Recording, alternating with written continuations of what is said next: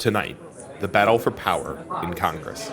Control of the Senate hangs in the balance as Democrats aim to maintain their majority in the Senate and Republicans look to expand theirs in the House. I just think any talk about Republicans taking control of the Senate is really premature. Nearly $4 billion later, the most expensive midterm election cycle in history comes to a close. And really, there's only one thing that can be done in 2014 to begin to take America in a different direction, and that's to change the Senate. Will voters elect a Republican Senate majority for the first time in 8 years? And how will the 114th Congress impact the final 2 years of the Obama presidency? Now, I'm not on the ballot this fall, but make no mistake, these policies are on the ballot. The 2014 midterms.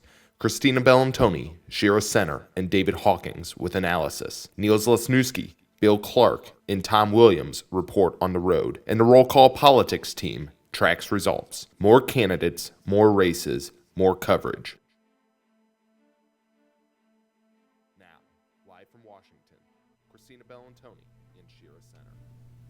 Hello and welcome tonight. It is election night. We are so excited to be here in the Roll Call newsroom. You can see behind us, we've got all kinds of folks working on election night. We have so much in store for you. Thank you very much for joining us. If you're seeing us on YouTube, that's awesome. If you're not, go to rollcall.com. You can check out not just this live stream, but all kinds of data. We've got maps, we've got Twitter streams Shira's going to talk about in just a second. I'm Christina Bellantoni, editor-in-chief of Roll Call, and I'm joined here by Shira T, our politics editor, and we're going to hear tonight from senior editor David Hawkings, Niels on the road, Bill and Tom on the road, all of our politics reporters, and we've got a whole team effort putting this together for you. This is the first of its kind, real multimedia effort, and what we're trying to do here is we understand you're probably also watching cable television, and everybody is focused on the battle for control of the Senate. We're going to talk about that and get into lots of analysis, but we're also going to give you an even deeper dive into the races that you want to know about. Every single House race. These are races that we've been following for 2 years. We're going to talk about what it means, the consequences of a changeover in Congress that's possible tonight. So we're going to get into each and every single little detail. We aim to be your second screen experience. And our live stream is brought to you by the Beer Institute. We're very grateful for that, and we're really glad that you're here joining us. So Shira, what are you looking for tonight in the 2014 midterm elections? Well, Christina, as you mentioned, the big show tonight is for control of the United States Senate. Republicans need to net a gain of 6 seats to take control of that chamber. And the truth is, we probably won't know. More likely than not, we probably won't know if they've acquired that majority by the end of the evening. Now, unless it's a total blowout night. I keep joking about sled dogs in Alaska, but that's literally one of the things that we might be waiting on, right? Yeah, Kyle Trigstad, one of our Roll Call Politics reporters, wrote a great story. You can find it on our website about why the vote counting takes so long in Alaska, right? And sometimes it's just a matter of calling in the results, and every once in a while a polling precinct will just give up because they've been calling the main line so long and no one's been answering, right? There are unique geographical challenges in Alaska that no other state really has that makes ballot counting there so long. They don't quite deliver ballots by dog sled, but sometimes it feels like they are in terms of timing. In any case, but that's not the reason why we won't know the Senate majority tonight, most likely. It's really because of Georgia and Louisiana. Right. In both of those states, a candidate needs to get 50% or just over 50% of the vote to win the election. If not, it proceeds to a runoff. You're looking at 3-man races essentially in those races, which will prevent most likely a winner from being declared tonight in those 2 states. We're going to be watching all of that really closely. We've got reports not just from the road tonight, but also from our entire campaign year. We've been sending reporters on the road for a Roll Call on the Road project, so we've got really cool video slideshows, telling you stories from some of these really key battleground states. I mean, there's so many interesting states to talk about. We're going to get into all of them. So right now we've got polls closed in Indiana and then in Kentucky, and we're basically waiting on some of these election results. It's going to be a long night, so hang in there with us. We've got lots of stuff in store for you. 7 o'clock is really when some of the biggest states start to close. We're going to be really watching Georgia, New Hampshire. The final results for Kentucky Senate are probably going to be rolling in. That's again where Niels Lesniewski is, and we're going to bring him in just a moment. But first, we're going to turn to senior editor David Hawkings, who is joining us from our second studio. David, thanks so much for being here. What is at stake tonight? We talked a little bit about the states that we're watching, but what could happen should the Senate flip over? Well, everything happens in Congress when the Senate changes party control, which it hasn't in 8 years. The Democrats have been running the Senate for 8 years. which is the longest. A period of that length hasn't been exceeded actually since the 1960s and 70s, when the Democrats controlled the Senate for about 25 years. So when there is a change in party control, everything from who occupies what office to who sets the agenda, so from the sort of banal to the important, changes hands. Leadership offices get shuffled, and most importantly, every committee gavel changes, and who sets the agenda changes, and a new majority leader, if Mitch McConnell prevails in Kentucky tonight, he would become the new Senate majority leader, and he actually, not Harry Reid, gets to decide what the Senate's going to do every day. So it's a top to bottom change in the culture of the place as well.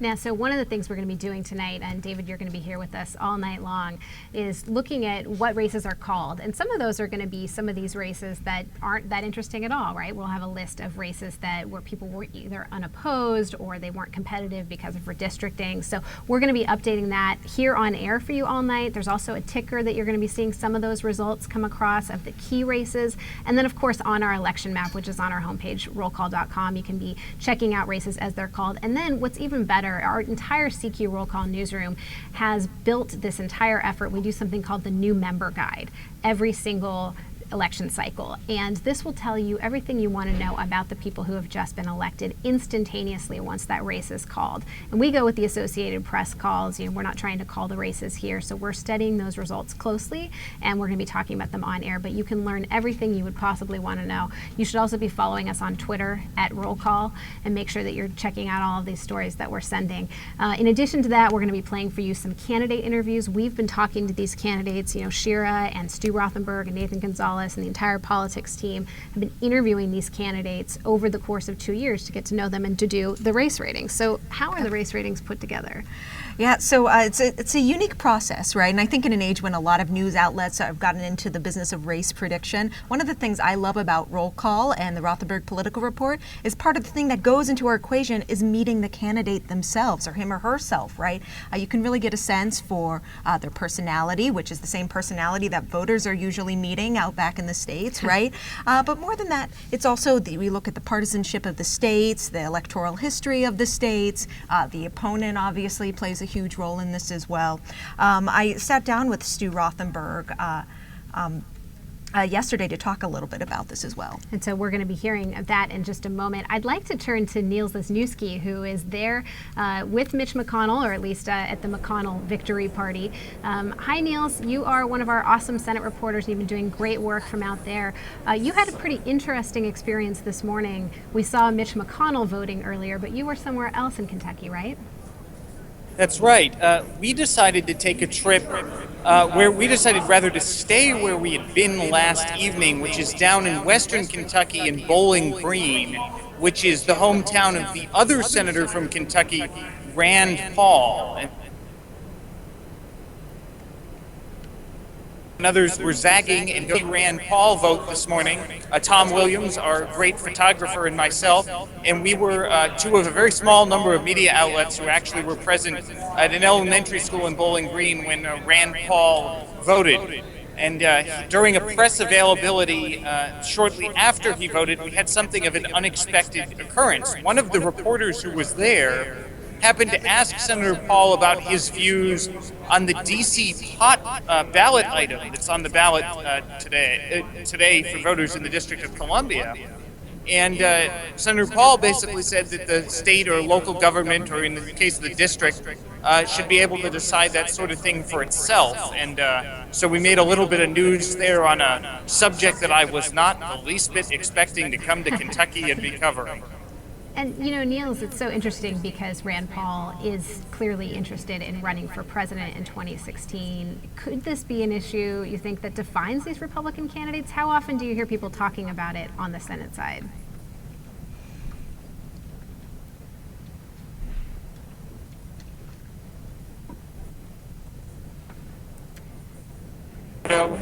My Senate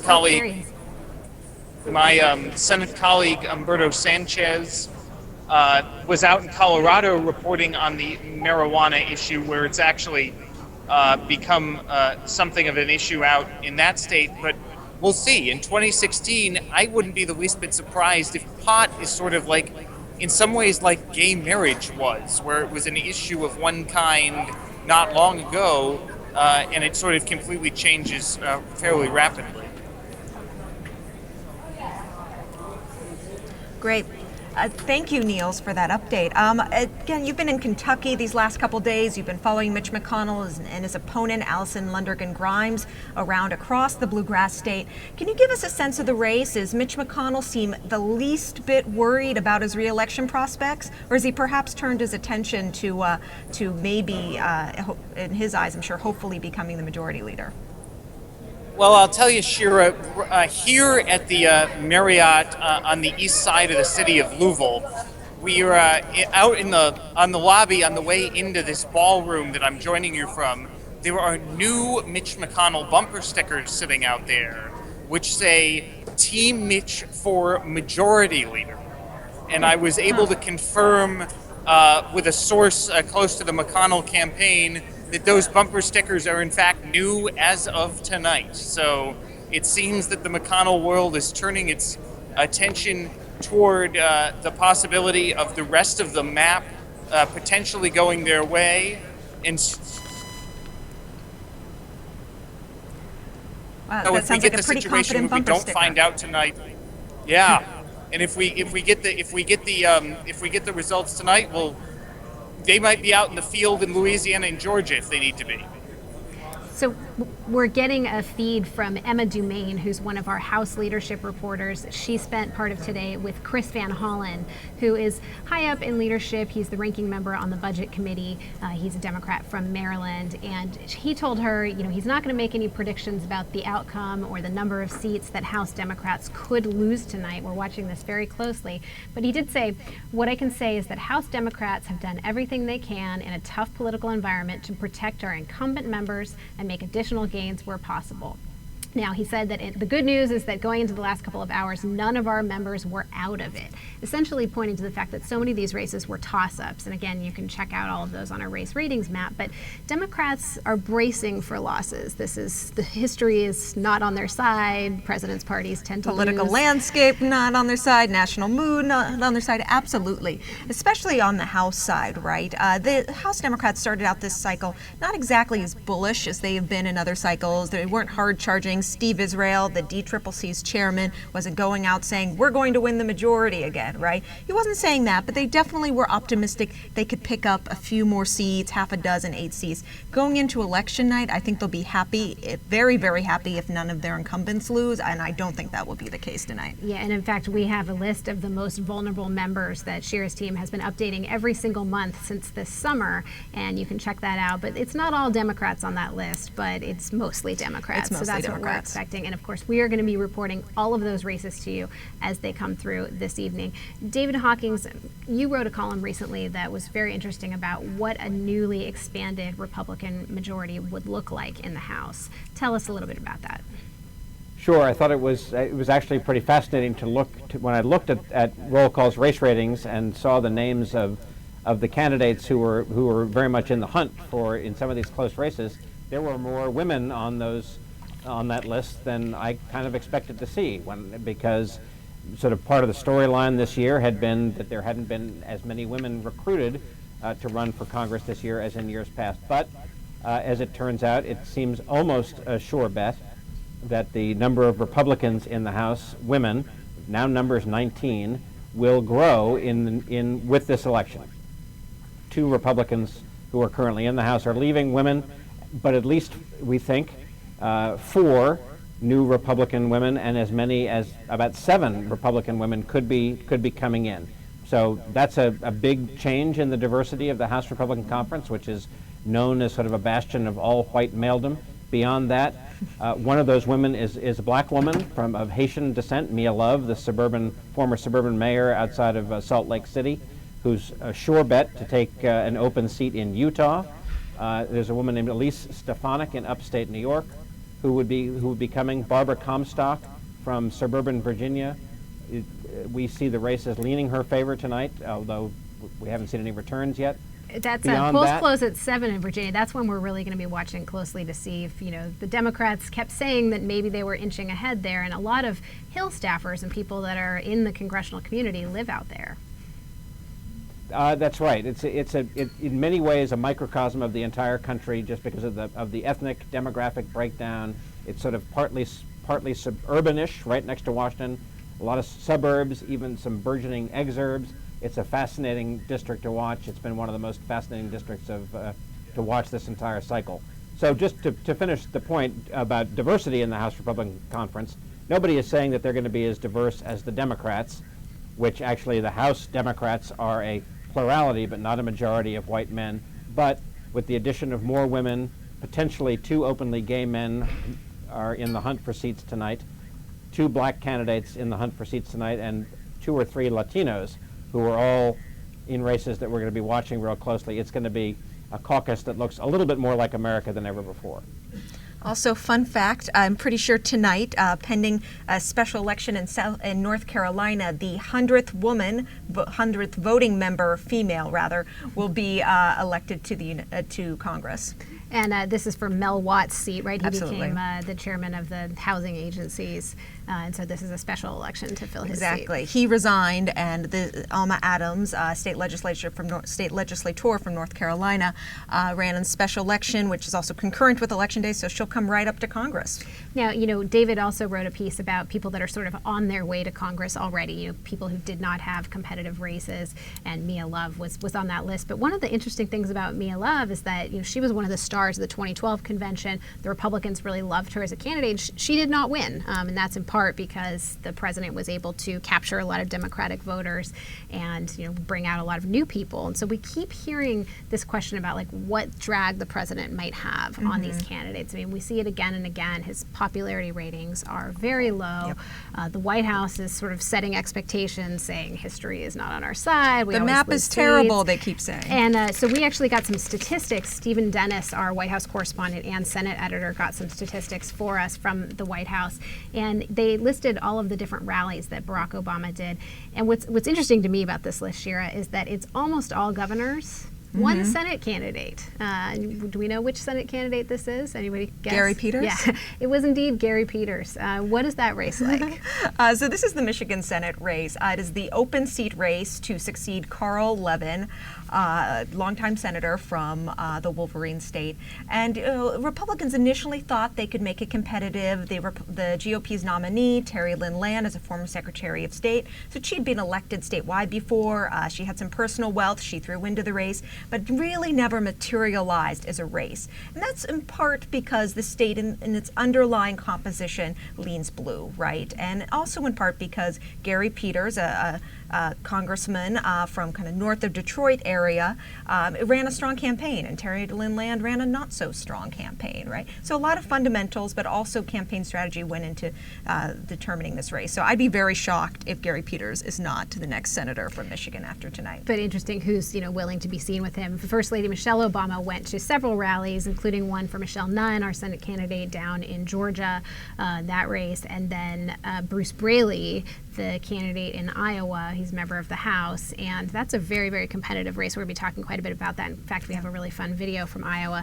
But first, Shira, you sat down with Stu Rothenberg yesterday, right? Yes. Tell us a little bit about what you guys chatted about. We're going to hear part of that interview now and part a little bit later. Yeah, well, one of the best parts of my job, I think, is getting to work with Stu, because he's been writing about these races and these candidates for decades, right? And he's been writing a roll call column for over 20 years. I mean, the experience he has, and also just the candor with which he approaches his job, is both admirable and hilarious, right? So he's fun to work with every day. So to sit down and talk to him was really a joy. So we spoke a lot about how he does his race ratings, right? The procedure that he goes through to evaluate these candidates in these races in the states of play.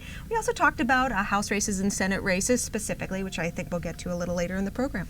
Yeah, it's very interesting. You can also be watching Stu. Again, we're your second screen experience here at rollcall.com, but if you are watching television, you can be watching Stu on the NewsHour tonight, the PBS NewsHour. He's on with Amy Walter of the Cook Political Report doing analysis of these races as they come in. Again, we're in the 6 o'clock hour, so we haven't seen any big calls yet, but we're going to keep updating you that. I'm Christina Bellantoni, Roll Call's editor-in-chief, here with Shira Center, our politics editor, and we'll be back after we hear from Stu and Shira from yesterday. Welcome, Stu. A few questions about the results tonight in this very interesting cycle that's now in the rearview mirror. What races specifically will you be watching this evening? Well, sure, the way we do this is we watch hundreds of them at the same time, which is very difficult. We jump around from state to state and race to race to see if we can uncover something that nobody else has found, because there are only like 3 other million people looking for those races. But what I'll start with is, obviously in the Senate, we're looking at East Coast stuff or early closings. Look, I'm pretty confident I know how the Kentucky Senate race is going, but I'm interested in the margin to see whether that shows anything about the overall cycle. But obviously North Carolina and New Hampshire will get a lot of early attention because they're on the East Coast. Georgia's on the East Coast as well. So it's those races that appear to tell us whether there's a breeze behind the Republicans, behind their back, and how strong that breeze might be. We think meeting the candidates matters, not just from a handicapping point of view, but we don't, roll call and what we do, it's more than just handicapping. Sure, handicapping is part of it. We want to talk about who these people are if they win, how they will behave on Capitol Hill. Then, kind of around the end of the off year, that would be the end of 2013, we start to place more and more emphasis on national survey data, because the particular race is affected by the candidates and how much money they raise and whether they say silly or dumb things, and they have said that this cycle in some places, but also what the national dynamics are like. And then in the final few months, it's all about the survey data. It's all what the polling are showing. For a year and a half, we have all these scenarios. We think we know this is going to happen, and this is going to happen, and this is going to happen. But when you hit September, and certainly October, to hell with the scenarios. What matters is what the voters are doing, what they are thinking. We try to outguess them, but we might be wrong. And so for us, it's then what do the poll numbers show? Yeah, the important thing to point out about Stu, he always likes to say he is not necessarily like a prediction maker, but he likes to do some forecasts. He likes to give a sense of what that landscape is. And right now that landscape is not looking all that great for the Democrats tonight. So we've got a host of races, as Shira pointed out. They need 6 net seats, the Republicans do, to take over control of the Senate, which they lost in 2006, which was a wave year for the Democratic Party. But they also are facing some competitive races, and that could possibly be Georgia, as we talked about, and we're going to hear a little bit more about in just a second, but also Kansas, which is a fascinating race. Absolutely. So we're going to talk to Alexis Levinson, who went out there, in fact, on Roll Call's first ever Reader's Choice Project, which was really exciting. Why don't you talk about that? Because we're going to do it again for sure for the next cycle. Absolutely. So, a couple months out before Election Day, we've been to a lot of the hot races already. We were looking at the calendar, right? We were looking at this House and Senate map and thought, wow, there are all these really great races we could still go out and cover before Election Day. And the thought occurred to us, well, why don't we ask our readers what they'd like to read about? So we held a survey to let the readers pick where to send Alexis Levinson and Emily Kahn, 2 of our politics reporters. We had them pick a House race and a Senate race, and thousands of people voted, and they made their intentions very clear. They sent Alexis Levinson to cover the Kansas Senate race, and it was a really interesting point in the race. It was just a couple weeks after the Democrat had dropped out, and independent candidate Greg Orman had really caught a lot of steam, and polls showed him up, right? And then Emily Kahn was sent to Omaha, Nebraska to cover Congressman Lee Terry, who's in a really tough re-election contest as well. And that one was particularly interesting because a lot of the campaigns in Nebraska started lobbying their supporters to vote to send Emily to Nebraska's 2nd District instead of San Diego-based House District, California 52. I'm going to guess just for the weather and ambiance, maybe Emily would have preferred California 52, but she loved covering the race in Nebraska's 2nd District and even left. She was a fan of Omaha in the end. The Midwest is pretty great, I gotta say. She got a great steak out of it. Yeah. And we're going to be hearing, our photographers, Bill Clark and Tom Williams, are just terrific, and you're going to be seeing a lot of their images tonight. And also, we're going to get a chance to talk to them, which makes me give a little plug for their Capitol Lens blog, which we started this year, really telling you for the first time ever the story behind the photographs. So many people in our audience, this Capitol Hill readership, know Bill and Tom very well. Have been seeing them for years and years, and we'll definitely get an appreciation for them being able to see this. So we have another feed from Emma Dumaine, who's our House Leadership reporter.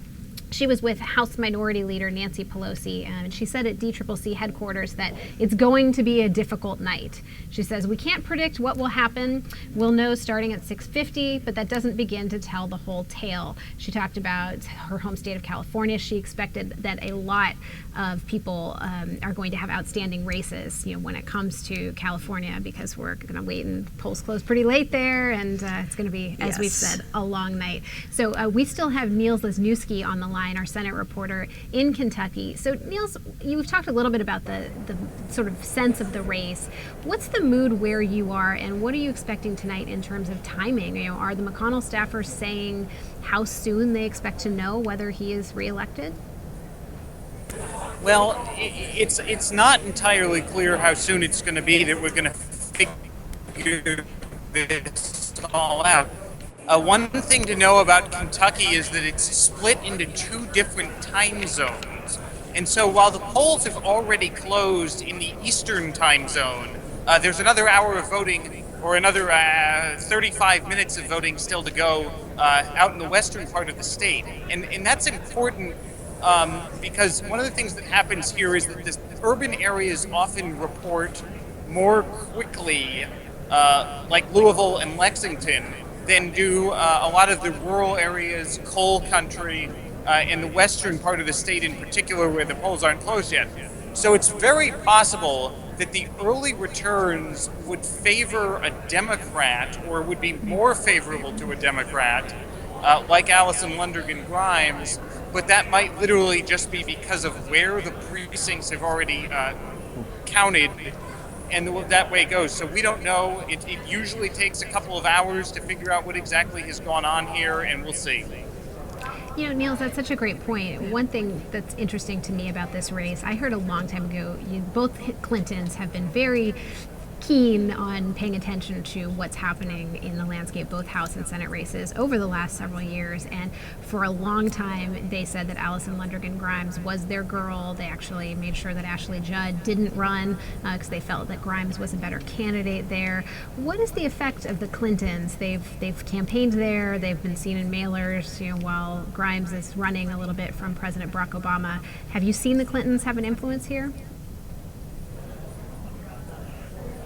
In Kentucky, they certainly have had an influence, but it's been it's been interesting because you might argue that it's been somewhat of a mixed bag, and we'll see when the results come in, because it certainly has rallied Democratic supporters, but it's hard to believe necessarily the distinction that they're attempting to draw in the Grimes campaign between the Clinton agenda and the Obama agenda. And that's been a fascinating needle to see them try and thread.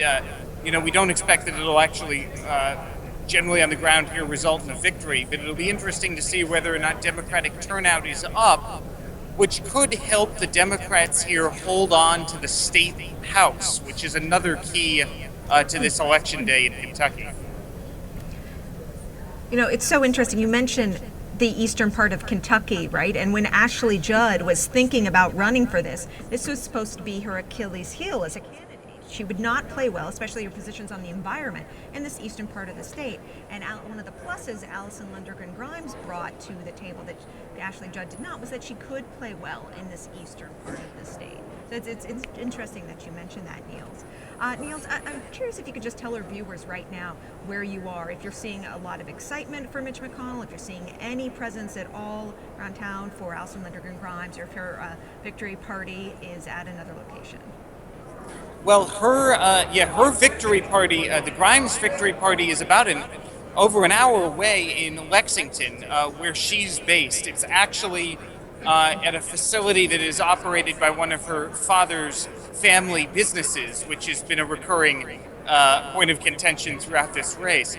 But here we're seeing a crowd that is trickling in slowly. I'm in a Marriott hotel ballroom, which looks about just like any other Marriott hotel ballroom anyone has ever seen.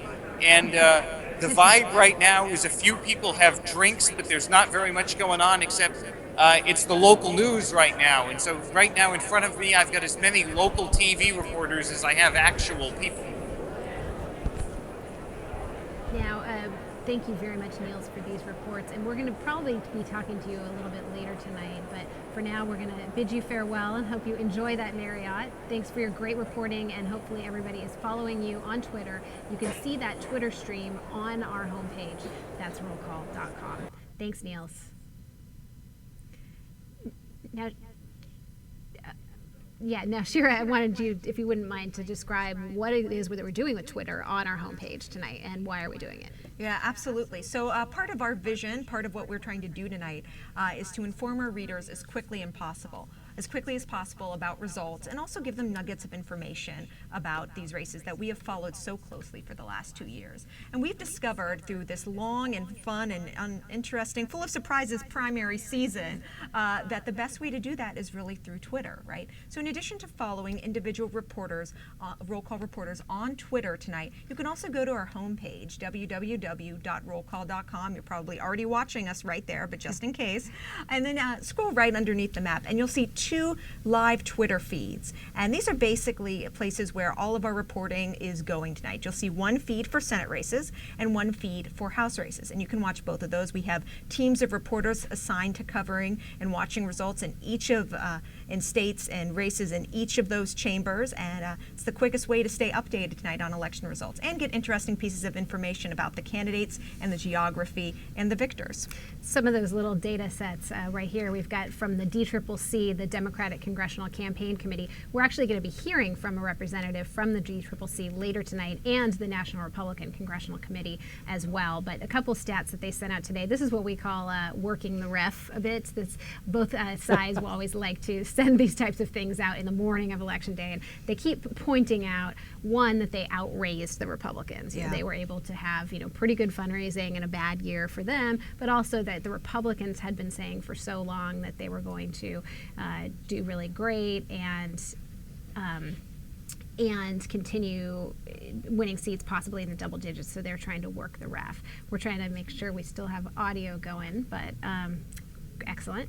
So we're going to hear from now. This is a report from Georgia. We sent Kyle Trigstad and Bill Clark down to Georgia. This was one of our first trips of the year, and pretty interesting. We're going to hear just what they experienced when they were out there. This is our Roll Call on the Road story.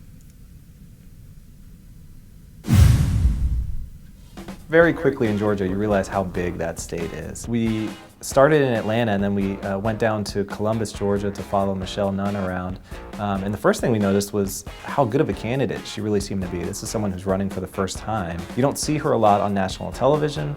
Her campaign seems to have had been keeping her off like CNN and things like that. At Michelle Nunn events, several people I talked to had voted for Mitt Romney, but they also supported her father when he was in the Senate, Sam Nunn, longtime Democrat down there. They loved him.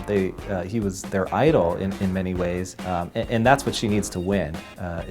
Pull some Republican voters over in a state like Georgia. Republican events, you talk to people and you really got to hear how upset they were with President Obama. At a barbecue down near Savannah, we also got a sense of how different the state is. So down in Savannah, in the southeast corner of the state, they think of Atlanta as far away as Washington, D.C. They think the people up north in Georgia are just as out of touch. Each state kind of has its own big political event of the year. Virginia, Iowa, they have their things. And in Georgia, one of them at least is this huge barbecue at a pond house down outside of Savannah. When we were there, every single statewide candidate was there, statewide elected official. And the people who were at the barbecue were actually from all over the state as well. These were mainly law enforcement officials from everywhere. And so it was really important for these elected officials to show their face. When Republicans nominated a pretty good candidate in David Perdue, it's looked like Republicans were probably going to be able to win it on November 4th, but Democrats think they can actually do that. To do that, you have to get more than 50%. Otherwise, they go to a January 6th runoff if no candidate gets 50. That's probably the most likely possibility, and it's something we'll definitely be watching on election night, and it could keep control of the Senate unknown for 2 more months. Shira, I love this so much. I mean, one, it's so fun to get to send the reporters and photographers out on the road. I mean, as a reporter myself, I used to love going on trips like this. But one of the things that's really fun too is, in addition to coming back with a story or with some photos, now we're able to tell, what was the experience like? And so we've got these great videos for you guys all night long, getting to see some of these really competitive races. You've got some Roll Call on the Road stats, in fact, about what we were able to achieve this campaign season. Yeah, absolutely. I'm extremely proud that we've been able to send so many reporters out on the road for such a relatively small newsroom like ours, it's really something, and I do think it is the best part of our job, Yeah. right? I mean, there's so many stories now I wish I could tell on video from covering Sarah Palin in Alaska or Ted Stevens. It's crazy. But this cycle, This is our sequel. Yes, exactly. This cycle put unprecedented efforts towards sending reporters out on the road. We visited 23 states. We had 62 datelined stories, and we covered 36 races. That's terrific. It makes me really happy to hear that. So one of those folks who has logged a lot of miles is our photo editor, Bill Clark. Bill is just one of our terrific folks here at Roll Call, and he is currently in New Orleans, but he's had quite a wild weekend, which actually started in Arkansas. Welcome, Bill. We're happy to hear you. Happy Election Day. Happy to be here, and I might have to correct Shira a little bit. Most of that rally I shot with Bill Clinton on Sunday in Arkansas was actually held in Texas, so we might have to bump it up to 24. Oh, hey. Okay. Well, that's the Texarkana thing, right? Yep, right on the state line. all right. I stand corrected. I will happily update the spreadsheet. So why don't we start with that? You spent Halloween in Arkansas. What did you see between Tom Cotton and Mark Pryor? Polls close in Arkansas. I believe it's 8:30. So that's one of the key races tonight of whether the Democrats can keep control of the Senate. Well, when I got there, Cotton was doing a statewide tour in his RV, so I kind of jumped in the middle of that and followed him up through the Ozarks, which was absolutely beautiful. He held a rally in Jonesboro, I believe it was, which was mainly for Asa Hutchinson running for governor, but we had Chris Christie there, Tim Griffin, Tom Cotton, who am I forgetting? Mike Pence was there, and it was in this beautiful, huge room with huge windows and nice light. And then we went up into the mountains, and he held these rallies outside that were very picturesque and just the kind of things that we look for in a politics photo. You know, one of my favorite shots that you got was graced the front page of Roll Call today. It was a photo of Senator Mark Pryor praying with African American leaders. Can you tell me a little bit about where that shot was and how you got it? That was in West Memphis, and that was my first chance to see Mark Pryor on this trip. And I drove out there, and I figured it was going to be some kind of church rally. I got there, and it turned out to be just kind of like a private meeting with religious leaders, local religious leaders in the area. And I wasn't even allowed into the meeting. I had to stand outside in the parking lot, being one of only 2 media people there. And they came out on the steps, posed for a photo, said a couple of words, and then one of the pastors suggested that they pray. And that was the picture. It's a good thing because I didn't get anything else out of it. Absolutely. And I remember when we were in Arizona together, we had quite some problems with trying to get the right lighting. You always said it was such a beautiful state, but everyone in the heat was in these hotel ballrooms with terrible, terrible lighting. So, but now you're in Louisiana, and I was hoping that you could talk a little bit about one of your other very popular photos from your last trip to Louisiana. Are we ready for that yet? I learned today this is one of the most popular Google searches for a certain Senator, Mary L. Landrieu. Number 4. Mary Landrieu and Keg Stand. And I'm pretty sure we might have Bill Clark partially to blame or to honor for that. Yeah. I think I might even be like a minor celebrity here. Every time I introduce myself to somebody as the Keg Stand photographer, they kind of go nuts. And, you know, I could probably go get some free dinners and free drinks by just saying I was the Keg Stand photographer. We know where to find you at 2 a.m., Bill. I'll probably be here. It sounds like the mood in Louisiana is a lot more upbeat than you might have expected, given that Mary Landrieu is pretty high on our most vulnerable senators list. You know, Mark Pryor, as we talked about in Arkansas, is the #1 most vulnerable senator. And in fact, here is that front page of Roll Call today that we talked about. We can't zoom in on this, but of course, you should be reading Roll Call all the time, but this is just a terrific front page. Really proud of this. But so, Bill, what is the mood in Louisiana?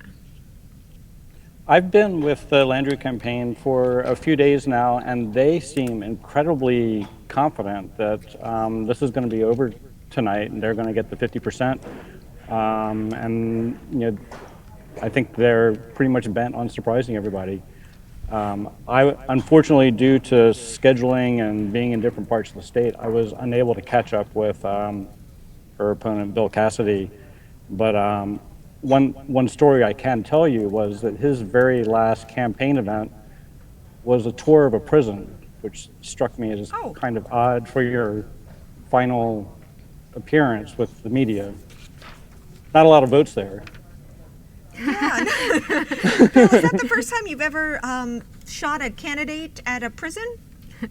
Well, I wasn't there. I wasn't able to make it there, but one of the photographers here that I know told me about it, and I was like, are you kidding me? That's what he did there? Wow. Well, on the other spectrum, Mary Landrieu is so comfortable with herself. I mean, from the keg stand to just, she's herself, and it shows in the pictures, and this trip has probably been the best one of the year. Just the scenery and the excitement with the campaign has really shown through. Well, we're going to be talking to you throughout the course of the night, Bill, and of course, once we start getting election returns and finding out if Mary Landrieu can somehow pull this out and somehow get past that 50% threshold of a runoff, which it seems as if the Republicans are going to be favored in both runoffs in Louisiana and Georgia. But we'll have lots more to report tonight, and we'll be coming back to you. Thanks so much. Again, I'm Christina Bellantoni, Roll Call's editor-in-chief. You are watching our Roll Call Presents live stream of election night, sponsored by the Beer Institute. We're super excited to be here. Thank you for joining us. I'm here with Shira T, our politics editor. You're going to hear from lots more folks all night long and have live race results. In the meantime, we're going to take a very quick break. Stick with us. We'll be back in just a couple of minutes.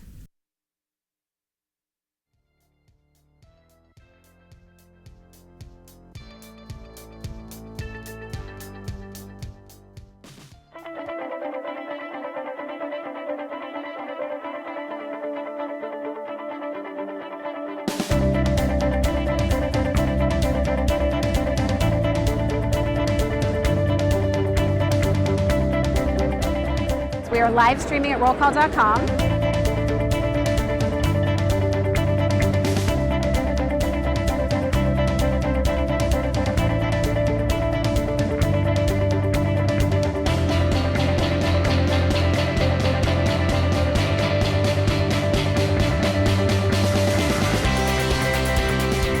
And then there's also the very real risk of Russia doing something militarily in that eastern part of Ukraine. What has happened?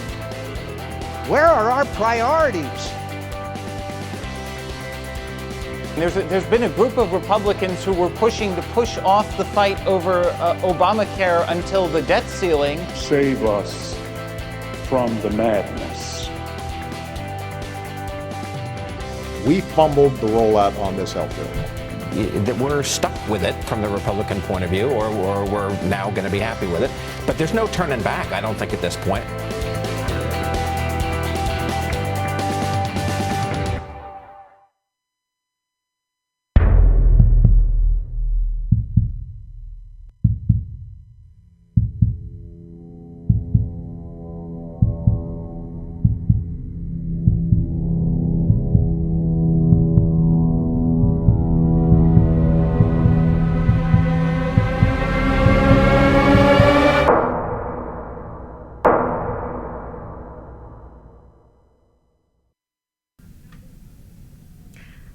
And we are back. I am Christina Bellantoni, Roll Call's editor-in-chief, and that very dramatic commercial you just saw is actually super exciting. This is our Election Impact Conference that CQ Roll Call has been putting on now for many, many election cycles, and this is happening on Thursday. I'm going to be part of that. David Hawkings is going to be part of that. Shira T, we've been hearing through. But right now, I'm very excited. This is a little bit of a bittersweet moment. I'm here with David Rapp, who is CQ Roll Call's Chief Content Officer and just a terrific person and friend, brought me back to Roll Call, and today is actually his last day. He is retiring. Somehow we allowed him to do that, but having covered a few elections in your day, I'm curious, you said that you started doing this 1986. It was pretty exciting. 1986 was my first midterm. I started at CQ, the old Congressional Quarterly, the year before. Yeah. And what was interesting about that race was it's when the Democrats retook the Senate from the Republicans, who had held it for 6 years under Ronald Reagan. And a lot of people talk about the Newt Gingrich revolution of 1994-95 as the first of the real partisan Congress. But in fact, 1986 saw the first, I think the first time where legislation became a wedge issue in Congress with the 86 election in mind. So in my case, I was covering the Farm Bill, which was a wedge issue for Democrats and Republicans, and then also Social Security that year were the two things. And so what you see now, so many bills in Congress become essentially election year issues, really began at 85, 86 midterm. And could you sense the mood of the country shifting and that there was going to be this takeover? How long did it take to sort of realize that was going to happen? I think you could sense, because at this time, like all second-term presidents, their stars were fading, and there's a bunch of farm state Republicans that were called Reagan babies, elected with Reagan in 1980.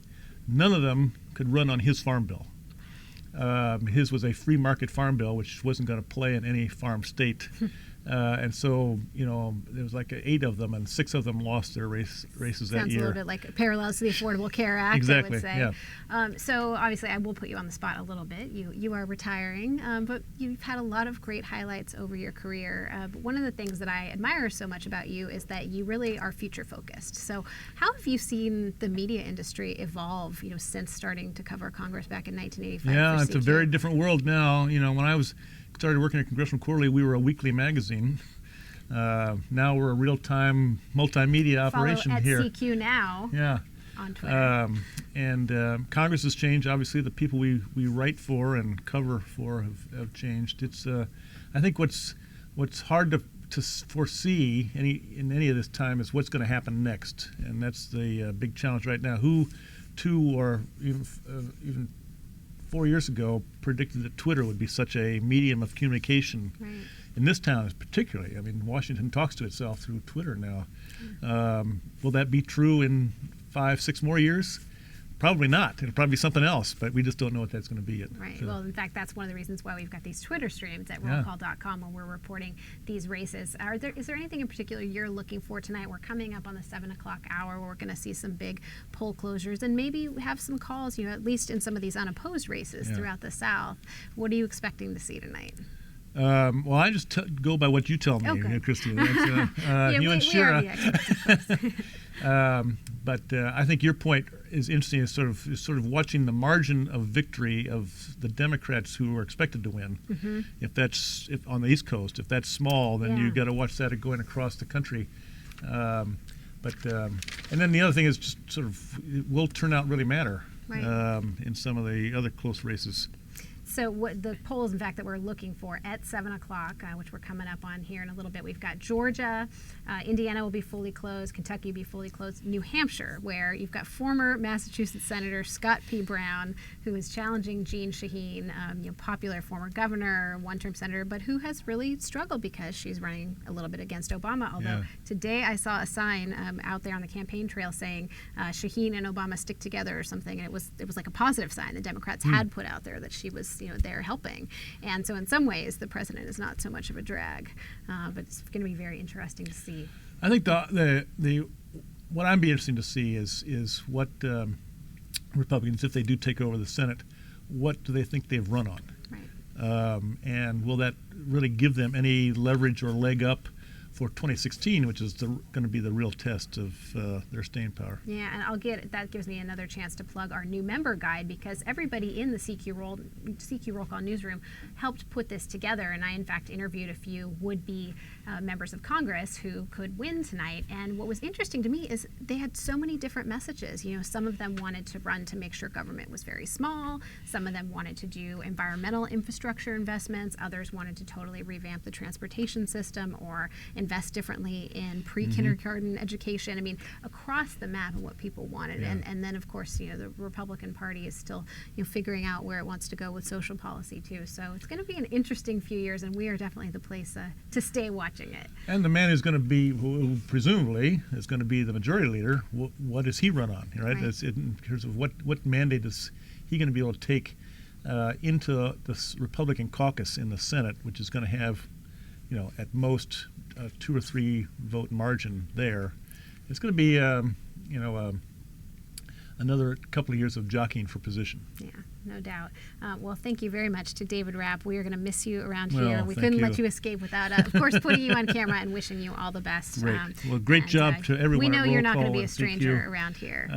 So you'll have an avid viewer and reader from here on out. Thank you very All right, much. thanks. We'll be back in just a moment. Again, you're watching Roll Call Presents, the Election Night live stream. Rollcall.com. We'll be back shortly.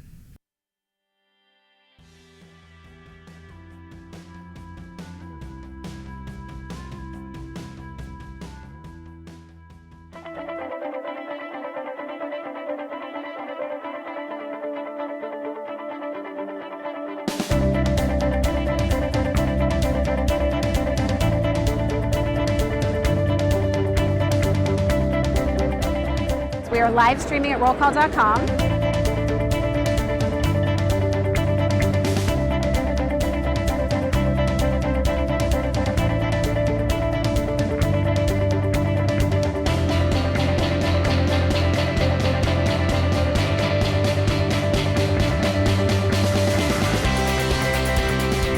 And then there's also the very real risk of Russia doing something militarily in that eastern part of Ukraine. What has happened? Where are our priorities? There's been a group of Republicans who were pushing to push off the fight over Obamacare until the debt ceiling. Save us from the madness. We fumbled the rollout on this health bill. That we're stuck with it from the Republican point of view, or we're now going to be happy with it. But there's no turning back, I don't think, at this point.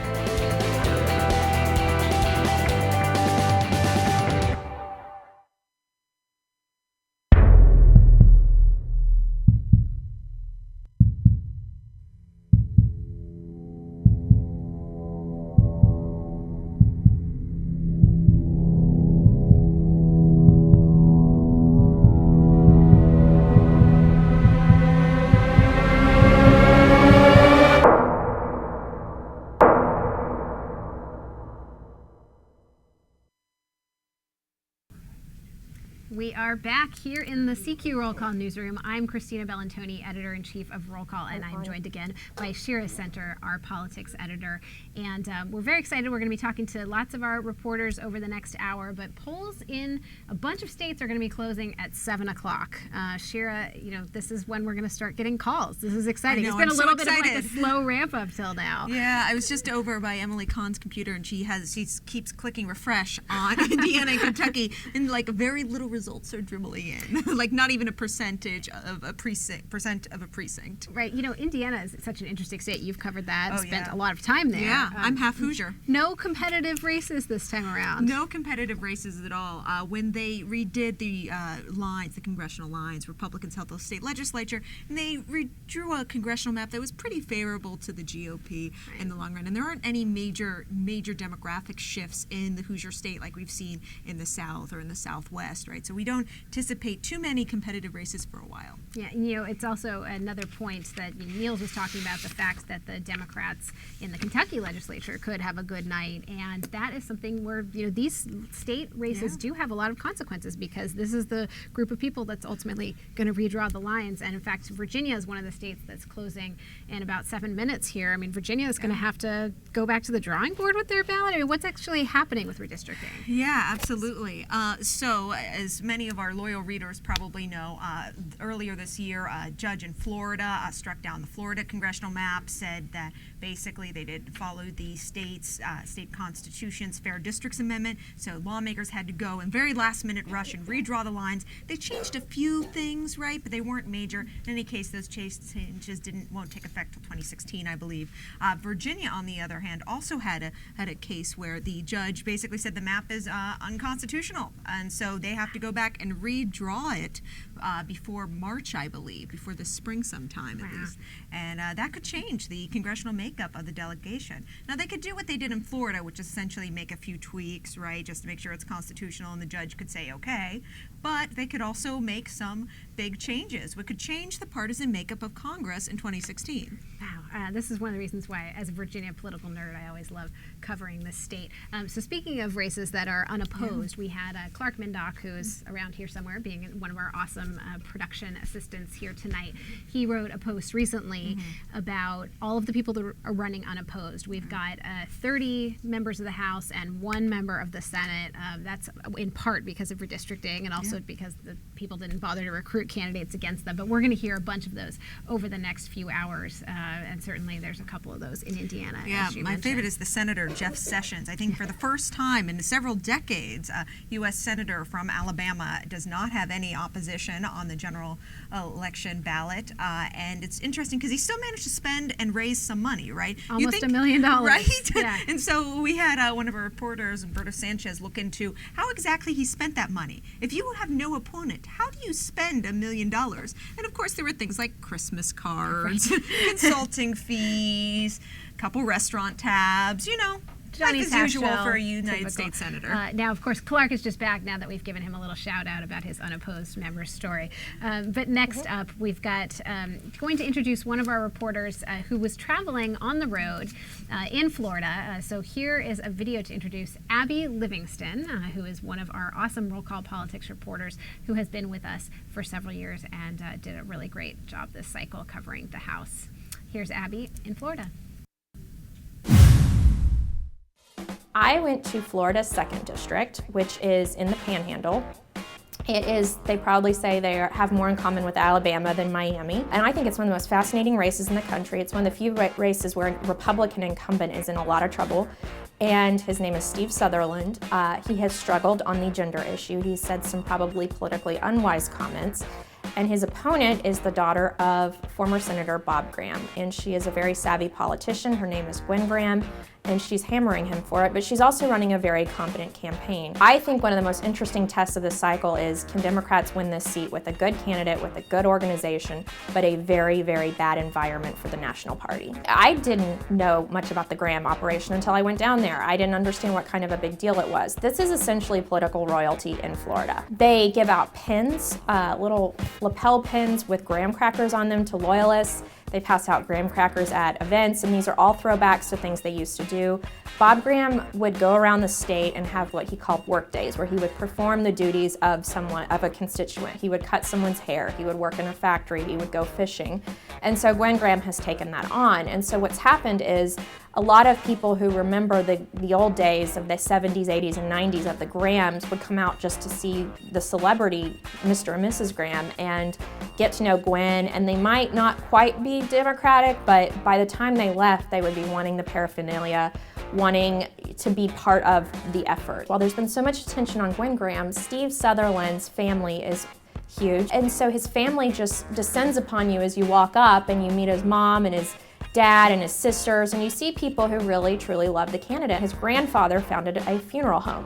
So I think what people forget is Steve Sutherland is a congressman, but he and his family have been there on the worst day of the lives of so many people around him. So when I was covering Steve Sutherland's event, one of the struggles was that the Gwen Graham event was scheduled soon after, and I had to race across half the state just to get to the event. So I was in a hurry to leave Sutherland's rally early, and his press guy, this music started playing, and the press guy said, "Are you sure you want to leave?" And I stopped, and the next thing I knew, Steve Sutherland was singing. Be afraid, just as long as you stand by me. And darling, stand by me. Oh, won't you stand by me?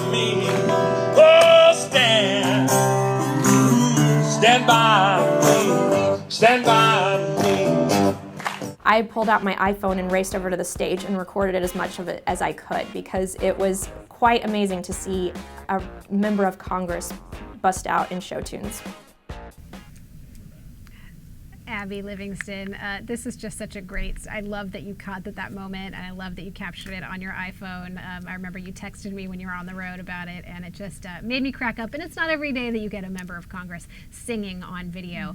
But Abby, Steve Sutherland is indeed on our list of the most vulnerable members. Tell us what you see the dynamic being in that district. Well, nationally, both parties are playing it down. They're both saying it's tight. They're definitely trying to downplay expectations, but somebody's got to win. His opponent is Gwen Graham. She is the daughter of Senator Bob Graham. And between the former First Lady, the former Senator, and Gwen's two parents, and Gwen, there's like 3 candidates on her side. And so Sutherland's being outmanned at campaigning. He does have political skills. The problem he's facing is that he has made some comments that have been deemed offensive to women. And so combined with Gwen being a great campaigner and having her 2 parents, he's in a lot of trouble. Well, you know, it's so interesting when you face a Democratic, possibly big bad night for Democrats, that they could actually get one of their star recruits to be winning. It's pretty interesting to me. I think it speaks a lot to the candidate quality of Gwen Graham, which you touched a little bit on in your video interview, Abby. But maybe you could talk just a little bit more about Gwen Graham's secret weapon. I believe you really enjoyed interviewing her mother for one of your Roll Call on the Road stories. Yes, former First Lady Adele Graham. She's kind of a throwback, and she was very quiet at the event I attended, and I just decided to sit down and talk to her. And she's a lovely lady. She's got perfect posture, but I've never seen anyone who can throw daggers with a smile and a Southern charm. Sorry, do you mean literal perfect posture, Abby? Literal. That's not She a is- euphemism. Okay. No, she's actually taller than Senator Graham. She is definitely a Southern belle, and so she was able to kind of get some jabs at Steve Sutherland and his family that I would think no one else in the world could get away with. Very interesting. And I would encourage our readers to go to rollcall.com and look up that story. It was definitely one of my favorites from our Roll Call on the Road series. Yeah, a lot of fun. Now, Abby, what else are you watching? We've got polls are going to close right now. Actually, they've just closed in Georgia, Indiana, Kentucky, New Hampshire, South Carolina, Vermont, and Virginia. You are one of our House race reporters. What are you expecting in this series of states? And then what's your real sense of the night and what we can expect there? Well, the one I'm most looking forward to in this hour is New Hampshire. There are 2 districts. Both incumbents are Democrats, and they're in marginal trouble, one more than the other. The one who's in the most trouble is Congresswoman Carol Shea Porter. If she loses, she's in the more conservative of the 2 New Hampshire seats. If she loses tonight, a bunch of other incumbents are probably going to be in trouble too. The other Congresswoman is Annie Kuster. She's in better shape. The district's a little bit more liberal. But if she goes down, then it's going to be a really bad night for Democrats. She's pretty much been off the radar, but if she goes down, it's going to be a bloodbath. And how do the fates of these 2 members of Congress tie to Senator Jeanne Shaheen's reelection? Well, I think Senator Shaheen is going to affect Carol Shea Porter more, with it being the conservative side of the state. If Scott Brown wins, he's going to have to drive up the vote there, and I think that Carol Shea Porter will feel the down ballot effect of that. And so, New Hampshire is the moodiest state in the union. You never quite know what the mood is until after the They're so election. sensitive. But if Senator Shaheen goes down, it's going to be a bad night all across the country, I think. We have some breaking news to report. This is exciting. Our first call of the night. Well, it's not our call. It's the Associated Press's call. We're being told by our producers here that Kentucky Senator Mitch McConnell has won re-election in Kentucky against Allison Lundergan Grimes. Democrats had big hopes for this, and he is able to be called right when polls are all with Congress. Well, I think the White House understands that the president is not an asset in most of these federal races, and they don't want to force feed him on candidates. Now, I always, for years, I've been writing the same column over and over again. I'm going to keep writing until readers actually get it, Shira, and that is that people evaluate federal races and state races differently. So when they're looking to Congress, to the House, or certainly to the Senate, they think about sending them all the way to Washington, D.C., and they're going to be surrounded by all those ideologues from the rest of the country. But governors, it's different. So, you know, in Oklahoma, voters sent Brad Henry, a Democrat, to the governor's mansion for 2 terms. They will never send a Democrat to Washington, at least not now. And similarly, Linda Lingle won 2 terms in Hawaii. She ran for the Senate. She got slaughtered.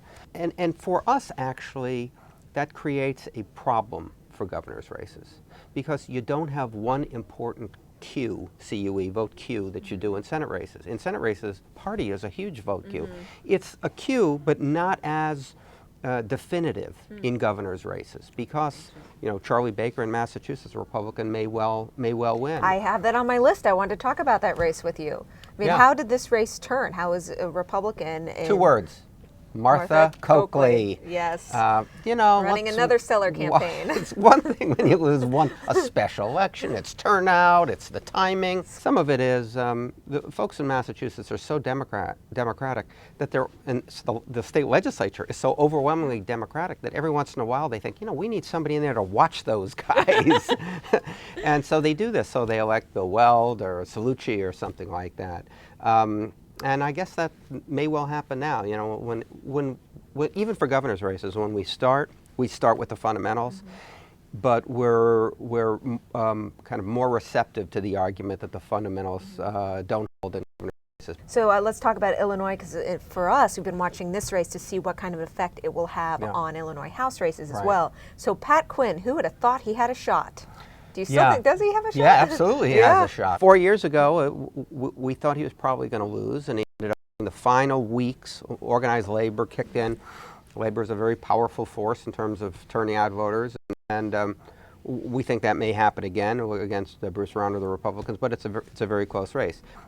We think, however, the governor is having a detrimental impact downstate among Democratic candidates running outside of Chicago media market in central Illinois. If you had to predict, what's the range of Republican seats on the House side you think the party could pick up? So our current range, and we just kind of massaged it a little bit the other day, is 5 to 12.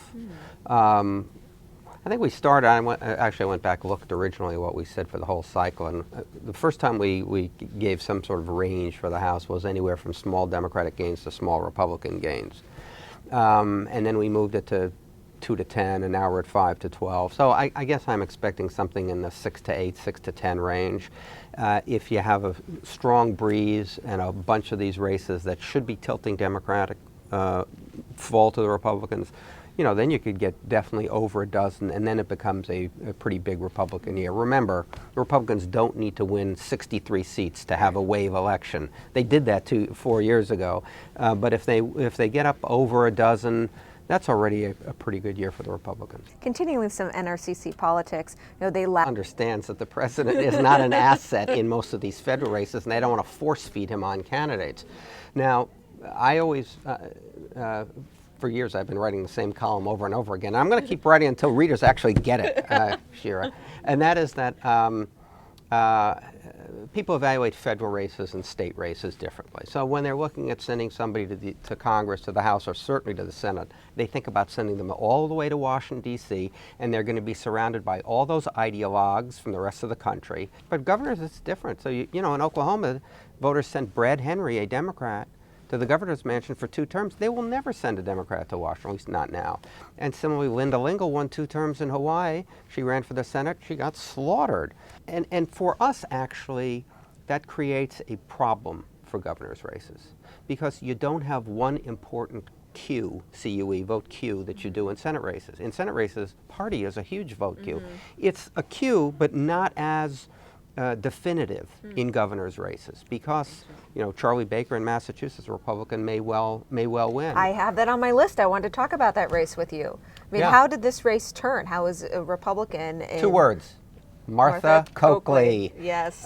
You know, running another stellar campaign. It's one thing when you lose a special election. It's turnout. It's the timing. Some of it is the folks in Massachusetts are so democratic that the state legislature is so overwhelmingly Democratic that every once in a while they think, you know, we need somebody in there to watch those guys. And so they do this. So they elect Bill Weld or Cellucci or something like that. And I guess that may well happen now. You know, when even for governor's races, when we start with the fundamentals, but we're kind of more receptive to the argument that the fundamentals don't hold in governor's races. So let's talk about Illinois, because for us, we've been watching this race to see what kind of effect it will have on Illinois House races as well. So Pat Quinn, who would have thought he had a shot? Yeah. Does he have a shot? Yeah, absolutely he has a shot. 4 years ago, we thought he was probably going to lose, and he ended up winning. The final weeks, organized labor kicked in. Labor is a very powerful force in terms of turning out voters, and we think that may happen again. The Bruce round of the Republicans, but it's a very close race. We think, however, the governor is having a detrimental impact downstate among Democratic candidates running outside of Chicago media market in central Illinois. If you had to predict, what's the range of Republican seats side you think the party could pick up? So our current range, and we just kind of massaged it a little bit the other day, is 5 to 12. I think we started, I went back and looked originally what we said for the whole cycle, and the first time we gave some sort of range for the House was anywhere from small Democratic gains to small Republican gains. And then we moved it to 2 to 10, and now we're at 5 to 12. So I guess I'm expecting something in the 6 to 8, 6 to 10 range. Have a strong breeze and a bunch of these races that should be tilting Democratic fall to the Republicans, you know, then you could get definitely over a dozen, and then it becomes a pretty big Republican year. Remember, Republicans don't need to win 63 seats to have a wave election. They did that 4 years ago, but if they get up over a dozen, that's already a pretty good year for the Republicans. Continuing with some NRCC politics, you know, they lagged behind the Democratic Congressional Campaign Committee cycle in fundraising. How much of an impact do you think that will have on the results tomorrow night? Is it possible they could leave some races on the table because they didn't have enough money? Sure, I think it's possible they can leave a few races on the table. They were fortunate in that when you get a cycle like this where one party has an advantage and there is, as I said, a breeze behind the back, often that will offset the financial shortfall.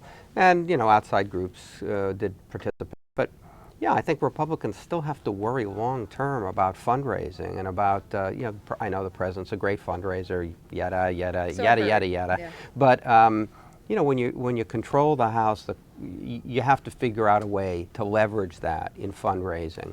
Hey, both the party committees, Republican party committees, the NRCC and the NRSC, still have work to do on fundraising. Welcome back to Roll Call Presents, our live stream. This is the 7 p.m. hour. I am Christina Bellantoni, Roll Call's editor-in-chief, and I'm here with politics editor Shira T. And that interview that Shira did with Stu was so good, we played it for you twice. You might have been able to tell we had a little bit of technical difficulties. This is a little bit of an experiment, but we're having fun. You know, again, we're here in the CQ Roll Call newsroom, and the most exciting thing that it's possible that you missed was we had a big call in Kentucky. That's right. Minority Leader Mitch McConnell was reelected to Kentucky, to his Senate seat. So it's possible he could be on his way to becoming the next majority leader. This was a pretty early call. When you see a race be called by the AP once all of the polls are closed like this, it's a pretty, you know, big sign that they probably won in a big way. They don't make these calls lightly, and especially this is a race that Democrats had a lot of hope in. So it's pretty interesting. Now, Shira, we've had a bunch of other calls since we were on that commercial. So run us through those. It's time for the reading of the unopposed, and then some. So in Georgia, the polls closed at 7 o'clock, and several members were running unopposed there. We can welcome them back to Congress. Lynn Westmoreland, Hank Johnson, John Lewis, Barry Loudermilk, he's a candidate running in an open seat, David Scott, and Tom Graves. Texas as well, there's an opposed candidate. Attorney John Ratcliffe defeated Ralph Hall in the primary earlier this year. He is coming to Congress as well. And then in Virginia, Bobby Scott as well. He's running unopposed, and he will be coming back to Congress now that the polls have closed there. And finally, in South Carolina, Mark Sanford was also running unopposed. And a bit of a surprise, given he had a rather challenging special election and, let's just say, winding long path you could almost hike back to Congress. But he still is very popular. In fact, one member of our staff will probably love me saying that he often says Mark Sanford should consider running for president because he's got some charisma and, has beat his way back to out of the wilderness, shall we say. We also had calls in the Senate races. Tim Scott and Lindsey Graham were both reelected to their Senate seats in South Carolina, and it is so extraordinary that Lindsey Graham was able to, win re-election easily here. There was a lot of talk that he would have a primary. Again, he was one of the champions of the comprehensive immigration legislation that the Senate passed now more than a year and a half ago, and that's just pretty interesting when you think about it, that he just cleared his way out of there. So we're going to be telling you all sorts of information about these new members of Congress or newly elected members of Congress throughout the night. And so we do have a fun fact, in fact, about Barry Loudermilk, who, as Shira just mentioned, was elected in Georgia. He worked construction in Alaska between high school and joining the Air Force. How do I know that? I know that from our new member guide profiles that everyone in the CQ Roll Call newsroom worked on to put together. In fact, just here to my right, they're not going to let us put them on camera because they're camera shy, but our entire members team is working all hours of the night to make sure that this very beautiful map that you see at rollcall.com has all of the information that you could possibly ever want about these new members. It's really great. We're also going to be publishing a book that people who register for our Election Impact Conference are going to be getting on Thursday, and then Hill offices are going to be getting it, and you're going to be able to download that at rollcall.com later as well. So it's all very exciting, and to talk about all of this excitement, we still have with us our senior editor, David Hawkings, in Studio B. David, what do you make of an easy win, apparently, for Mitch McConnell? Well, I think it's pretty surprising for those of us who've been paying attention to the midterm election since the start. Mitch McConnell, was really number one with a bullet on the Democrats' target list for the entire cycle, especially after they persuaded, as Shira talked about in the last hour, persuaded the famous country singer to step aside in favor of Alison Lundergan Grimes, who they thought was the ideal Democrat to take her on. The fact that it's so decisive, I think is fascinating. It was also going to be, I wrote a column earlier this summer about how it seemed destined to be the first $100 million Senate race, set a record for spending on Senate races. Turns out that wasn't the case because in the closing days... I was actually thinking about that this morning. Yeah. Go ahead. Yeah, it turned out it wasn't the case because I guess it seemed as though McConnell opened up, enough of a lead in the end that the spending didn't happen. I think you guys will probably know this better than I, that it's the North Carolina Senate race that's going to end up setting the record. $100 million Senate race right there. And so in fact, that's right. So now you have Mitch McConnell sitting there in Louisville. On any other night, this would be, the peak of his night. This would be he's now won re-election consecutively since 1984 when he defeated a sitting incumbent. On any other night, this would be, the capstone of his career. Probably his last re-election race. He's in his 70s, and instead he now has to sit and watch election results all over the country to find out whether he essentially becomes arguably the second most important person in Washington and the most important person in the Republican Party.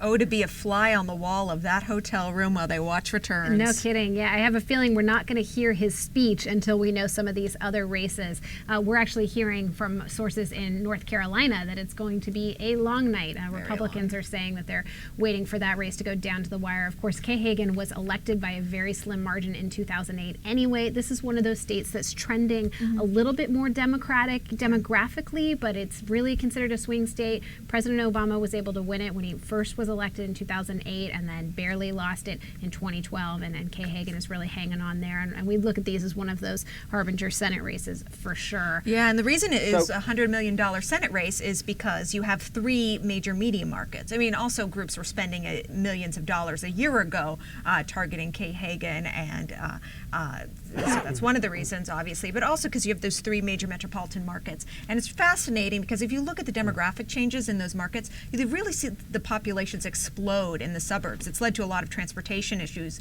in Charlotte as well, but that is really where the growth is, and that's where Democrats saw a lot of opportunity. And we'll see if she wins, if Kay Hagan wins, it might be because of women especially in those suburbs. Yeah, definitely. David Hawkings, you were going to make another point. If I could just interject, I think before we let too much more time go on, I think we should stop and realize that the two of the other Senate races that just got called are somewhat historic.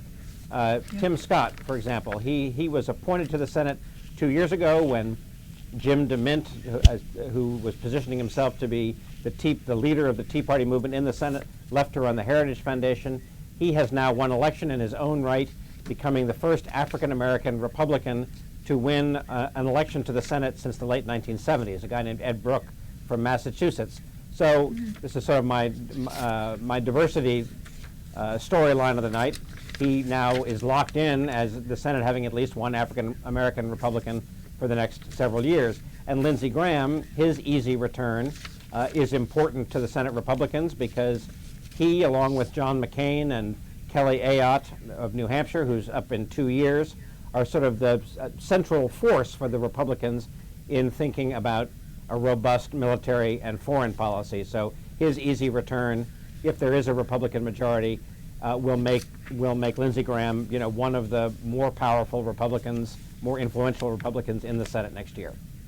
And speaking of called races, it's a very speedy night in Kentucky. We've had a couple other members have their races called. Ed Whitfield, Brett Guthrie, Thomas Massey, and Hal Rogers have all won re-election, according to the Associated Press. And that gives us a good opportunity to point out this great story that Niels Lesniewski wrote after talking to Hal Rogers about what working with a presumably majority leader, Mitch McConnell, could mean for the budget and appropriations process going forward. These are all really big and important issues. It's not just about election night tonight, because Congress is really going to change even if the Republicans don't get the net 6 seats that they need to win control. You're going to have closer margins. President Obama is going to be in his last 2 years. The presidential race, of course, is going to be started. So David Hawkings, just to give a little bit of a tease, and then we're going to say farewell to you after this. I know you're working on a column for our roll call paper on Thursday. In general, you're looking at some things that could actually get done under a new Congress. That's right. I think nobody should expect any sort of history-making legislation, but that isn't to say that there aren't a few sort of pretty important things that could get done. The things that I'm looking at and writing for Thursday's paper are a potential free trade agreement, potentially an overhaul of corporate taxes, and that might pay for a new highway bill. There's also talking about sentencing overhaul, a sentencing policy to lower prison sentences a little bit. A couple of other things that I'll let that be the tease, but there are a few other things out there that Republicans, Democrats, and the White House are all saying they think they could get a deal on, Republican Senate or not Republican Senate. Again, that'll be the Hawkings Here column on Roll Call on Thursday. And of course, you should be reading David's amazing blog, Hawkings Here, at rollcall.com. Thank you very much, David. We're going to be talking to you many times throughout the night. So thanks for your insightful analysis. We appreciate it. Again, I'm Christina Bellantoni, and I'm here with Shira Center. And you should be checking out the awesome maps at rollcall.com, where you can learn about all of these new members, all of the people that have been reelected. And we're going to continue to tell you as the Associated Press calls these races. And of course, be following all of us on Twitter and every last little bit of it. We're also going to be hearing from Niels Lesniewski, who, as you know, is in Louisville. We talked to him earlier. We're going to hear from him much later in the night from what very much sounds like going to be a big party for Mitch McConnell, no matter what happens. And side note, one more race has been called in Kentucky. Andy Barr. This was a seat once held by a Democrat for quite a bit of time. Andy Barr won in 2012, and he has now won re-election in 2014. Yeah, that was once a competitive seat. Yes, it was once a competitive easier seat this time around. We will be back after hearing this. This is the third part of Shira's interview with Stu Rothenberg of the Rothenberg Political Report and Roll Call. Kentucky, people thought maybe this could be a race 2 years ago. Right. And over the weekend, you changed the race rating to what? Yeah, we changed it to Republican favored, which is like a likely Republican category. It's in the general category of competitiveness, but it's way at the fringes. I actually regard that category as, if something turns in that category, it's a big deal. I mean, it might have more attention than any single race in the country, right? A Senate race in the country, because of the minority leader in the Senate, Allison Grimes' family connections to the Clintons and the like, and the contrast, older, younger. just a really interesting race. Let's talk about another Republican nominee in a key race tonight, Tom Tillis in North Carolina. This race has certainly been interesting, expensive to say the least, probably the most expensive race of the cycle. It looked like Kay Hagan had an edge. You had the race as tilt-stem for a while, and then you moved it to toss-up a couple weeks ago. What made you do that? What was the decision behind that? The survey data, just what we were seeing in the public and private surveys that we were hearing about, is the race looked, instead of being very consistently a 3-4 point race. And at 3 or 4 points, you know, it's within the margin of error, and you have to be very cautious about a 3 or 4 point race. But if you have a race that's 3 or 4 points in survey after survey after survey, for week after week after week, the way we evaluated it, it's close, but yet there's a clear front runner in the race. And so we were comfortable with the race tilting to Hagan, even though her numbers were never great. And when I say her numbers, I mean her favorable, unfavorable, as well as her position on the ballot test. As you well know, as everybody at roll call knows, it's not just the margin, it's where the candidates are. And incumbents who are stuck in the low to mid 40s in a ballot test, even if they're ahead, that's not an ideal place to be. Let's talk about two more Senate races, both very interesting in my opinion, Iowa and Colorado. Right, you're looking at two competitive states. Right now you have Iowa as a toss-up, I believe, and Colorado as a tilts Republican. You recently moved that as well.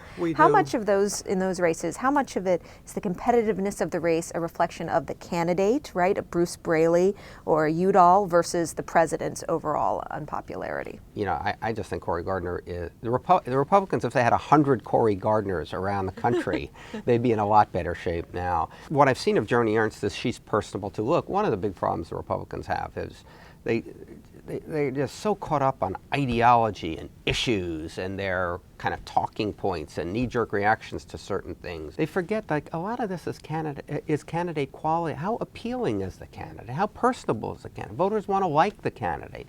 Voters won't listen to some Republican candidates because the candidates don't seem to care about them. And early on with Gardner, and I think this applies to Ernst as well, too, they displayed the kind of qualities that good candidates, Republicans and Democrat good candidates have. That is, they seem approachable, down to earth, not phony balonies, not arrogant, obnoxious office holders who just care about winning for office. Maybe they are, but they don't seem that way. And you know, when I sat with Cory Gardner, he smiles all the time. He's hard to see as an ogre. And, you know, each side paints the other as these demonic, evil figures. When you have a candidate who is personable and likable, it's hard to do that. How much of this is the president's fault versus the map? And is there anything the president could have done, you think, to help some of these Democrats? I think it is, how do I put this? All the president's fault. Look, the map is the map, and just think of it this way. What if George W. Bush was in the White House with 40% job approval rating, with people dissatisfied, with people saying he is not engaged enough, not hands-on, he hasn't solved the big problems, he said he was going to bring us all together. Just think about that. Democrats would win almost all of these states. They'd certainly be winning North Carolina, Colorado, Iowa. Are the states important? Sure, the states are always the context. And it's always easier for Republicans to win in Republican states and Democrats to win in Democratic states. One more question. So there's a strong likelihood we will not know who controls the majority after election night. So conventional wisdom states that if these two races, these two Senate races, go to runoffs, that Republicans have the upper hand in both of them. Why is that the case for Louisiana and Georgia? Because the races will be nationalized at that point. And Mary Landrieu's entire strategy and Michelle Nunn's entire strategy is to say this election is not about Barack Obama or Harry Reid or control of the Senate. Assuming that the Republicans are at 50 and they need one more Senate seat to control, then both, at least one or both of those, certainly the Landrieu seat will be a nationalized election. The Republicans will say, no, Mary, it's not about you. It's about who runs the Senate and what the Senate does for Barack Obama. Now, what happens if Republicans already have 51 seats and we get to Landrieu runoff and the Georgia runoff? That actually gives Democrats a narrative, a talking point, a way to say, hey, this doesn't involve control. Barack Obama, President Obama already got the message. The Senate is already going to oppose him. elect me, re-elect me in the cases of Landrieu, elect me in the case of none, I'll keep an eye both on the Republicans and on the White House. That would be an interesting strategy, but it depends on all the blocks falling in a particular pattern. Wow, what irony, right? One of the better strategies for them in overtime would be if these two Democrats parties had already lost control of the Senate. That's right. Wow. That would improve their chances. And we are back in the CQ Roll Call Newsroom. I'm Christina Bellantoni, Roll Call's Editor-in-Chief, here with Politics Editor Shira T. Very exciting night. We just had another call in an open seat Senate race. This is the first official flip of a Senate race. Yes. Shira, take it away. Yes, the Associated Press has called the West Virginia Senate race for Congresswoman Shelley Moore Capito. Welcome to the United States Senate, Congresswoman. This is a race we've thought for a long time Republicans would pick up, but her opponent was a statewide elected official, Natalie Tennant. Still just minutes after the polls closed in West Virginia, her race has been called. She is also, fun fact alert, the first woman elected to the United States Senate from the Mountain State. She also plays on the Bad News Babes Congressional Women's Softball team. That's one reason why we have Abby Livingston standing by, ready to go. We're not quite ready to go to her, but somebody who plays on the team along with me. We can talk about her softball skills. One more West Virginia fun fact. It is the richest delegation, right? Sure is. And Shelley Moore Capito is the only non-millionaire in that delegation. We learned that through our, of course, Wealth of Congress project that Roll Call puts together every single year, and that's a really important project you should definitely check out when you're not watching us here on election night. I really wanted to give an awesome shout out to our terrific development team. If you're at rollcall.com and you can look at these maps and all of the different information that you can get out of it, seeing as races are called, learning more, diving deep, it looks great, it's working well. So thanks so much to Dave Myers and his team, Bo Huttinger, Chris Williams, just everybody that took part on making this really special, and of course all the members team that make it function. So what a great night, very exciting. So we're going to hear from Abby Livingston in just a moment to tee that up. Here is Abby talking about West Virginia.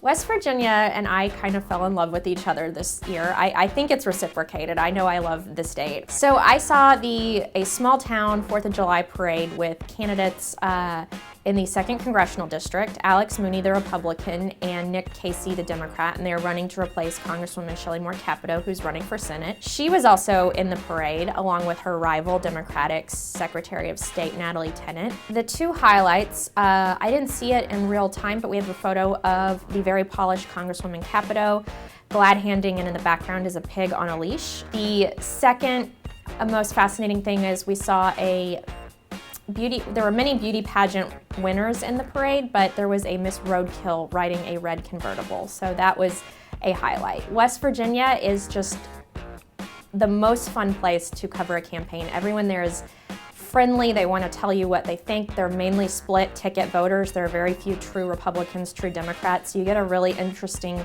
answer to almost any question you ask of a voter in the Mountain State. The race in its final weeks is, the Senate race specifically, is very nasty. It's gotten very personal between Capito and Tennant. But back then it was still pretty friendly. It's a small state population-wise, so everyone knows everyone. The baseline of West Virginia is coal, and everything is about coal and the coal industry. And President Obama has been sucked into that, and he is about as toxic as it gets in any state in West Virginia. So every Democrat is running as far away from President Obama as he or she possibly can. It's a state where there are many people who sign up to fight in wars, and foreign affairs is on their minds more than any other state I've covered, and they were very concerned in early July about ISIS, Iraq, what that meant, because generally speaking, their children are the first ones to go to war. Strangely, the capital of Charleston Republicans seem to like the Democratic candidate for West Virginia's 2nd better than the Republican. The Democrat, Nick Casey, is from Charleston. They've all known him since he was a child. So just observing interactions, hugging, handshaking, it really seemed like they preferred the Democrat, which at the time made me think that race was very serious and very tight. But since then, I think it's gonna stay Republican.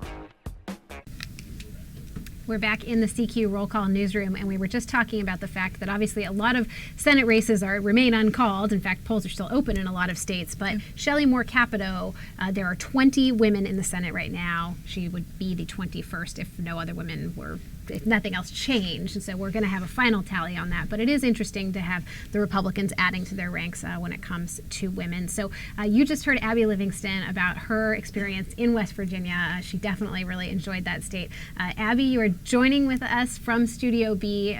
Your thoughts on Shelley Moore Capito winning this race? This is one that you followed very closely. I was actually a little sad it didn't materialize into a more fierce race and merit more coverage, but we knew quite a long time ago that Senator-elect now, Capito, was probably going to carry the day. She's a fierce fundraiser. She was just a flawless candidate. She made no mistakes. There were no gaps. And as you mentioned earlier, we play against her in softball, and she is one of the most competitive creatures I've seen at the Capitol. Yeah. So then, of course, this congressional race to fill her seat, because she had to leave her seat to run for Senate. Tell us a little bit about that and why this was not locked up like it sort of sounded like. Well, I'd like to correct myself because we taped that a little while ago, and the Democrats went in and spent a whole bunch of money on that race, which means they thought it was competitive. And within a few minutes later, we learned that the Republicans were spending there. So this is a neck-and-neck race. It's a bad environment for Democrats. It doesn't feel like it's getting any better as the night goes on. But this, at least the national parties thought it was competitive enough to spend money.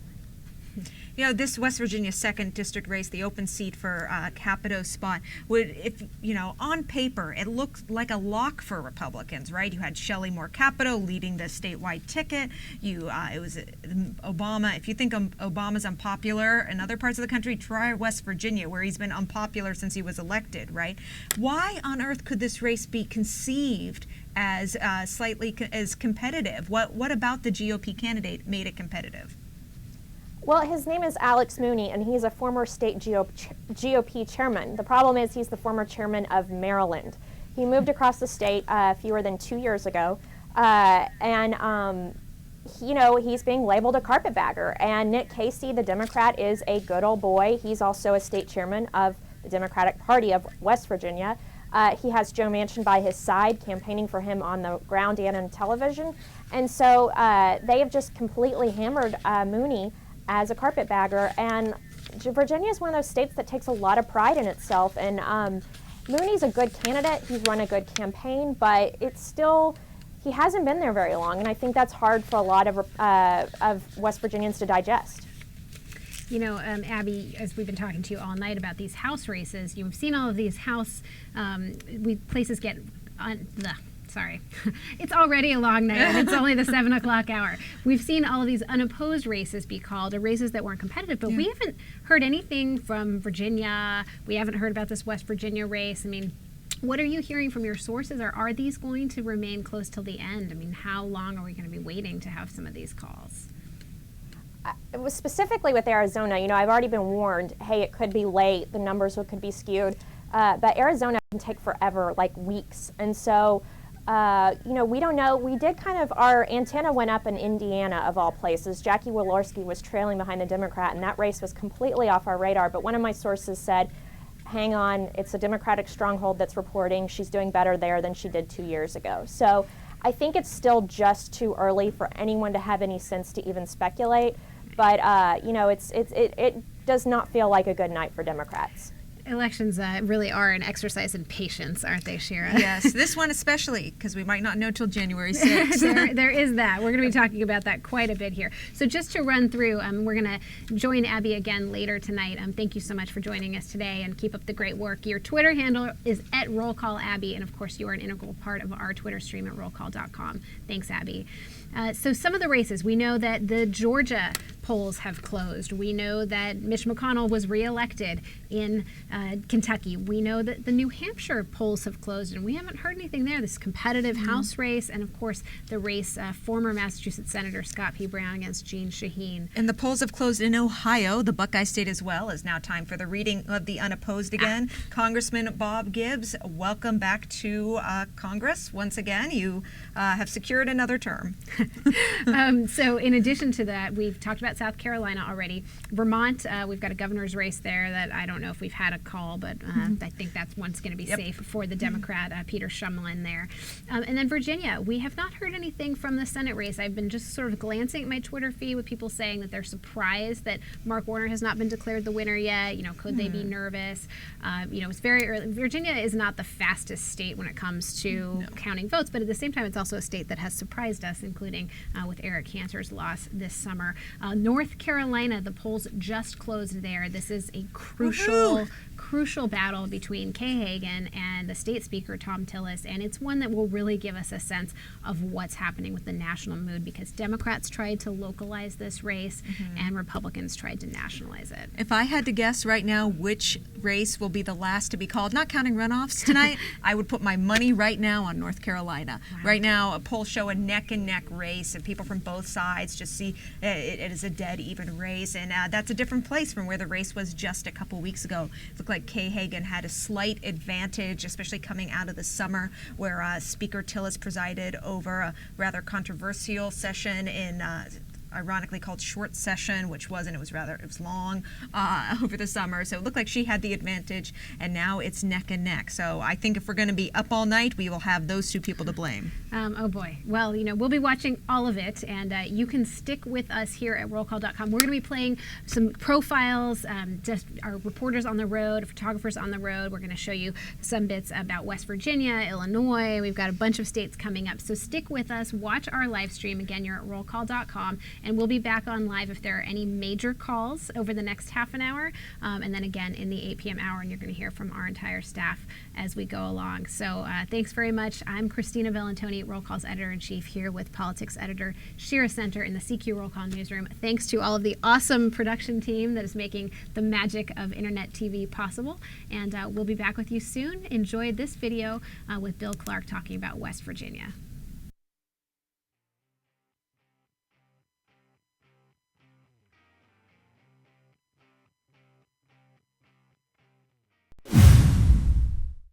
We went to Mississippi to track a longtime Republican senator who was in some serious primary trouble. Ended up coming in second in the primary, but it went to a runoff because no one received more than 50%. So we were there just before the primary and tracking Senator Thad Cochran and just seeing how the heck he was going to be able to survive.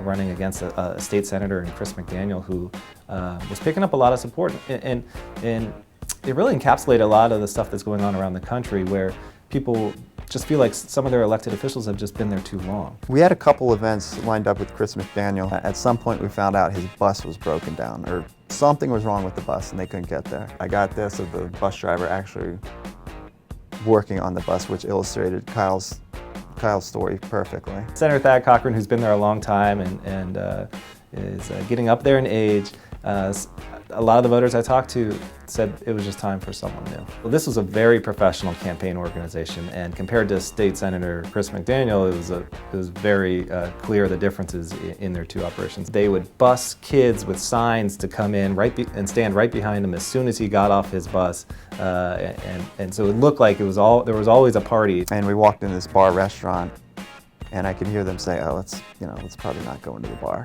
I guess they didn't want photos of him in the bar, but this table was like, "Hey, Thad!" So kind of gave him no choice. He had a lot of staff. I don't think I saw an entourage as big as Senator Cochran's. It was striking, and he always did a local TV interview no matter what city he went to. It was always important to get on the 6 o'clock news so as many people as possible could see that he was out there and talking to people, and most of all in touch.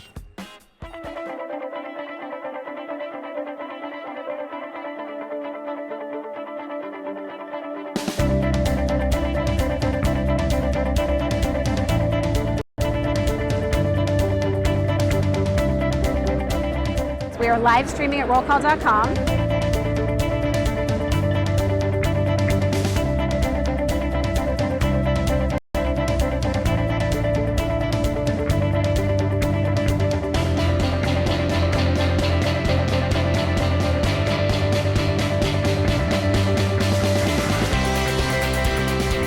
And then there's also the very real risk of Russia doing something militarily in that eastern part of Ukraine. What has happened?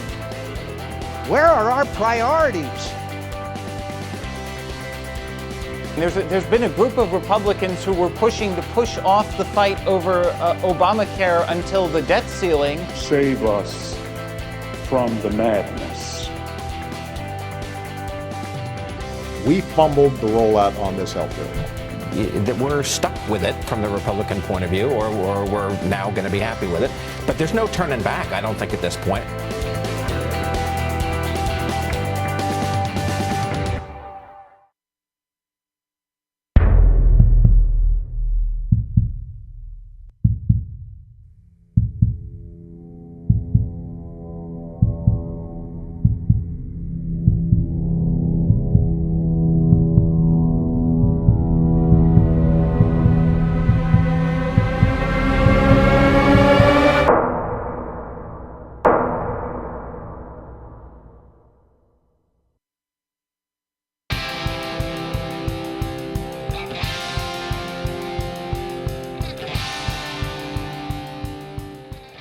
Yeah, so I've loved public service my whole life. I started out as a volunteer when I was 12 or 13, working in Governor Rockefeller's campaign as a volunteer when he became the first Republican governor in Arkansas.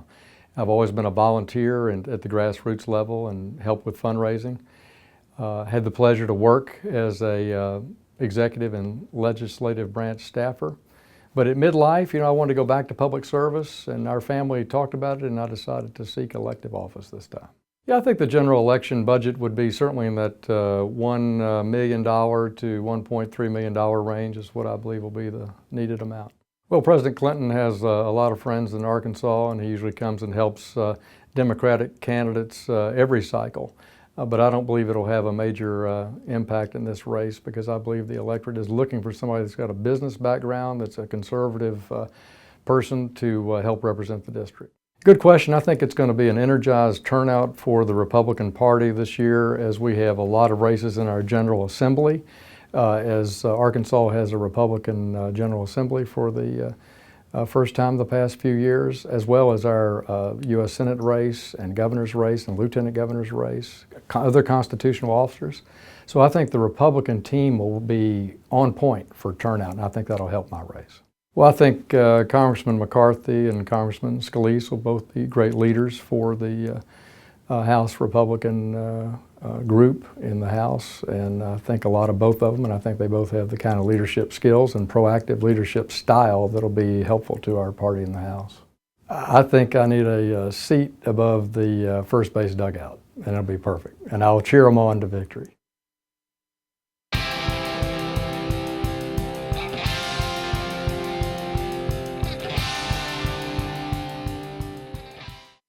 When I was in the Iraq War, I saw firsthand the consequences of terrible leadership in Washington. I was in a war where I felt Congress didn't know what they were doing when they sent us to war and didn't have our backs when we were there. I served with a lot of great Americans, some of the best Americans I've ever met, who many of whom may not have a chance to change that in D.C., but I have this opportunity to run and to make a difference, and so that's what I'd like to do. Actually, I think what people are realizing is that I'm the stronger Democrat. And if we want to hold this seat, it's very important that I win the primary, because I'll be a much stronger opponent to Richard Tassay in the general election. Yes, people have been, if I had a penny for everybody who's whispered in my ear and said, we really want you to win the primary. We may not be able to publicly support you, but we'd really like you to win this, because Congressman Tierney is a liability for the party in this seat. My fundraising numbers would be even better than they are. So there's been a lot of quiet support. Obviously a lot of public support from the voters and everything, and the donors who have come out, and including those who, some who have supported Tierney in the past and are now supporting me. But there's also been a lot of support from folks who aren't ready to take a public position, but would like to see me win. There are numerous elected officials who have quietly expressed their support for me and their encouragement at what I'm doing, and hopefully over time, at the right time, some of them will come out in public. Well, we'll see. I think that most of the folks in Massachusetts, are not sure what to think yet. Marissa's very nice lady, but hasn't raised much money, and So we'll see if she can be a legitimate contender. We're looking to raise $2 million, and it is an expensive race, but our fundraising is on track to reach that goal.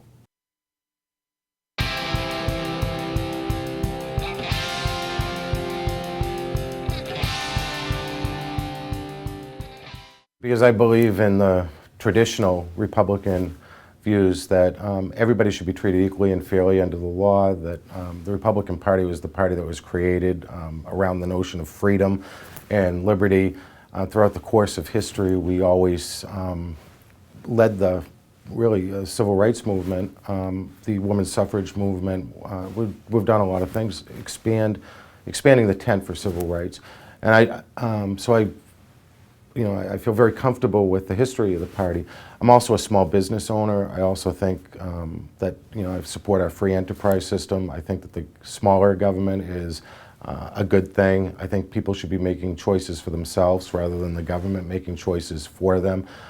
So on a lot of the philosophies of both economic and as far as individual rights go, I feel very comfortable in the party. Of course, I would call Rudy Giuliani, and he came for me last time and helped me. He was obviously a hit in my area because I think people really respect the fact that he was an independent-minded leader, and the fact that he's Italian doesn't hurt either. So he's somebody I have a lot of, that I think very highly of. Yeah, I think a lot of the members in the Republican caucus were, I might not agree with them on every issue, understand that in order to be a truly national party, you have to have members elected all around the country. And the fact that there isn't a Republican congressman in Massachusetts or the entire region of New England is definitely, I think, you can't be a national party without being everywhere. And having a little diversity within the party, I think, is a good thing. So I felt very comfortable with all the members, and a lot of the members were very supportive of me. Well, I think we're doing really well fundraising-wise. We were able to raise enough money the last cycle to be competitive, and when you're running, especially the second time around, it's a good vote of confidence to get from people that they're willing not only to say that I'll support you, but to actually be able to write a check and to help you. We've been really, honored and just delighted at the response that I've got since I've started. A lot of the people who helped me last time are back on board again, and we've been able to pick up a lot of new supporters as we've gone along. Well, you know what? I've been through this a couple of times, and the way I look at it is, I know what I'm about. I know what I want to talk to people about. The message, that the government's too big, that we need to get Washington under control. We need people who will work together. I feel like if that's what I'm out talking to people, it doesn't really matter who I end up with against in September. I think people are tired of Washington right now, and they're just tired of the same old, same old. I think it was Einstein who said, the definition of insanity is doing things over and over again and expecting a different result. And people really, I think, are more open to change right now than they've ever been. So I don't really care who's on the other side. I know what I'm about, and really want to establish a great rapport with the voters in the district.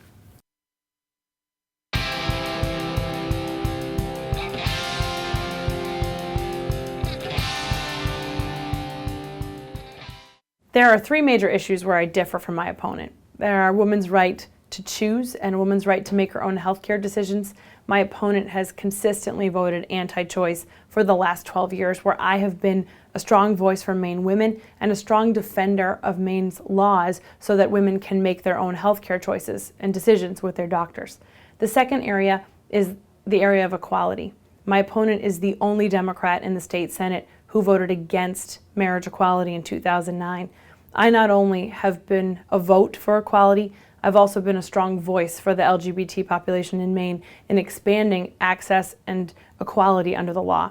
The third area is the environment. I'm very proud of my environmental record, having a 90% rating from the Maine conservation voters. My opponent has the lowest rating of any elected Democrat in the Senate, and that's out of sync with Maine.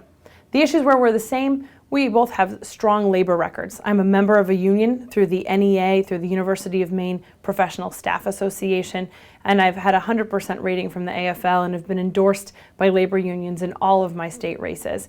My opponent was chair of the Labor Committee and has a very strong labor record as well. We also have similarities on education and prioritizing support for public schools. I believe the 2nd District in Maine is a fundamentally Democratic district, but certainly both Republicans bring different things and different challenges to the table. It's hard to choose. That will ultimately be up to the Republicans, but I think that the Tea Party leanings of former State Treasurer Bruce Poliquin are farther out of step with Maine people than just about anybody I know running for office, and I think he would be a better opponent for the fall. We expect to need to raise more than $700,000 for the primary alone.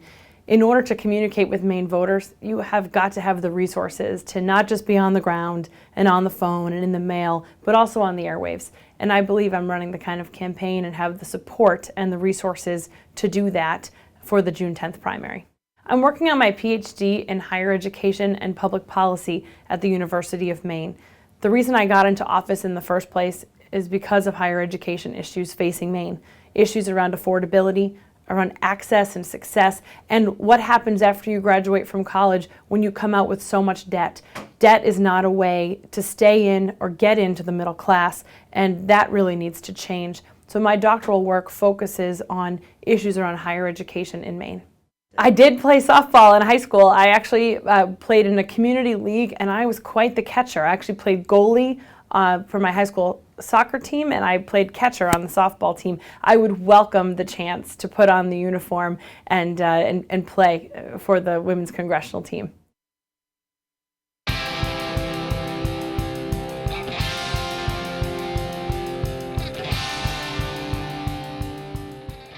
Yeah, there's a little bit of a mix on that. I'm very, very careful. I keep Reagan's 11th commandment that I don't run down other Republicans. So when I talk about things like compare the two of you, when that comes up in a question, I'm always very careful to say, okay, let me just say what we say publicly. He sees himself as a messenger. He likes to carry a national message. He likes to carry that out. I see myself as more of a student that I love to get down into the weeds of different problems and try to go through that. I don't mind messaging, but I'm going to default back to the research side of things, just how I've grown up. I also have a federal background. He has a state background. He knows the state budget extremely well. I've been on the budget committee with Paul Ryan the last 3.5 years. I know the federal budget extremely well. So some of that's going to be just a difference in preference for Republicans, and some of that's going to be a difference of experience. Do you want someone more state experience, more federal experience? In our state, Jim Inhofe and Tom Coburn both came out of the House of Representatives, the U.S. House. That experience helped them tremendously when they transitioned into the Senate. So while in some states they may or may not have had a good experience with someone coming from the House to the Senate, that's not been true in Oklahoma. We've had a great experience with that. I'm not trying to tag him with that. That's been my frustration since I got here. I've been very frustrated when I arrived here 3.5 years ago. Some of the people that I saw on TV speaking that I thought also understood those issues, and then I get here and find out many of those folks are just doing talking points, but they really don't know the facts behind it. That's frustrating to me. I had this naive sense that when I got to Congress, we would stop just talking about the problems. We would actually say, okay, here's the problem. What are the 10 solutions that are out there? And we'd have this internal debate about how to fix it. What I find is actually a lot of folks here just want to keep talking about the problems and never talk about the solutions. So this celebrity mindset that's out there to say, what are you really looking for, I think does matter to people. But quite frankly, that's not just tagged at Speaker Shannon. That's where we are as a whole, as a nation, and in politics in general right now. I've been very focused. I would like to see all of the House of Representatives, all of the Senate have term limits and it apply to everyone. The good guys like Dr. Tom Coburn will leave on a self-imposed term limit. A lot of folks that have been here a very long time that need to leave, those that are on the other side politically will never leave. They will stay because they understand seniority rules the day in this town. And so until we get term limits applied to everyone that actually breaks through on that, I think that'll always be a problem. I'm a little more radical than some on this. I actually believe the executive branch has term limits. Both the other branches should as well, legislative and judicial. But you won't term limit yourself until everyone is term limited? No, I would not. Yeah, when the groups come from DC and other places and they start running the negative ads, Oklahomans see that for what it is. Oklahomans do not like Republicans attacking other Republicans. We just don't like it. The race that I was in for Congress in 2010, I won the primary by 1%, went to a runoff, and my opponent in the runoff went straight negative with negative ads and negative mail. I won that runoff by 30%. And what I hear over and over again is they don't like Republicans attacking other Republicans. They don't like all the little Photoshop pictures of me standing there with a shovel in front of the Capitol, or they don't like all the little Photoshopped images of me and President Obama together on commercials. People see that for what it is, and we just hear it over and over again. They don't like it. So for us, we're going to stay positive. We think it's extremely important. The latest polls show us at 48% among 7 candidates. That's very strong, still 18% undecided. So for us, we're going to get out there and say, here's who we are, here's what we're all about. We don't feel like we have to do a negative thing, nor do we think we even should. Yeah, it's funny. I've had lots of conversations with Oklahomans that I would tell them, let me just go ahead and let out the big dirty secret of the campaign. You're going to hear it at some point anyway. Let me just go ahead and let it out. I've never used drugs. I've always been faithful to my wife, but I did graduate from UT in Austin. And it's so funny to me, the number of Oklahomans that would say, I wish you'd just done drugs like everybody else, and then that'd be so much easier to swallow. But there's a great rivalry.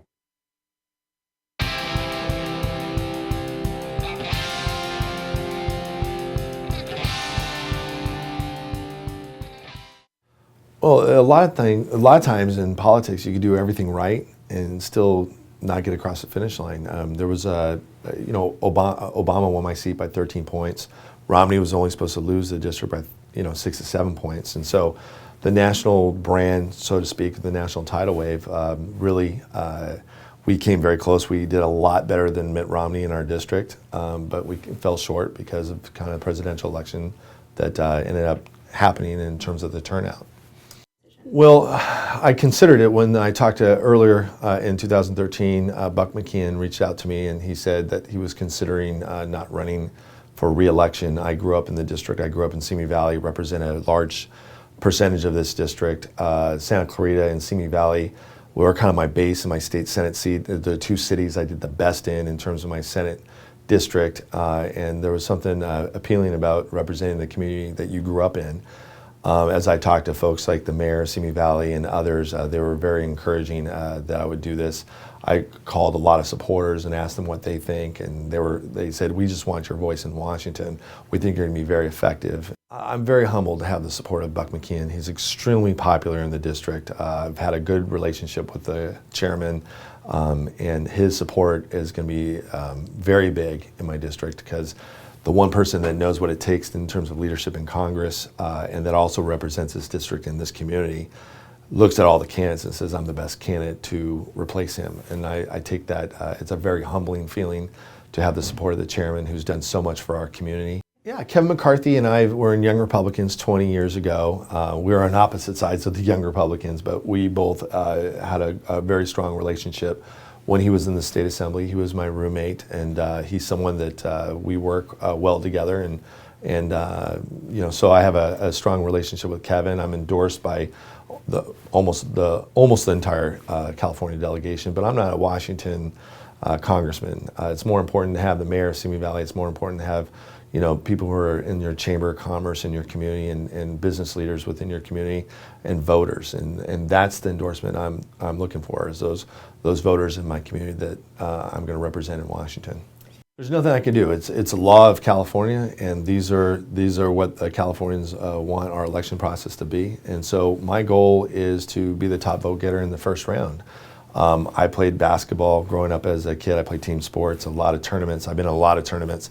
And I've learned a long time ago, you can't worry about the finals until you get through the semis. And so the first vote is coming up in June where everybody runs, and the top 2 go to the general. I plan on being that top 2. I'm hopeful that I'm the top vote getter.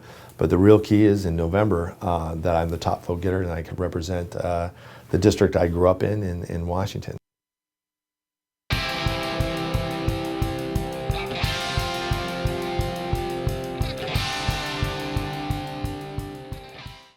The importance of taking the time and building a broad coalition. I had 16 weeks to run a campaign in 2012. This time, we've got 16 months. So building a broad coalition, raising the resources to communicate, knocking on as many doors as humanly possible. Those are the things that we did right in 2014 so far that we just didn't have time to do in 2012. Sure, it's a math problem. We had two competitive Republicans in the primary. California's jungle primary is crazy, and it's a jungle for a reason. 4 Democrats, each with a constituency, and 2 Republicans. So it becomes a math issue of dividing an electorate, an electorate that was 17% of turnout. So a very, very small number of the total voters in the district, and we're splitting it a lot of ways. So that becomes the issue where it becomes a math problem in making sure that you advance. So successfully, we advanced, and with 209 vote margin, and so now we're moving forward to November. Yeah, I mean, you mentioned it, the turnout numbers grow, and that's going to help Democrats. This is still fundamentally a seat that has almost a 7% registration advantage for Democrats. The president carried this seat 57%. It is the most Democratic seat held by a Republican in the nation, and the Republican decided to retire. So this is a great, great opportunity, Democrats' best opportunity for a pickup. This is a seat we're working incredibly hard on, and we think that our opponent is out of touch on the issues. Well, we raised 1.3 so far based on the latest reporting periods, and we'll continue to raise. It'll probably take $1 million to get from the primary to the general. So that's what we're focused on. That's what the goals are. We need to maintain a robust communication program to reach voters in their homes by every means necessary, knocking on doors, doing all those pieces. That'll lead to success, and that's going to be the difference in this race. I'd love to. I mean, I'm no Patrick Murphy, but I'm not gonna hit home runs. But yeah, I played baseball in high school. I didn't play in college, but I can play. I threw out the first pitch occasionally at little leagues and stuff. So, but I'd love to continue the opportunity and help out my team. What position would you play, do you think? I don't know. I'm a team player, just like I'm potentially going to be a minority member, low man on the totem pole. So I'll play where the coach tells me to go.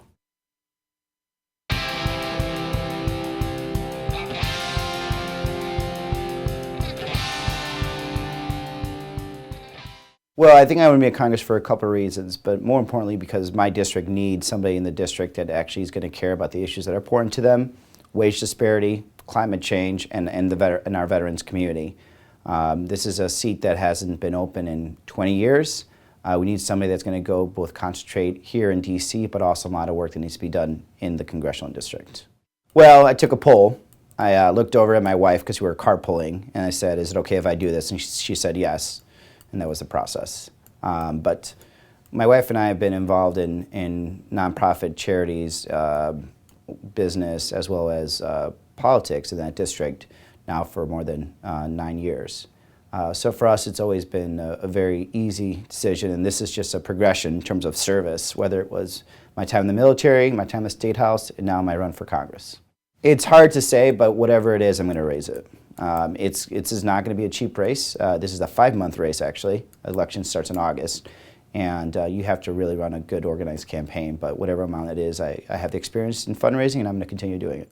I'm going to win because I'm going to carry the best message, and I'm the best messenger. I have the most varied experience, whether it's serving in the legislature, serving in the military, working in business and owning small businesses.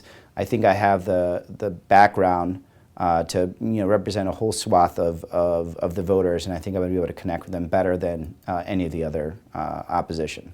Well, I already have one high-profile endorsement. Vote Vets just jumped on about 1 hour after the endorsement. I have a long history with them. I've been a state captain for them since 2006, and I look forward to them supporting me, and they have made it very clear that I'm one of their top priorities this year.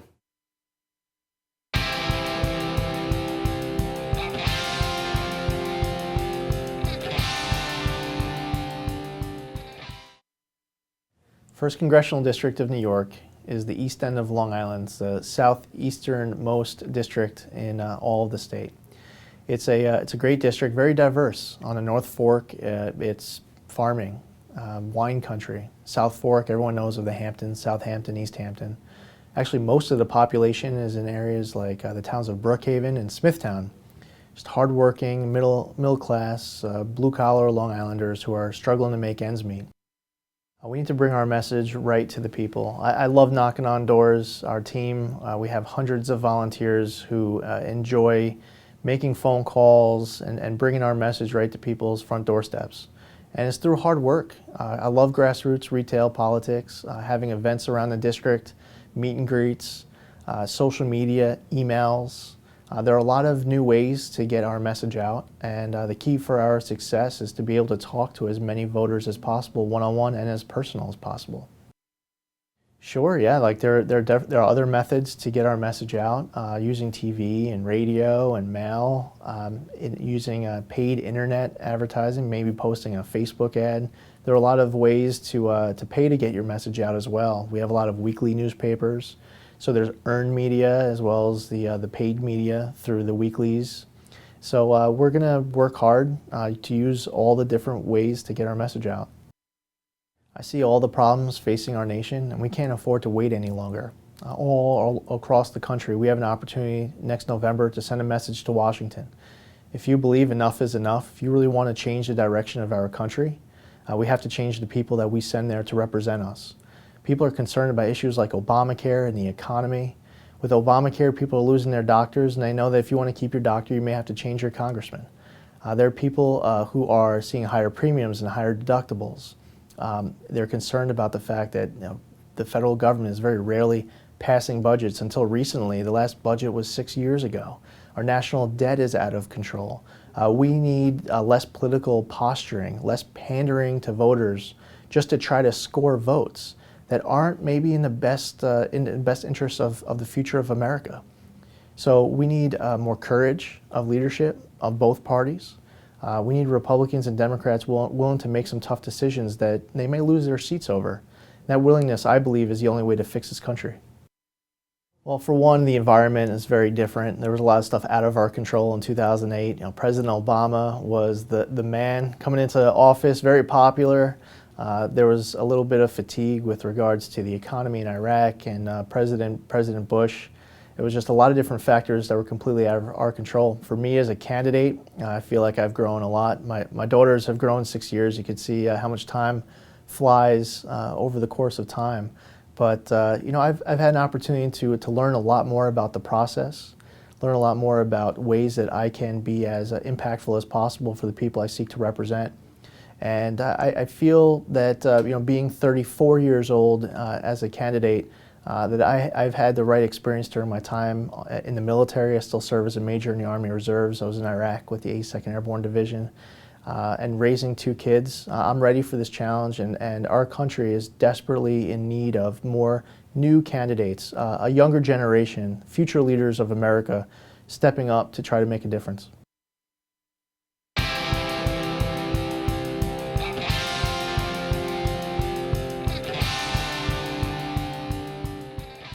Well, it was wonderful to be among colleagues from all across the country, all different political persuasions, representing the whole American spectrum. And what a privilege to be there on behalf of the folks in the Hudson Valley, which is why I always wear this other pin that's very important. And that's a pin obviously with an American flag, but also the VFW seal on it, because one of my very good friends was the state commander of the VFW. So I always remember that I'm here, and I have been here to serve folks in our district, and never to forget how we've gotten the freedoms that we have through the work of our veterans.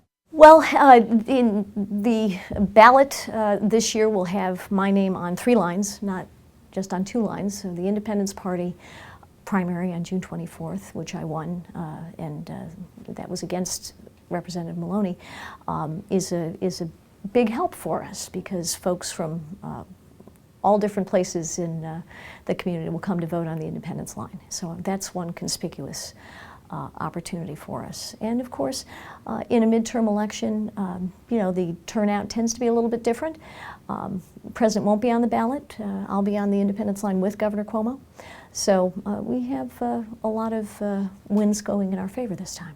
Well, I always say I'm the Hudson Valley candidate, and my record certainly speaks to a very centrist approach, which is appropriate. I'm someone whose career was as a servant of my patients, regardless of what their politics were, and the same is true of being a member of Congress. I have to serve every one of our constituents. So in a district like ours, we have the whole spectrum, and so it's very important to work cooperatively across the aisle to make progress, to be sure that we're creating light, not just heat, but light, and that means moving forward even if it's just in small bits. That's far better than standing still.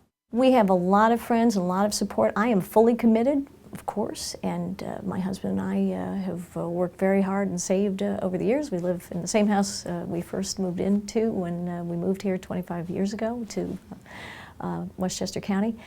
So I'm fully committed to making sure that we have the resources we need to win this election for the right reasons. I'm the right fit for the Hudson Valley.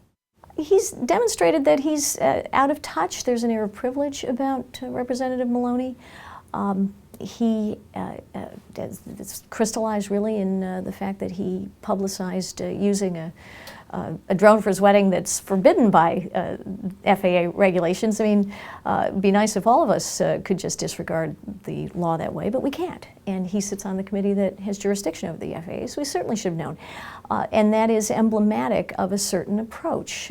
I am special.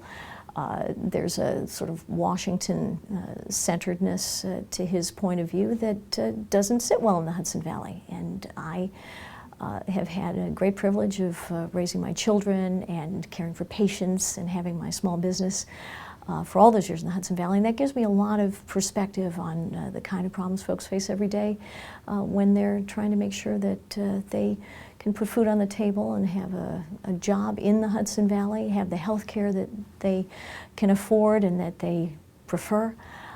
I can be helpful in all those ways to the folks I'm seeking to serve.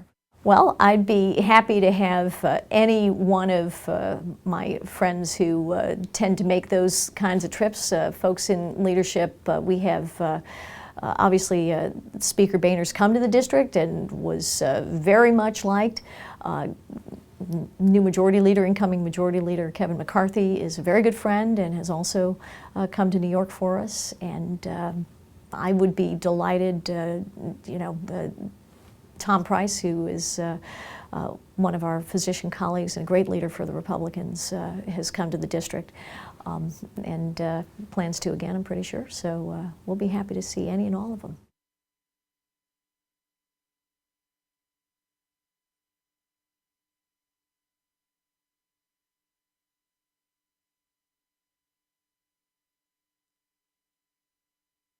Montana is at a real crossroads politically. We've had a long history of tremendous leaders going back to Mike Mansfield, Lee Metcalf, people that really fought for Montana, and that includes Max Baucus, and Brian Schweitzer and others, that have really been big leaders, and a lot of that's changed in Montana or is changing, and who fills those seats matters for the future of Montana. And that's kind of what we're going through right now in terms of the future. Last year, huge elections in Montana. With Max's announcement, that's created a lot of uncertainty. So that's a big reason why I'm doing this. I mean, it's about the future of Montana, and having somebody that's going to fight for Montanans in D.C., and not partisan politics. At least $2 million. There's going to be, as we saw last year, a flood of outside money. Montana's it's a cheap airwaves, and no one saw more outside money than Montana last year. I mean, Montanans were flooded with ads. People really tuned it out. Unfortunately, it's to win. That's what it takes. Today, and I'm going to have to raise at least $2 million. To have a chance. Well, it is red-leaning, but it's very independent. Montanans are very independent thinkers. They voted, Republican president, but elected, Max Baucus. He never lost. We've had Democratic senators for most of the last 100 years, really, in Montana, and so Montanans are classic kind of ticket splitters. I just thought there's opportunity, there in terms of, the House seat has been held by one party for 17 years, and in my opinion, has been part of the problem actually in D.C. and it's time for a change in that seat.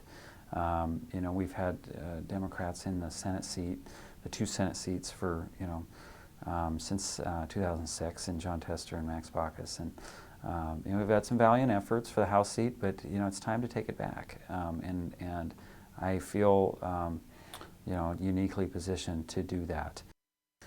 Well, I mean, I am very proud and thankful of my service with Max. I learned and did things way beyond anything I ever dreamed of doing. And Max will be helpful, for sure, as he always has been to Democrats in Montana. No one has done more for Democrats in Montana than Max Baucus, and so I expect him to be involved in a robust way in this next election cycle. Right. Well, I am not anywhere at the stature of the iconic John Lewis, and I've got a common name, that's just that's the way it is, and so I'm not sure, about the Twitter handle.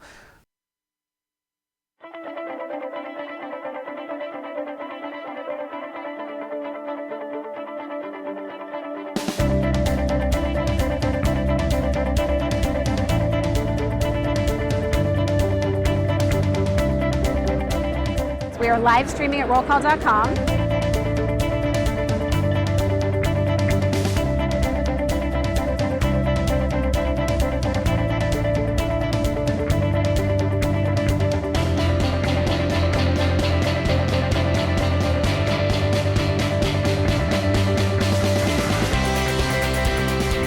And then there's also the very real risk of Russia doing something militarily in that eastern part of Ukraine. What has happened? Where are our priorities?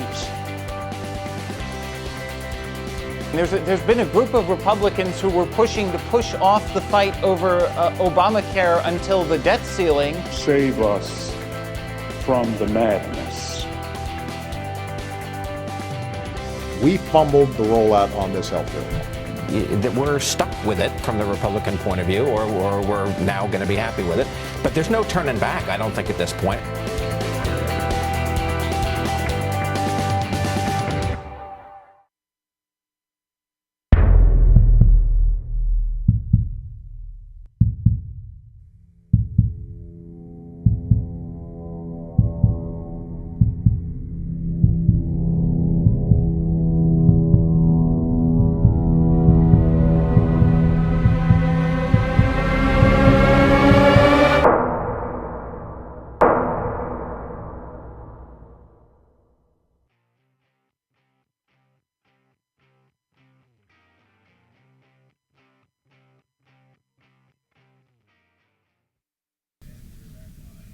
Welcome back to Roll Call's live stream.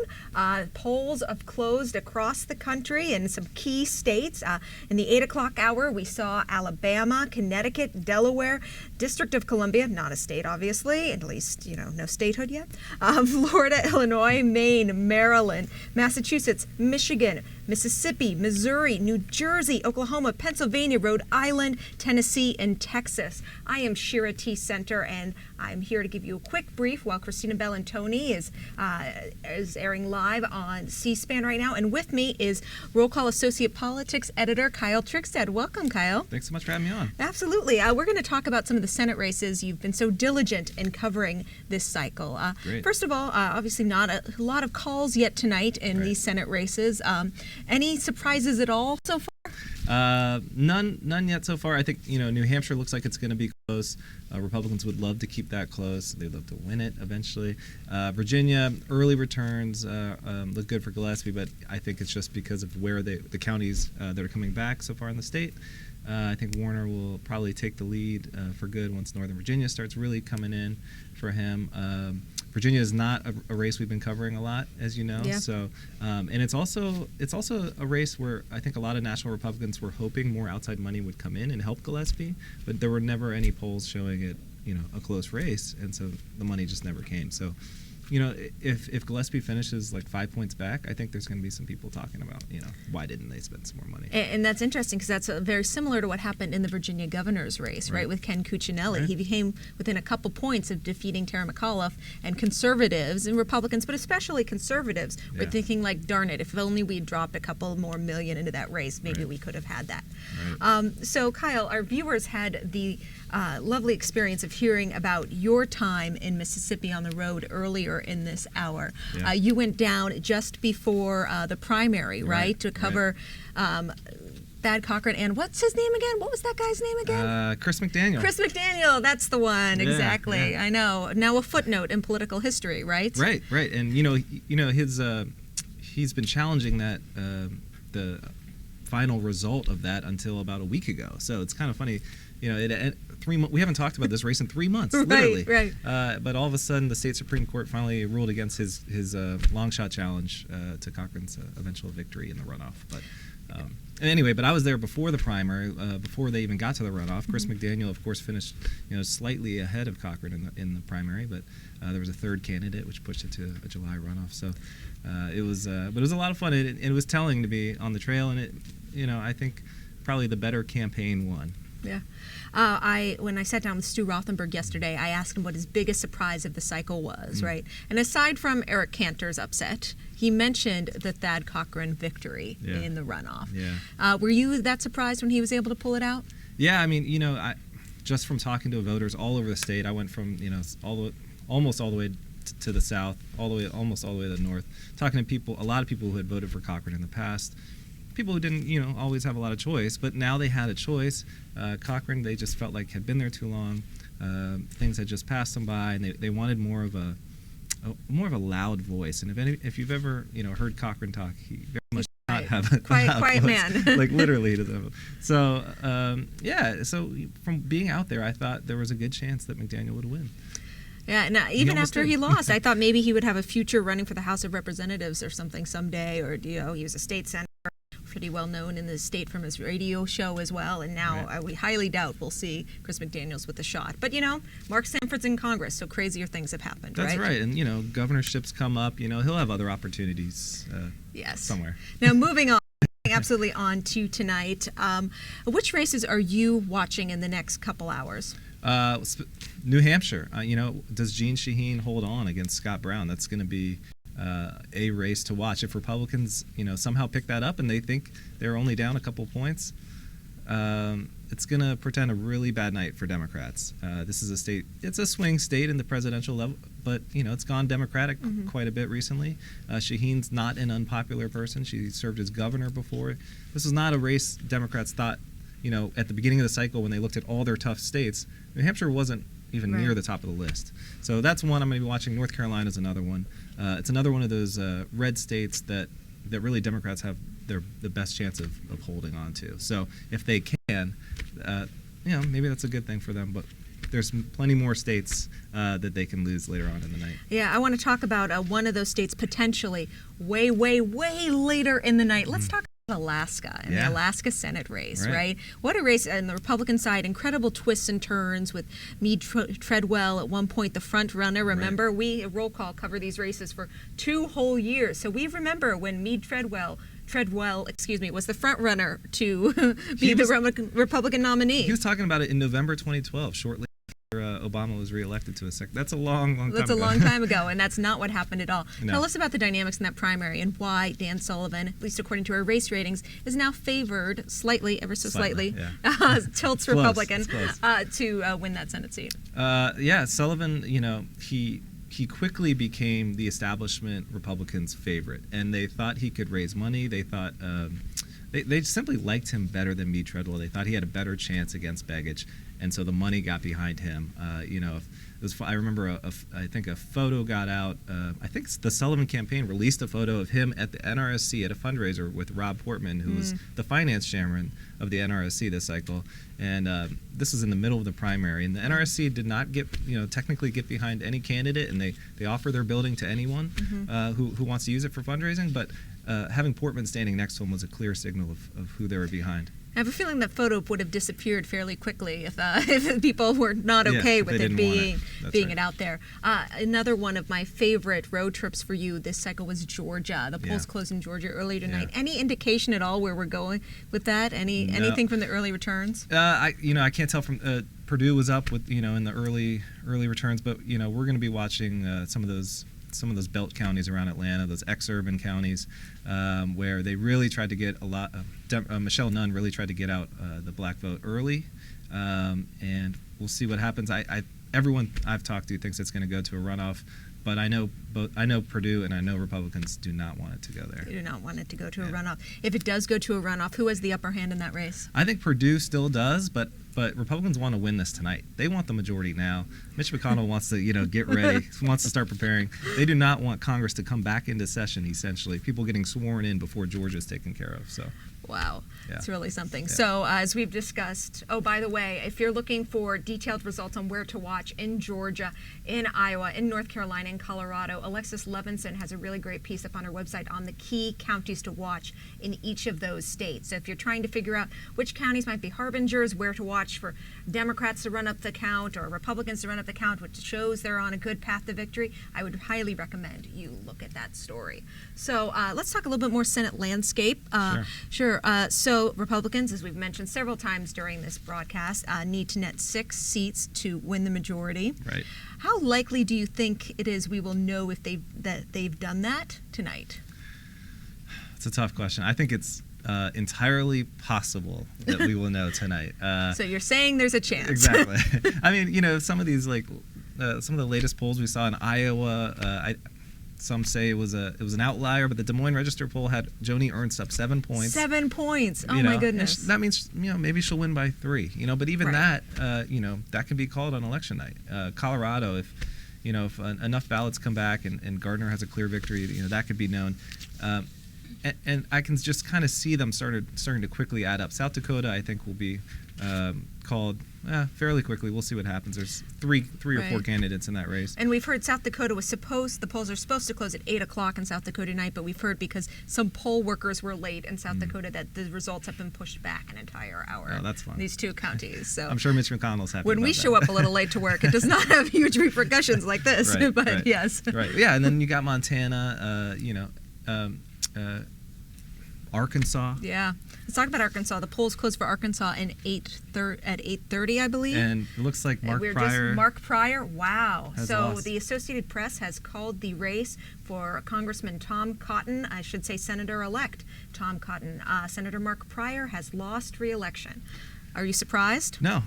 This is one, talking to Republicans over the past week, this is one they were already putting in their column. They had seen enough polling, of their own polling and public polling, showing Cotton up about 4 or 5 points, that they felt pretty confident about this one. This was, I think, the one incumbent they felt the most confident about. So. Yeah. And fun fact alert, Tom Cotton will most likely be the youngest senator. I think he's still in his 30s? He's still in his 30s. So. Wow. I actually have a friend's older brother. He was his RA at law school. Yeah. When he was in law school. Yeah. So, wow. Not that old. Not that old. So. Yeah, exactly. I did not call this friend for opposition research, by the way. I will say this about Arkansas. It was, Pryor started the cycle as the most vulnerable incumbent. Mm-hmm. Clearly, he was one of the first to lose here too. Is he the first to lose tonight? First incumbent, yes, I believe so. Well, now he's the first to lose tonight. So, but he really kept this thing in there. And Cotton did not lead the whole race. Ads have been running for 20 months now, probably the longest of any state. And I think for a few months over the summer, the Cotton campaign was a little worried. They had gone dark early in the year, and I think they were a few points down. And they were concerned about it, but they still, they changed their ad strategy. They got up on the air big time. They tried to answer Pryor, and they tried to, kind of humanize Tom Cotton. It was sort of just this guy who everyone expected to do well and beat Pryor in this tough state, but Pryor put up a heck of a fight. So this is always the question I like to ask about these races where it looks like the incumbent senator is so vulnerable, the Rick Santorums of the cycle. Right. For a while, Claire McCaskill was this senator until, although she was never behind as much as Rick Santorum in the polls, until the Todd Aiken incident, right? Blanche Lincoln, that's a great example too, right? I feel like Mark Pryor was that senator this cycle. Yeah. But is there anything Mark Pryor could have done to win this, right? Is there anything, or is it just the president's drag on the ballot that did him in? I don't think there is anything. And I think he ran a pretty good race. He had good people working for him. He's a decent candidate. He has a great name. I mean, he had a lot of built-in things that were helping him, but he also had some just terrible things going for him, like the Obama's disapproval. I don't think he could have overcome that. Yeah.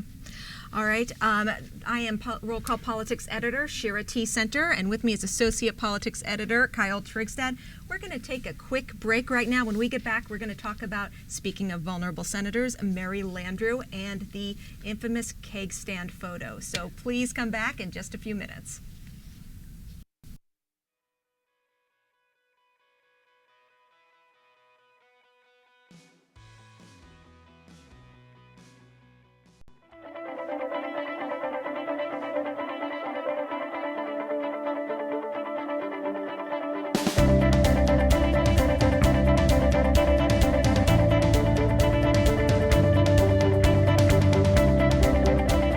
We are live streaming at rollcall.com.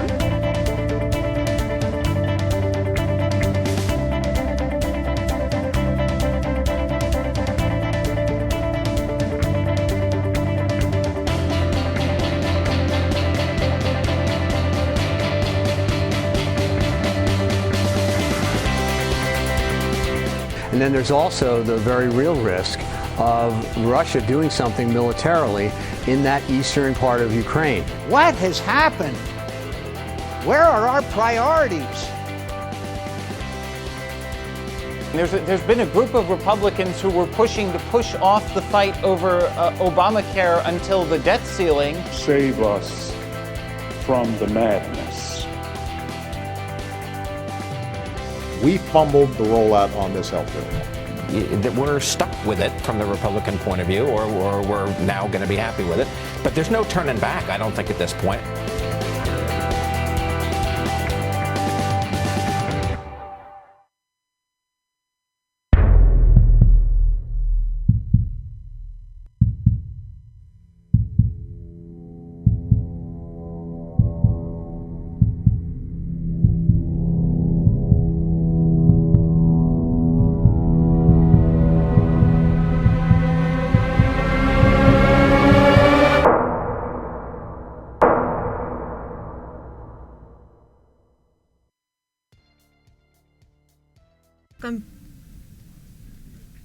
Welcome back to Roll Call's live stream. This is election night, and it's very exciting. We've had some big races called in the last couple of minutes. I am Roll Call Politics Editor, Shira T. Center, and right next to me is Roll Call Associate Politics Editor, Kyle Trigstad. We're going to chat a little bit more about Senate races, the big show of the night, and then a little bit later we bring back Roll Call Editor-in-Chief, Christina Bellantoni. So let's talk about Louisiana. You went to Louisiana in September, right? Yes, I think that's right. And I think when you were there, you and roll call photographer Bill Clark shot what is known as the photo of the cycle, right? If one photo says it all, it is this one. Yeah. But what is that photo, Kyle? We were following Mary Landrieu around the Louisiana State University campus right before a football game, big football game against Mississippi State. There was just tailgates everywhere. I mean, I've never seen anything like this. Yeah, my school didn't party like that. No. And I've been to plenty, but nothing like this. I mean, it seemed like every centimeter of grass on the entire campus was filled up. Wow. With tents and everything. But we got into sort of a crowded area with a lot of students. Mary Landrieu was warned by one of her staffers right before she walked in there that it was going to get a little crazy in there. And she soon found out just how crazy. She walked over to a tailgate, and the rest is history. The rest is history. All right, well, we're going to cut to a video of you talking a little bit more about that. But before we do, I just love to get your take on this race and how it's shaping up for Mary Landrieu, our second most vulnerable senator, according to our rankings. That's right. I mean, this is almost 100% going to a runoff. That's what all the polling has shown. That's what everyone I've talked to thinks is going to happen. It's going to go to December 6th. But it's just a really hard state. It's, like Arkansas, Louisiana has been trending Republican. And the president is still very unpopular Deeply there. unpopular in Louisiana. So. All right, we are going to show you now a little segment of Kyle talking about his adventures in Louisiana and this wonderful photo. More when we get back. Please stay tuned to www.rollcall.com. The best part of traveling for roll call is finding politicians sort of in unscripted moments, and a huge LSU tailgate is sort of like the perfect place. Mary Landrieu, she would go from tailgate to tailgate, from tent to tent, and sometimes she would get booed. Sometimes people would say, you know what, just keep walking, Mary, and everyone called her Mary, but she just went right up to them anyway. There was sort of this central part of campus. A lot of students were in this area. And as we were approaching, one of our campaign aides said, you know, it's kind of crazy in there. I'm not sure you want to go. And she was like, let's do it. She came upon one particular tent where people encouraged her to do a keg stand. Instead, she said, how about I help you out? And that's when Bill Clark got the infamous photo now. It was probably the photo of the cycle. This was actually her last stop of her tour. I had wandered away from the senator, and I heard somebody yell keg stand. And I went rushing back into the crowd. We didn't know she was going to be at the tailgate until that morning. We found out when we were down in New Orleans covering a Bill Cassidy event that morning. As soon as I got word on email that she was going to be there, once the Cassidy event was over, we just booked it. But then after she left, Bill Cassidy came, and so we were covering him at the same place. And I got to sort of see how both candidates interacted with the same situation. It's his congressional district, just much more friendlier territory for him, and so it felt like he was comfortable, but at the same time, Landrieu is a much more natural retail politician. Welcome back. You're watching Roll Call's live cast on election night. It is Christmas for us political junkies. I am Roll Call Politics Editor Shira T. Center. Sitting next to me right now is Roll Call Associate Politics Editor. Didn't mean to get your title wrong there, Kyle. Right. Kyle Trigstad. You just watched him talk about his trip to Louisiana and the infamous keg stand photo. What happened right after the keg stand? Well, I ran right up to her. She was like walking as fast as she could away from it, and I walked right up to her. She put her arm around me, and I said, "Yo, what just happened?" And she put her arm around you? Yeah, she put her arm around me. We're walking pretty fast, sort of towards the student union, away from the tent. And she said, they wanted me to do it. They wanted me to do the keg stand. And I can hear it now in her Louisiana drawl too. Yeah, exactly. And then she was like, but his father was right there. The guy, I think he was 28 years old, who she helped feed beer to. But she said, his father was right there, so I figured it was okay.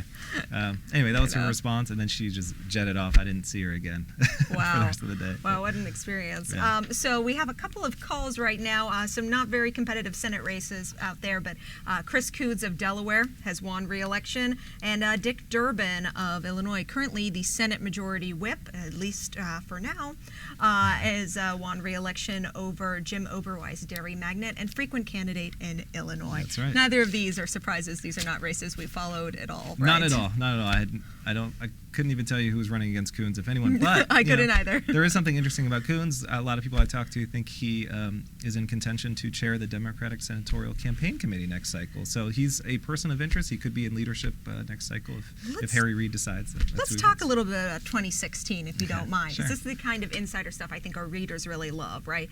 We, a roll call, the next cycle's election coverage starts tomorrow, okay? So Kyle has already been looking into the 2016 Senate races, and what does 2016 look like for Democrats and Republicans in terms of Senate races? Sure. Well, it is a totally flipped map from what 2014 was, where Democrats had twice as many seats up this time. In 2016, Republicans have twice as many seats up.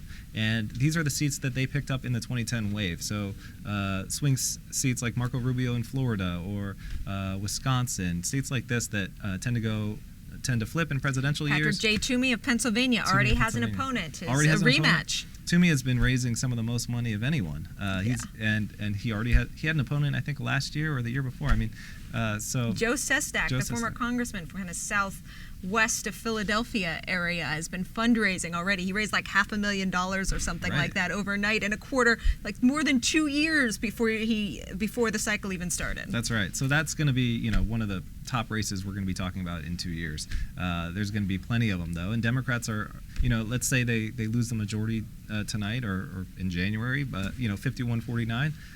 they think they have a chance to win it right back in 2 years. So. Yeah, it's really interesting. And speaking of Chris Coons and the race to be DSCC chair, this cycle, Democrats kind of had a bit of a hard time finding someone to chair the committee, the Democratic Senatorial Campaign Committee. Michael Bennett, the senator from Colorado, ended up chairing it. But you can see why. It's a tough cycle, right? No one wants to chair that cycle. That's right. Next cycle, not really the case, right? No, there's people lining up. Lining up outside the door of the Maryland John House. Tester from Montana, is interested in doing it, and it's just not a name that comes to the top of your head, but it can be an attractive post for someone who wants to move up in committees elsewhere, later in their career. So, in a good year, it's not a bad post. It's not, absolutely.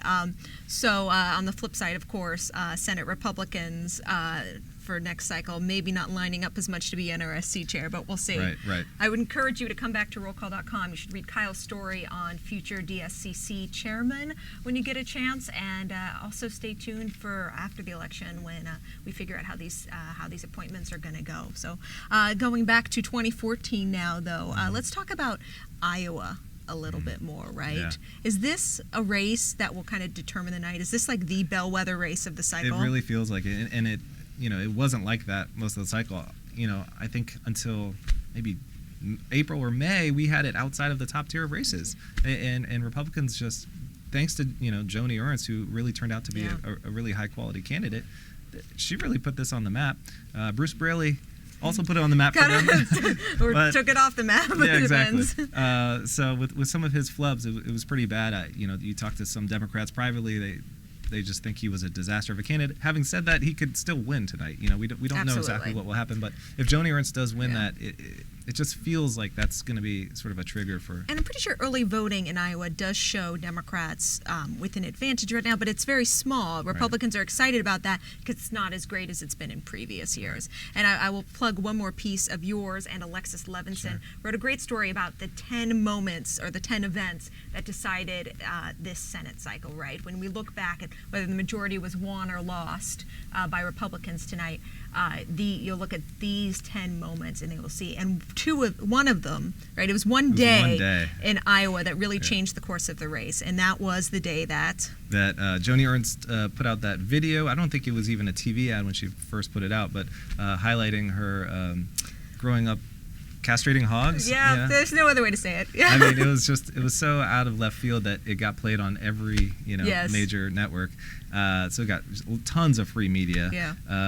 And then Bruce Braley, some opposition research came out about him that day, where he was at a Texas fundraiser with some trial attorneys. He's also a trial attorney, and sort of said some not so nice things about Chuck Grassley. And if there's one thing you do not do if you're a politician in Iowa, it's what? Talk bad about Grassley. You don't talk bad about Chuck Grassley. It's just not what you do. So both of those came out on the same day, and looking back after tomorrow, that really changed the race. So. Well, Kyle, thank you so much for joining us to talk about these Senate races. It's been a joy to work with you all cycle, and it's been a great joy to have you on camera here today. We're going to cut to a quick commercial, and then we'll come back with Roll Call Editor-in-Chief Christina Bellantoni.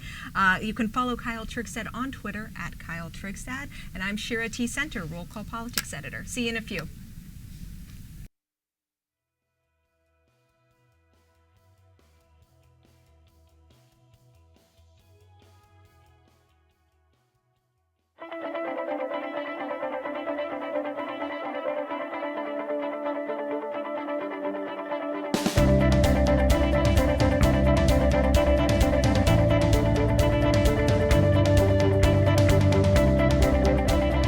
We are live streaming at rollcall.com.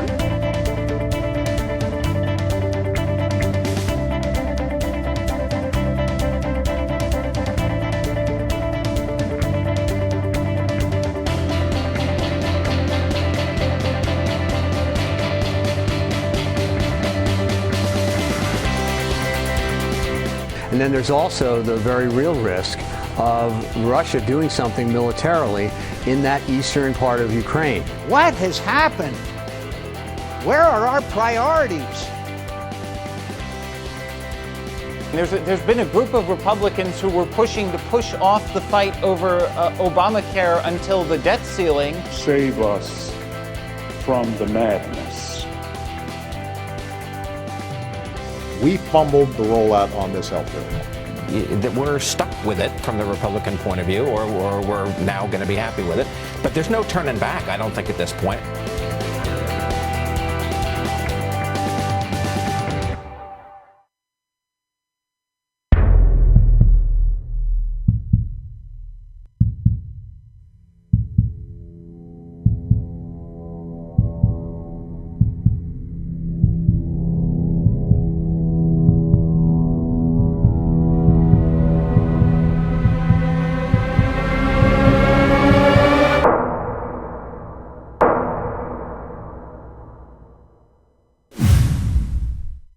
We went to the Illinois State Fair, which is kind of the kickoff to political season in the land of Lincoln. So the Illinois State Fair is kind of a manufactured event.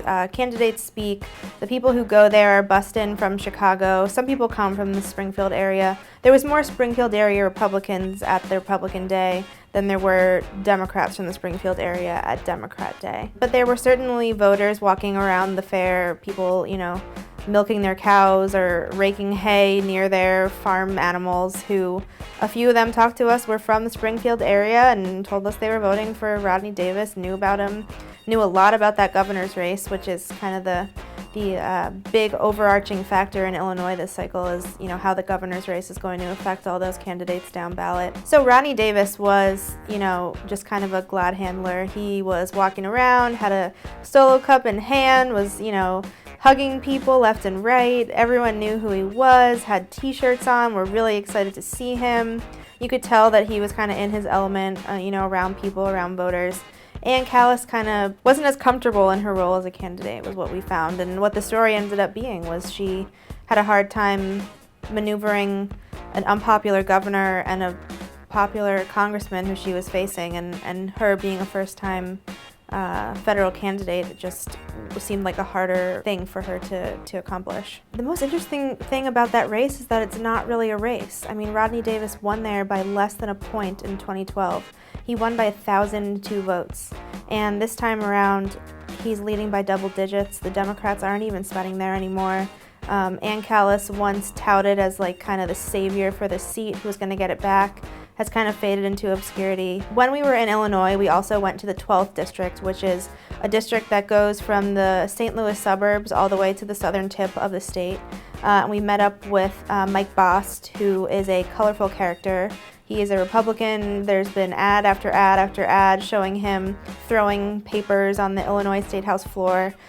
We had beers with him at a local brewery. He was touring a new establishment in his district, asking about, hindrances to job creation, and then we sat down with him, and he told just as colorful stories as he, was on the state floor.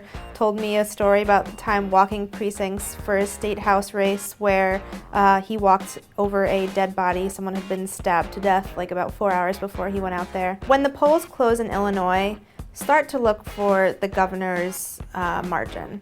If the Democratic governor is underperforming, expect to see some Democratic incumbents fall in Illinois. So if Rauner has a lead, starting off as we get into election night, it's not going to look pretty for the rest of the Democrats.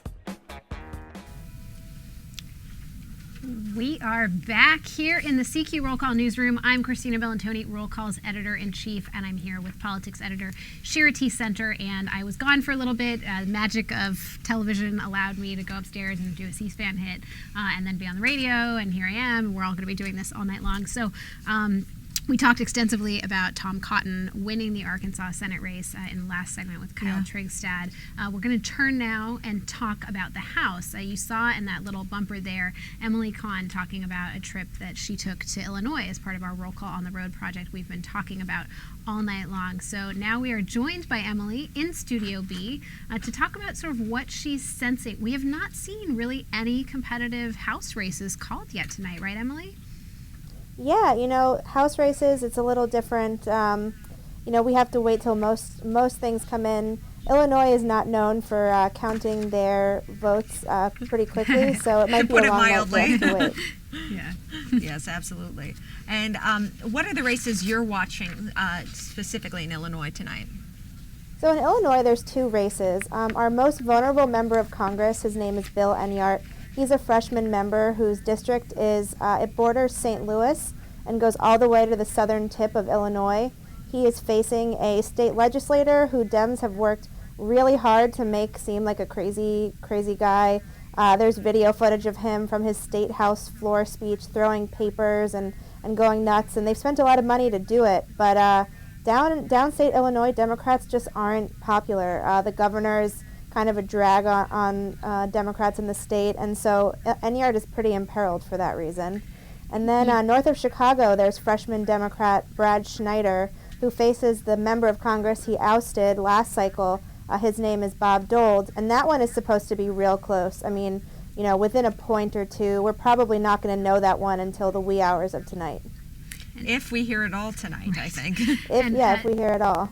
Emily, you obviously have covered very closely Governor Quinn and the fact that, you know, he could be a big problem for the Democrats. President Obama has spent a lot of time in Illinois. This is like one of the few places where he campaigned actively for Quinn, both behind the scenes doing fundraising like he did for most Democrats, but then also in front of the scenes at rallies. What other states are you really watching tonight? I mean, we've got, you know, polls have closed in a good majority of the eastern states, and we've heard a lot about these Senate races, as you said, that it could take a long time with House races. How close are you expecting some of these competitive contests to be?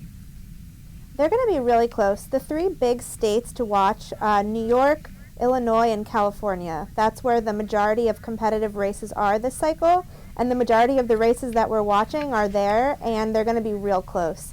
New York's 1st district, it's out in the Hamptons, a nice place to live.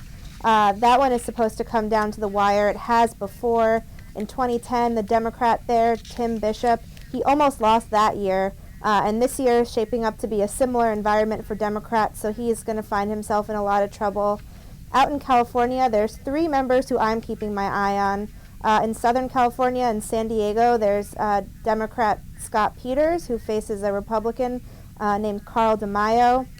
He is a gay Republican, openly gay, and so if you know he's made that kind of a pillar of his campaign, and it's a district that swings back and forth every 2 years, so you know, that one could come real close. California's 26th district, that's Ventura County, Santa Monica area. There's a Democrat, another freshman. Can you see a trend here? A lot of freshman Democrats are in trouble. She is facing a Republican in that district, which usually is a good seat for Democrats, but just with fall-off voters, you know, she's looking like she could be in trouble. And then in Sacramento, there's a 3rd race with another freshman Democrat named Ami Bera. That one has also seen $13 million in Republican spending. They really want to oust him, and it's going to be real close. So we've one race that has, I don't know if it's been called yet, but we're hearing a lot of happy people talking about Don Beyer, who is likely coming to Congress from Virginia's 8th district, where Jim Moran is retiring. We have Warren Rojas, our Herd on the Hill reporter, who is actually there, and he's been sending in feeds saying Democrats are bordering on exuberant at this party. Jim Moran and Terry McAuliffe are there. Beyer took the stage basically saying we can and will take and create a new economy, new American economy. This is a seat that's right outside of Washington, one of the top places where staffers live. But the race that we're all really watching to see is the Virginia 10th district, where Frank Wolf is retiring, and Republicans have Barbara Comstock they're pretty confident about, and Democrats have John Faust. Emily, so we've also been talking about the House races. You mentioned in New York, the polls are about to close a minute from now. Very exciting. A whole lot of polls are going to close in at the 9 p.m. hour. In addition to New York, you have Arizona, Colorado, Kansas, Louisiana, Minnesota, Nebraska, New Mexico, Wisconsin, and Wyoming. One of those, Nebraska, is where, Emily, you had the lovely occasion to go out and visit as part of our Roll Call Reader's Choice contest. Tell us a little bit about this under-the-radar House race in the 2nd District. Yeah, so there's an 8-term Republican. His name is Lee Terry. And this district in Omaha, you know, it's pretty much just contained in Omaha. And it's a pretty good seat for Republicans. Republican presidential candidates win there by a good 7 to 10 points every 4 years. But Lee Terry has said some things that really have bothered some people. During the government shutdown, when he was asked whether he would give up his pay, you know, people were worried they weren't going to get their pay, like veterans and government employees. And Lee Terry said, "Dang straight, I've got a nice house and a kid in college, and I can't afford that." And Democrats have taken that comment and they have spent millions of dollars to make sure every single person in Omaha knows Lee Terry said those words. And when I was out there, I didn't even have to ask them. All I had to say was, "Hi, I'm Emily Kahn. I'm here from Roll Call covering Lee Terry's race." They would stop me and they would just repeat to me those words that he said. So people really were pretty angry about what he was talking about. And because of that, he's in trouble. He's facing a Democrat who, you know, is just kind of a stand-in. He wasn't Democrats' first choice for that race. He's a little bit of a rumpled guy, definitely not the smoothest politician you've ever met. But I think people could have put anyone in that position, and they just are so frustrated with Lee Terry that they would have voted for him. And this is an interesting district, too, because it was one where they actually targeted in presidential races before, because Nebraska had apportioned its electoral college votes out. I think they changed the law after 2012. I'm not 100% sure about that. Yeah. But this was where the Obama campaign actually in 2008 made a real play for that district, and I think they actually ended up winning it. I went and did a story about it way back when. Yeah. So it's a little bit of a swing district, even though it's in the middle of the bright red Midwest. Now, Emily, we have another video from you. We got to see this terrific one earlier, but we just have seen in Pennsylvania, the Republican governor, it looks like, is on his way to losing. I think that race has been called. It's already been called, yes. Yeah, Tom Wolf, the Democratic nominee and a businessman from southeastern Pennsylvania, has won, becoming the first person in modern Pennsylvania history to defeat a sitting governor. Wow. So we're going to play a video. You went to Pennsylvania, a very different race. We're going to play that in just a moment. But before we go, we're going to let you know Senate call. We've seen in South Dakota, this was a race that potentially was competitive for Democrats for a moment. We've seen Governor Mike Rounds. $1 million moment when Democrats went in and spent that money. Yes. Governor Mike Rounds has won that seat and will be coming to the Senate. And we also see Dick Durbin, the number 2 Democrat in the Senate, has won in Illinois. And I got one more for you. Gary Peters, the congressman from Michigan, has won the United States Senate race. The open seat there has defeated the Republican nominee, Terry Lynn Land. This was a race he was projected to win, but people spent a lot of money there from both sides. And at one point, Republicans thought it may be competitive. Definitely not the case. So congratulations, Senator-elect Gary Peters.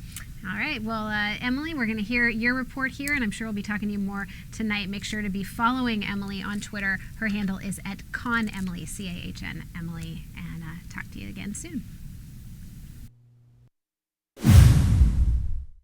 In the primary, went to the Philadelphia suburbs to cover an open seat race for Allison Schwartz's district, and I went out there probably in April and found that Marjorie Margulies was actually losing her race that everyone thought she was going to win. When I went out to the Philadelphia suburbs, I went to a local Knights of Columbus club where the 4 candidates running for Schwartz's seat were attending a chili chomp and chat event. They were all eating chili and talking to the mostly elderly crowd there, looking for their votes.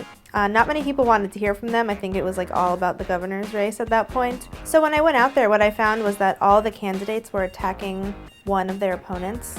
His name was Brendan Boyle, and he ended up being the guy who won. Usually when people are all attacking one guy, it means he's the one in the lead, and they were trying to break into that lead. So being out there and hearing them talk about that kind of made the race clear for me. I thought Marjorie Margulies, like most people, was going to win, and everyone thought she was going to win, but when you see everyone, including Marjorie Margulies, attacking somebody else, you know that that person is the front runner. All right, we are back. That was a great report from Emily Kahn. I mean, really, the Reader's Choice project that we talked about was very, very interesting.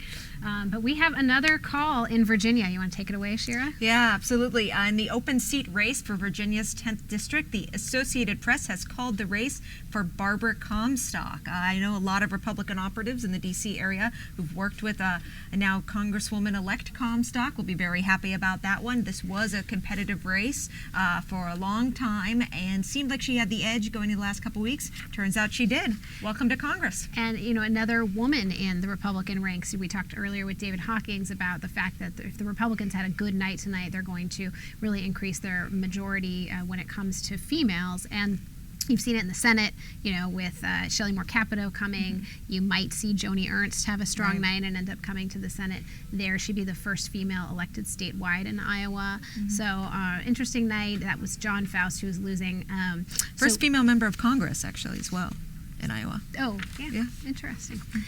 So we've got some fun facts we've been talking about. Of course, at rollcall.com, you've got all kinds of information for you. Our map is showing as these races are called. You can learn more about the districts and learn more about these new members as they're elected. So our new member guide, we've been putting this together over the course of several months, the entire CQ Roll Call newsroom. Shira and I, we've all interviewed people. In fact, I interviewed John Faust, who did not win, so you will never read my new member guide profile of him. Lifting behind the curtain a little bit, we interview people in all of the close races so we can be prepared to go live with it, like this profile of Tom Cotton right here, written by Tim Starks on the CQ side of our organization. Just to point out, Cotton, in addition to only being 37 years old, he is from Dardendale, Arkansas, and he is a Harvard-educated member of Congress now, Senator-elect, and he is both an Iraq and Afghanistan veteran. He's also the fastest member of Congress in one of the races that a lot of us run here. It's the ACLI Challenge. He's always the fastest member to run that race, which is 3 miles, not a full 5K. Excellent. And you run it very quickly as well, Christina. I've just received an email. I've not seen the call yet from the Associated Press, but the Democratic Senatorial Campaign Committee has congratulated Jeanne Shaheen on her election night victory. And I haven't gotten quite word yet about the Associated Press's call, but it looks like a couple of folks are congratulating her. So it looks like that should be coming any minute now. And we actually have a victory speech to play. ABC News called that race for Jeanne Shaheen. We're still waiting on the AP call there. But we have a victory speech from Shelley Moore Capito, who, as we pointed out, plays on the Congressional women's softball team, member of Congress who is headed to United States Senate. This was the first flip for the Republicans tonight, then followed by Arkansas, Mark Pryor losing there. That was the first incumbent to lose. So here is Shelley Moore Capito talking about her win. Wow, thank you. Well, West Virginia is one of the first tonight, and West Virginia has done it right. I want to be the first to share with you how optimistic I am about our future. Around the state today, West Virginia came together and made their voices heard to tell Washington that we can do better. And West Virginians voted to send a new voice to the Senate to speak for them, that will always fight for our values. I go to the Senate with a mandate to make Washington work for West Virginia, to end this practice of picking winners and losers. Tonight, I want to be the first to extend my hand of cooperation to my friend Senator Joe Manchin and to the newly elected congressional delegation to join me in this fight to put West Virginia first again.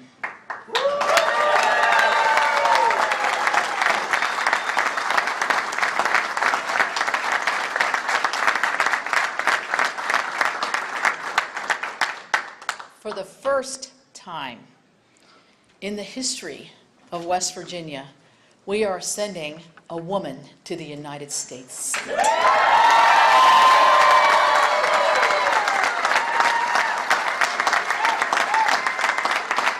I am honored and excited to be that United States Senator. It is impossible for me to convey the gratitude and how humbled I am by your confidence. I hope that I live up to your highest standards and that my service will serve as a role model for all the young women out there. Celia, this is for you. This is for you in our state, and an inspiration too that they can achieve great things. Wow. Thank you. Well, Hi, Christina Bellantoni, Roll Call's editor-in-chief here in the CQ Roll Call newsroom with Shira T, our politics editor, and it's been a fun night. We're getting calls coming a mile a minute, so make sure to be checking our maps at rollcall.com so you can see who has been elected and where. We've got lots and lots of things to tell you. I will report some breaking news, actually. This coming from the White House. A White House official has said that Barack Obama has invited bicameral, bipartisan congressional leadership to the White House for a meeting on Friday. This could be the start of a peace offering. Certainly after the president loses seats, he's already lost at least 2, potentially more tonight. He might be wanting to make a little bit of a peace offering, or they might be talking about ways that they can come together. So that's something that we'll be following closely. Our White House correspondent Stephen T. Dennis has his blog POTUS Operandi that you should always be tracking to find out the latest and greatest there. So we've got a couple more calls. Should we just run through these really quickly? Yeah, I think we should. Texas Senator John Cornyn, currently the Senate Minority Whip, has won re-election in Texas. Initially, but early in the cycle, people thought he might be targeted by conservatives in the primary. A congressman from southeastern Texas challenged him. Turned out to be not much of a challenge at all. And John Cornyn will be coming back to the United States Senate. Perhaps no longer a Senate Minority Whip. Perhaps maybe a Senate Majority Whip. Yeah, oh gosh, it's going to be fun. And of course, all these twists and turns we'll be covering at rollcall.com from here on out. It is seeming like a good night for the Republicans. We have been seeing calls. First, Mark Pryor is the first Democratic senator to lose tonight. He was the #1 most vulnerable senator on roll call's list, and of course on our front page today. So that so far means we're batting 100, right? Yeah, on our list. I think that's about right. I'll take it. So we have Warren Rojas, who is at a victory party in Northern Virginia. This is where Mark Warner, incumbent Democratic senator, is waiting to hear what his fate is going to be. They haven't counted a lot of the votes in Northern Virginia. So right now, Ed Gillespie was up in the last count that I looked at, but we'll see what happens there. But Warren is there where Don Beyer is celebrating becoming the next member of Congress from Virginia's 8th District. And we have a photo that we're going to put up. I think we're going to be able to show you. This is again from Warren Rojas, who writes our Herd on the Hill column. We have reporters all over Washington. Bridget Bowman is talking to Republicans. Hannah Hess is embedded with advocates who are working for marijuana legalization in Washington, D.C. We've obviously heard a lot about congressional candidates, but this is one of the things that's pretty local and interesting here. So we're going to be talking about that later tonight. But we will be having Alexis Levinson talk to us. She's one of the newest members of the Roll Call Politics team and did a lot of travel this year. The last time I walked by the CNN television, I saw that they were saying the Kansas race is exactly tied with just a few returns in. So that's one we're going to be watching really closely, because if the Republicans have several wins, but they lose the Kansas seat, well, that means they need one more seat to take power. Exactly. Although there was no Democratic nominee in the Kansas Senate race, that candidate dropped out about 2 months ago. Independent businessman Greg Orman is running against Pat Roberts, and polls showed them tied, with Greg Orman even having a bit of a lead in the last couple weeks. So that should be an interesting race. And Greg Orman, by the way, has not definitively said whether he would caucus with Democrats or Republicans, but many people in Washington believe he would caucus with the Democrats. And in fact, Joe Biden got himself into a little bit of trouble in the last 24 hours by saying, we know he's with us. I know. That gives me a chance to plug my column today, where I talked about scenarios I wish would happen. Would it not be really fun if Vice President Joe Biden was our tiebreaker in the Senate, if it was a 50-50 I think he's dreaming for this day. I mean, it'd be great. Isn't this like, not only is he, the tiebreaker in the Senate, he's back in his old chamber. Like, he would be living the dream in a way. He definitely misses it, that's for sure. So we're going to introduce you to Alexis Levinson and her travel in Kansas right now.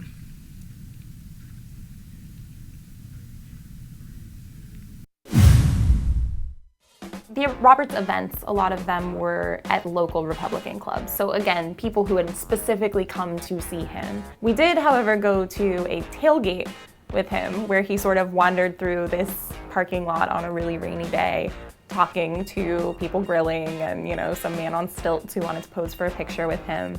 And he actually seems very comfortable in that situation. He's funny. He has this very, very, very dry, deadpan sense of humor. He says something and you sort of stop for a minute and say, oh, okay, that was a joke.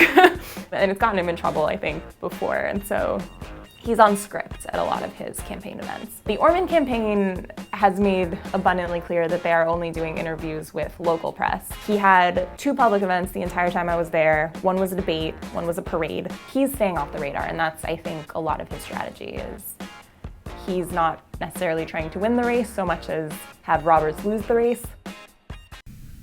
So Alexis, thank you so much for joining us from Studio B. And what's really interesting to me is that this was one of the races where our readers voted to send you there. Could have been anywhere, but Kansas was what they wanted because this race ended up being a lot more interesting than any of us could have predicted. What dynamics were you seeing there, and how much was that tied to what Kansas Governor Sam Brownback is going through?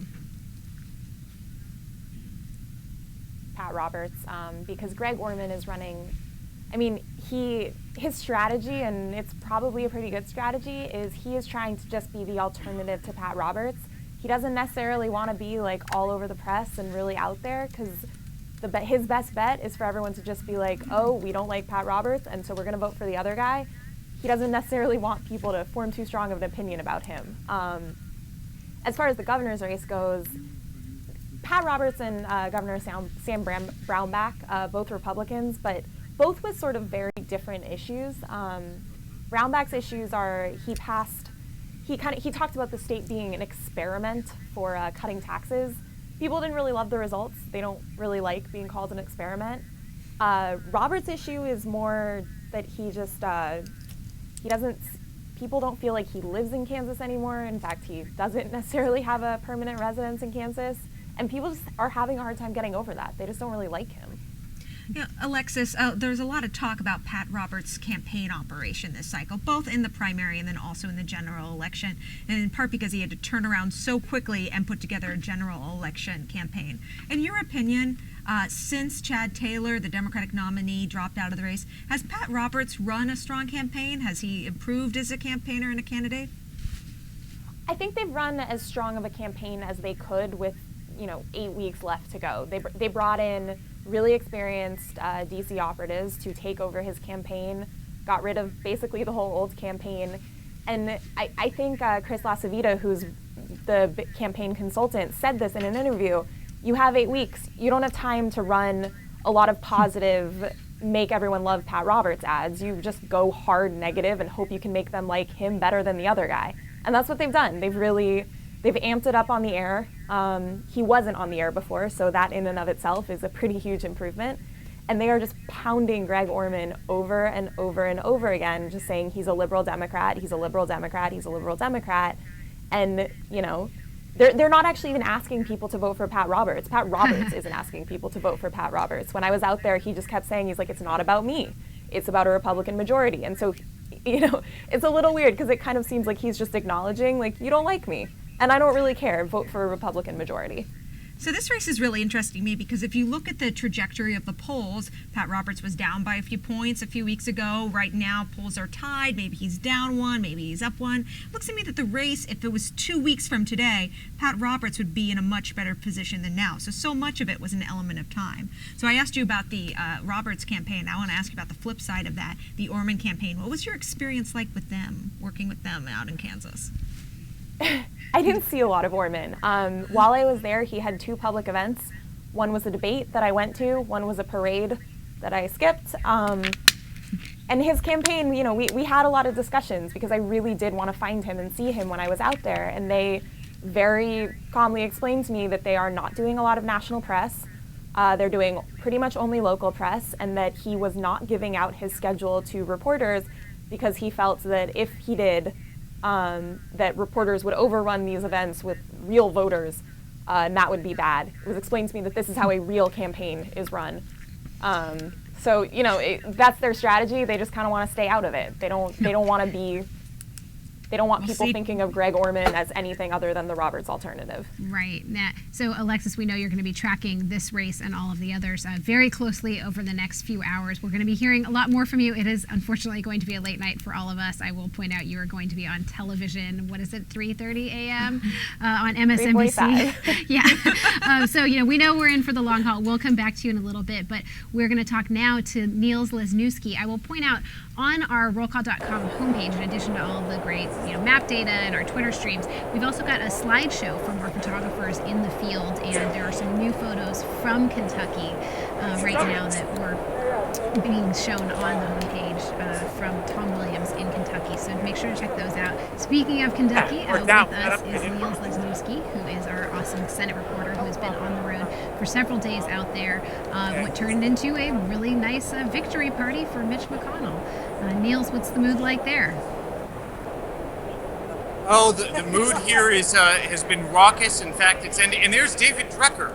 Say hello to David Drucker, who's sitting next to me in press row. He'll be joining us on Thursday at the Election Impact Conference. That's right. Good plug. Nice Roll work, Call Niels. alumni David Drucker.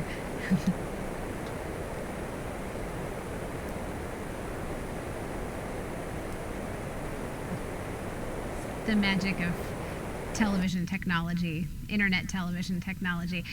We'll get back, Niels, in a minute. But what it does sound like is that it's interesting, Desk. We were talking about maybe McConnell would wait till the end of the night and have Mitch McConnell's victory speech after he knows whether he's going to be majority leader or not. But in fact, he came out really early and spoke, and just said he was happy. Elaine Chao introduced him. He gave, a very, excited speech, but did not really count anything before they actually have it.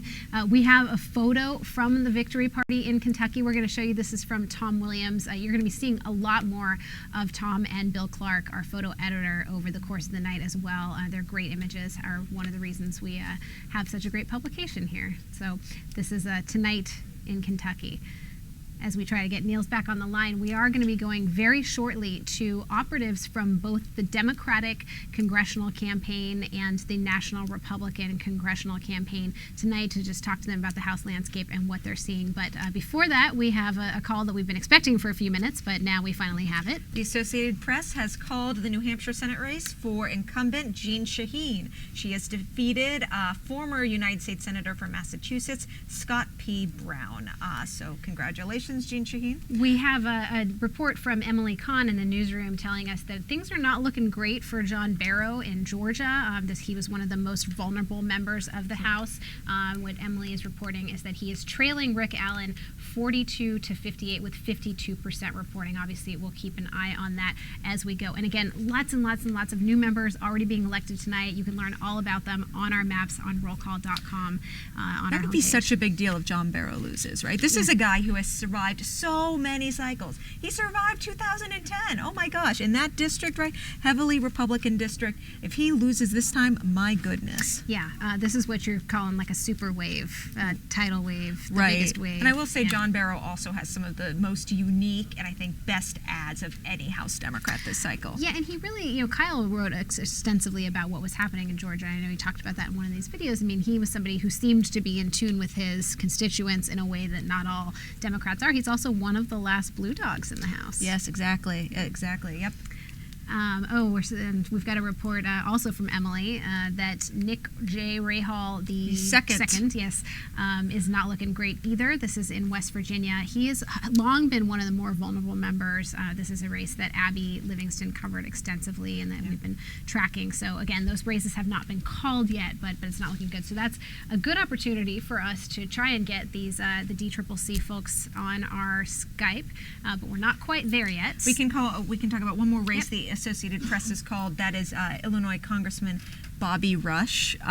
He has had a scathing review from the local Chicago Tribune, I believe, editorial board about him, and it's definitely will be one of our top people to watch next cycle in terms of retirement rumors. So. Mm-hmm. Yeah, that's something that we'll be looking at for extensively.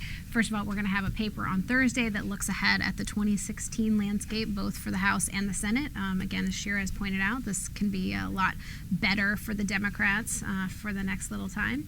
So we're going to keep you updated on all of this. Again, keep your eyes on rollcall.com and that map on the homepage, and we will be right back after just a minute. Also wanted to make a quick thanks to our sponsor tonight, the Beer Institute. These glasses might be filled with something other than water later in the night. The beer's for later in the night. We'll be back.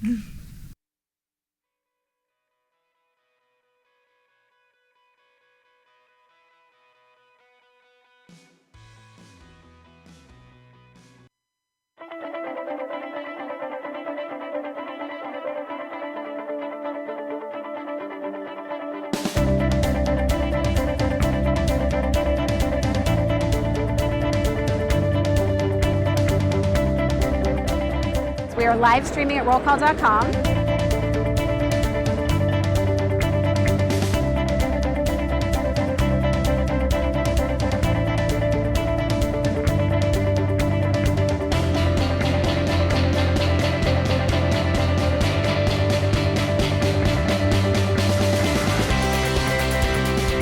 And then there's also the very real risk of Russia doing something militarily in that eastern part of Ukraine. What has happened? Where are our priorities? There's been a group of Republicans who were pushing to push off the fight over Obamacare until the debt ceiling. Save us from the madness. We fumbled the rollout on this health bill. We're stuck with it from the Republican point of view, or we're now going to be happy with it. But there's no turning back, I don't think, at this point.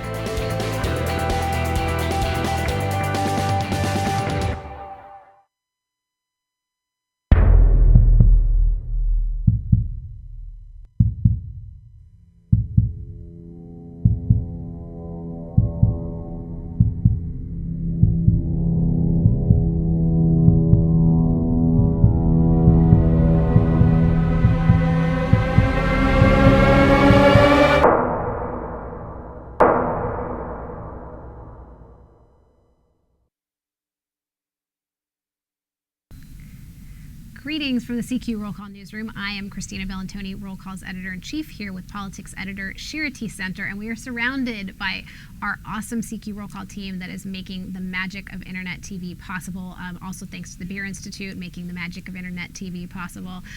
But what a great night. I mean, we've got a ton of calls, a lot more to come, lots of resources for you. You can learn all about these new members that are coming, all about what's going to change. We're going to have David Hawkings back soon. But right now, pretty excited to introduce Democratic Congressional Campaign Committee. Emily Bittner is joining us via Skype. This is from their offices in Washington, I believe. Hi, Emily. I would like to describe you as one of the reasons why I know that reporters and people in politics can be friends, because I consider you a friend, and it's lovely to see you in our live stream. Oh, well, it is lovely to talk with you, Christina. It is lovely to talk with you, Shira. Likewise, I absolutely adore you both, and it's a pleasure to talk with you.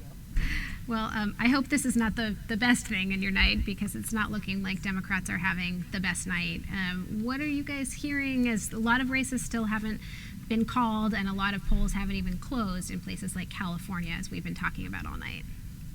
Well, I mean, you guys have been hearing me say this for months now. We knew that it would be a really, really tough election night, and we spent months, the whole cycle really, preparing for what we knew was going to be a tough climate. You know, the president's party loses an average of 29 seats in the second midterm. It is, you know, the Republicans have the tailwind in this election cycle, so we dug in early. We registered 80,000 voters for the first time in key districts. We spent more than we've ever spent on the airwaves to defend our incumbents, and we have a lot of races that were competitive going into Election Day. I think a lot of our battlefield is in the middle of the country and is in the West, but we see some good signs on the East Coast. Emily, I'd like to ask you about two specific races where results are coming in right now. One is Florida's 2nd District, where Gwen Graham, the attorney and daughter of the former governor and senator, was touted as one of your top nominees this cycle. It looks like it's very close right now, with 97% of precincts reporting. She has a 2-point lead over Congressman Steve Sutherland. Any more updates from your end on that race? How is she looking? Well, let's just back up a little bit. I mean, I think it's clear that Gwen Graham ran one of the best races of the cycle, no question, either in the House or in the Senate. Just a flawless campaign there, and against a very flawed opponent. I mean, Steve Sutherland's biggest claim to fame this cycle is his women's only fundraiser. And so we feel very good about where Gwen is right now. Our numbers gel with your numbers, and so we're looking for that last 3% to come in. I know you're a Mountain State girl at heart, right? West Virginia. You got two really interesting House races there as well. Can we talk about Nick Rahal for a second? How's he looking? Well, right now it looks a little bit tough, but that race has not been called. We're still waiting for votes to come in, and so we are hopeful that he will bring that one over the finish line. And of course, California is something that Emily Kahn was just talking about, one of our House reporters who you work with quite closely. There's a lot of bright spots possibly there for you guys. And then also we talked about Illinois. What are you seeing out there? Illinois, where we're still waiting for a bunch of votes in Cook County to come in. And so we think that those will make a major difference in the Illinois 10 race between Brad Schneider and Bob Dold. And I think I see on Twitter right now that Richard Tisey's spokesman has confirmed that Tisey has conceded to Seth Moulton, that is Massachusetts 6th District. I have not seen the AP report that, but I do see a report on Twitter that says stuff. That's got to be good news for you, Emily, right? Great news for us. We felt very confident about that race. As you know, and as you reported very early on, we felt good about it. The numbers there looked great. And so as the cycle ran its course there, as Moulton was very clearly running a very strong campaign, we decided to move our resources elsewhere in the country to help fortify some of our incumbents where the Republican dark money groups were coming in very late, and to go into some of those challenger races, those handful of challenger races that we have on the board. So Emily, one of the things that both parties will always talk about is the importance of recruitment. And we know we're going to be writing a story that'll be in Roll Call on Thursday that the 2016 landscape is much more favorable to the Democrats. You will have a national election. You could potentially have a woman at the top of the ticket on the Democratic side that could boost turnout. The mood might change, etc. So what is the task ahead, no matter how many seats you guys might lose tonight, to convince these best candidates who lose to try again 2 years from now? Well, I think that there is no better example of this than what Chairman Israel did in California's 31st Congressional District. On election night in 2012, he called Pete Aguilar and said, "Pete, we're with you. If you get in this race, we want you to run." Pete navigated a jungle primary, which is a real tricky situation in California, came out successfully, and looks like he's in good shape to come through on election night tonight. And so we hear clapping in the background. You got to tell us what that breaking what was the news clapping is. in the background? If I knew what it was, I'm sequestered over here in the corner though, so I'll have to see if somebody can shoot me a note as to what that was. Oh, that was the Seth Moulton clapping, ladies. We covered that already. Okay. You are so on top of the news. Yeah, we're in the future. We're so on top of it. Yes. Well, Emily Bittner, we're going to let you go now. We are talking to your counterparts at the NRCC in just a moment, and we really appreciate you taking the time on a very busy night, and I'm sure we'll be seeing you again soon. Good luck. Great. Always happy to chat, ladies. Enjoy this election evening. A lot of close races out there. Should be amazing for reporters to cover it. Thanks All right. so much, Emily. Thanks, Emily. Bye. So again, we are in the CQ Roll Call newsroom. We have a giant stack of new member guide information here that we're going to be able to tell you all kinds of fun facts. Thank you so much about all of the people that are newly elected tonight. Everybody from Brian Babin in Texas's 36th district. So he was in the Texas Air National Guard. He is from Port Arthur, Texas. All kinds of things like this. You can get all of this at rollcall.com by clicking through on the election map as races get called. What's interesting about this is that there's still a lot of races we haven't seen. We saw the final call from Jean Shaheen in New Hampshire. That was one that we were waiting on, but we still haven't heard much about Georgia. No. We're still waiting on Virginia, obviously. Virginia's it's a big one huge one. And then you've got North Carolina, which we've already said. We're expecting that to go very, very late. Some of these House races are starting to get called. I expect we'll get a Florida call, at some point soon. Yeah. But we're still looking at West Virginia. I have to hand it to the Florida Secretary of State. Ever since 2000, they know how to count ballots very, very quickly. Yeah, they sure have to do that. So we're going to be talking to the National Republican Congressional Committee in just one moment after this very quick break. We'll be right back.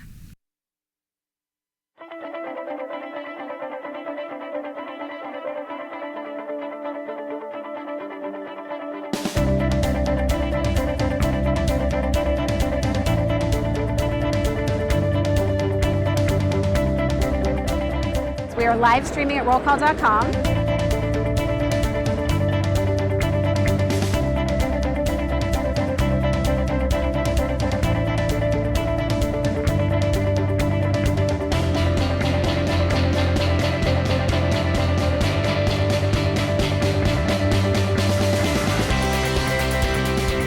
And then there's also the very real risk of Russia doing something militarily in that eastern part of Ukraine. What has happened?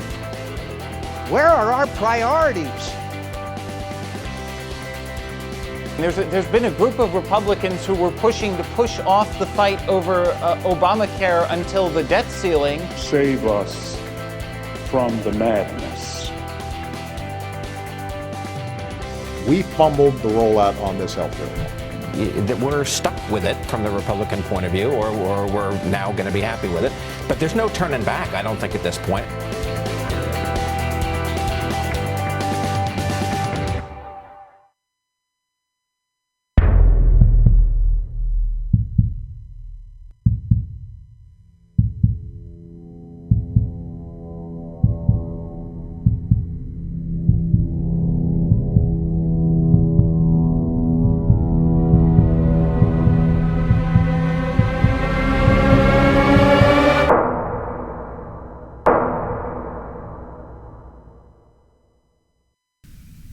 Welcome back. CQ Roll Call Newsroom. Roll Call presents Election Night 2014. We are just getting settled in, and it's getting super exciting. I'm Christina Bellantoni, Roll Call's editor-in-chief, here with Shira T, the politics editor. Tonight is brought to you by the Beer Institute, and we just heard from the Democratic Congressional Campaign Committee's Emily Bittner, and we're very lucky to hopefully be joined in just a moment by the National Republican Congressional Committee's Andrea Bozek via Skype. So, of course, this is, the magic of technology isn't always perfect. But hi, Andrea. Thank you for joining us. Hey, guys. Thanks for having me. No problem. Absolutely. Andrea, I'd like to start off by asking you about how things are looking in your home state of New York. How are things looking maybe in the 21st District, the open seat for Bill Owens, as well as the Tom Reed and a couple of the other big races? Yeah, obviously, an issue near and dear to my heart, and I know, Shira, you're obviously interested in too. I think we're going to make history in New York 21st District tonight by electing the youngest woman youngest woman ever elected to Congress, and the least Stefanik, Republican and Democrat. And this is obviously a pickup opportunity for us. Bill Owens was a Democrat who currently held that seat. Democrats pretty much gave up on this opportunity in the North Country in New York. So we're feeling very good about where we are in New York tonight. And then we have New York 1, which is Tim Bishop versus Lee Zeldin. I think that's going to go very late into the night. Again, that was decided by 500 votes in 2010. I think it's going to be close, but I think Lee Zeldin definitely has the momentum in that race.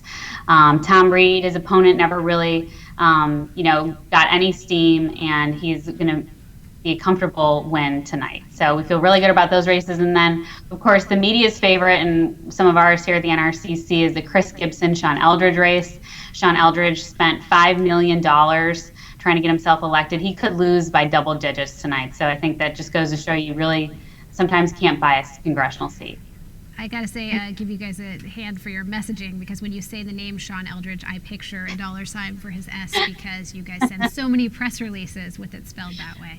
Wow, yes. We have some breaking news right now. Breaking news. And Andrea, while you're on the line, we should ask you about this. It looks like Gwen Graham has defeated Steve Sutherland, who is now the first House incumbent to go down tonight.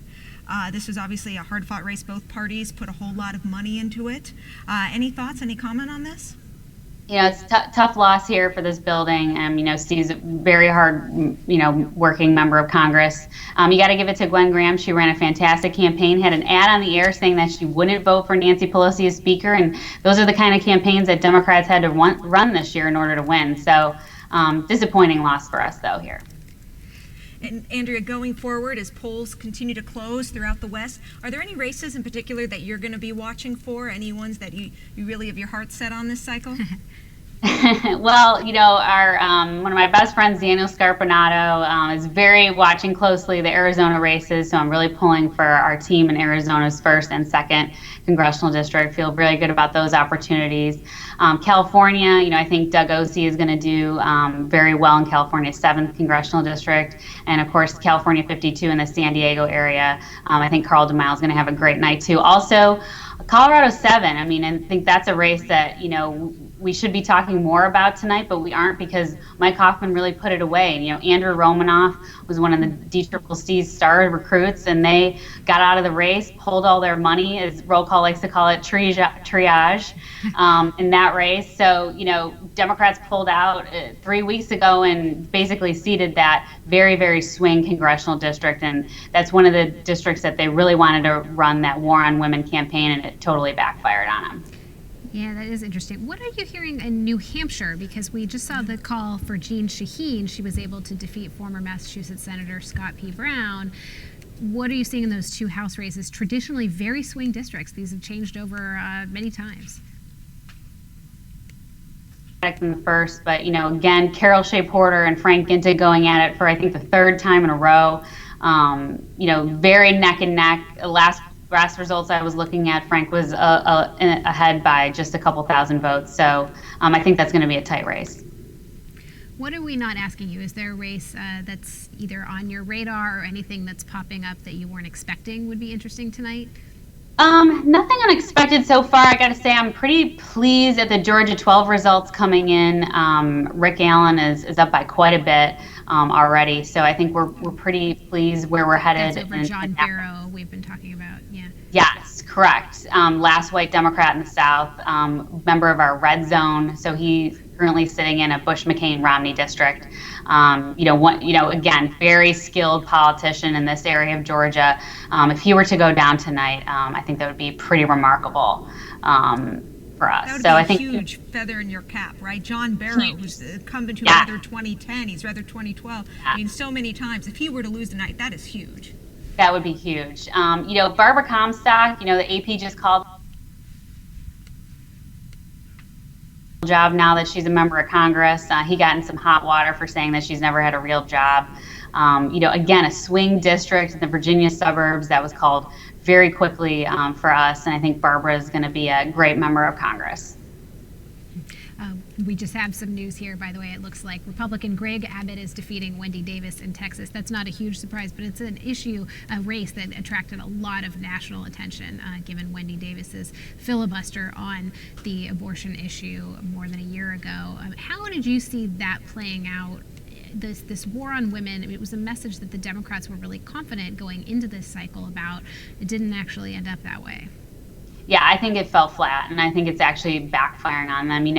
At the NRCC, we, did it. I pat ourselves a little bit on the back here. We did a good job in preparing our members for how to answer these tricky questions, and we advised them to have their first ads out of the gate, positive ads about how they want to make life better for women in Congress. And so you had Mike Kaufman running ads about how he supported the Violence Against Women Act and co-sponsored legislation to end sexual assault in the military. So proactively inoculating themselves from these ridiculous attacks, which was a change, frankly, from 2012, where Republicans just sort of, took these attacks and didn't fight back. But this, we learned an important lesson from that election, and this cycle we fought back. We fought back, and I think we're going to do pretty well with women tonight because they're very frustrated with the direction of the country. And, I think we ran a lot of ads on terrorism and jobs in the economy and Obamacare, and those issues are, particularly with women, very disturbing and what, the United States is doing, President Obama in particular, on those issues. So I have a good feeling about where we are with women this time around. Well, thank you very much, Andrea Bozek with the NRCC. We're going to be talking to you many more times, no doubt. But thank you for joining us tonight on our live stream. Wish we could keep you longer, but we got to talk about all these other calls that are coming in. Thank you, Andrea. We enjoyed working with you very much this cycle. Yeah. I was just going to say the same thing. Thanks to you guys and your team. You guys are the best in the business. We appreciate all your hard work. Thank you. Good luck. Thank you, Andrea. Thank you. So while we were talking to Andrea, we had a couple more calls. The official call in Massachusetts, Seth Moulton did win that race there. That was, again, he was able to defeat Democratic incumbent John Tierney in Massachusetts earlier this year. Talk about a surprise race, by the way, that primary. Yeah, it sure was. And this is something you can track on our casualty list. That's basically our name for all the members that won't be coming back in the 114th Congress. That's at rollcall.com, and we've been tweeting that out a lot. You can track who's lost lost tonight. Again, we have Steve Sutherland, who was on the most vulnerable members list, who has lost. David Hawkings, our senior editor, is joining us again from Studio B. What an extraordinary night. What does this feel like to you right now? Or are we in the middle of a major wave? I guess I'm not seeing a wave on the House side with only, with only, how many Democrats have we called? How many Democratic incumbents have we called losing? It doesn't seem wave-ish to me yet, but it does seem like it's still on track to be right there at the cusp of what the Republicans are saying they were shooting for, which is to get into double digits and to be up there in a grand total of seats that's about the 57% of the seats, which they've only done really twice since World War II. So, that would be they're still potentially, I guess, could do that if the next couple of hours go the way our friend at the NRCC was saying they might. But this is, after so many wave elections, this isn't the wave, but it's sort of, it'll solidify.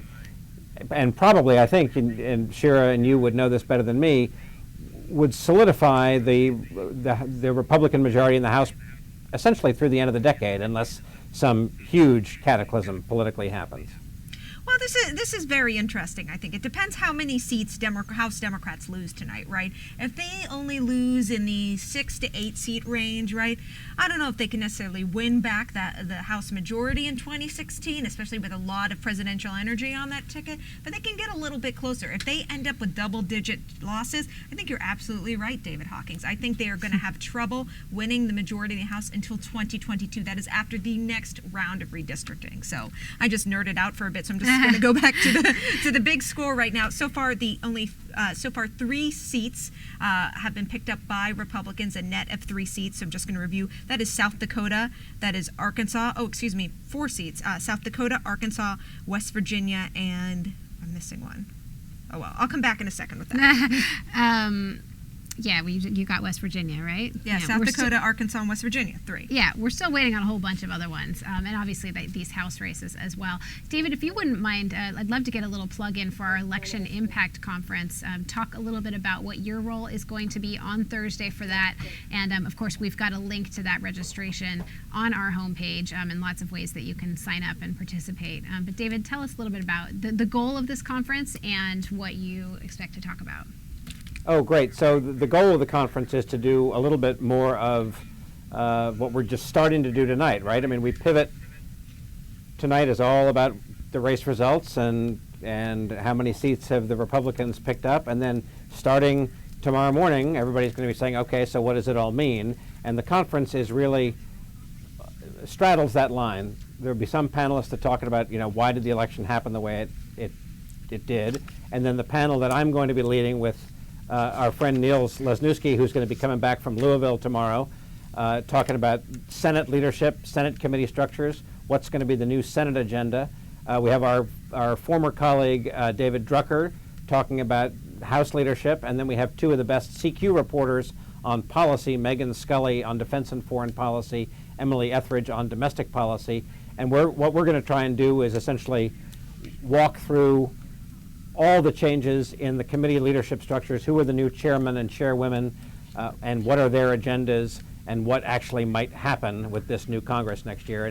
And what we'll be using as our kind of field guide for that project is the so-called CQ Roll Call Guide to the New Congress, which is this amazing, it's put out as a book still, not because we still believe that people want to leaf through the book, almost like leafing through the program at a baseball game to see who are the new members. All those new member profiles that we've been discussing will be reproduced in that after they've appeared online.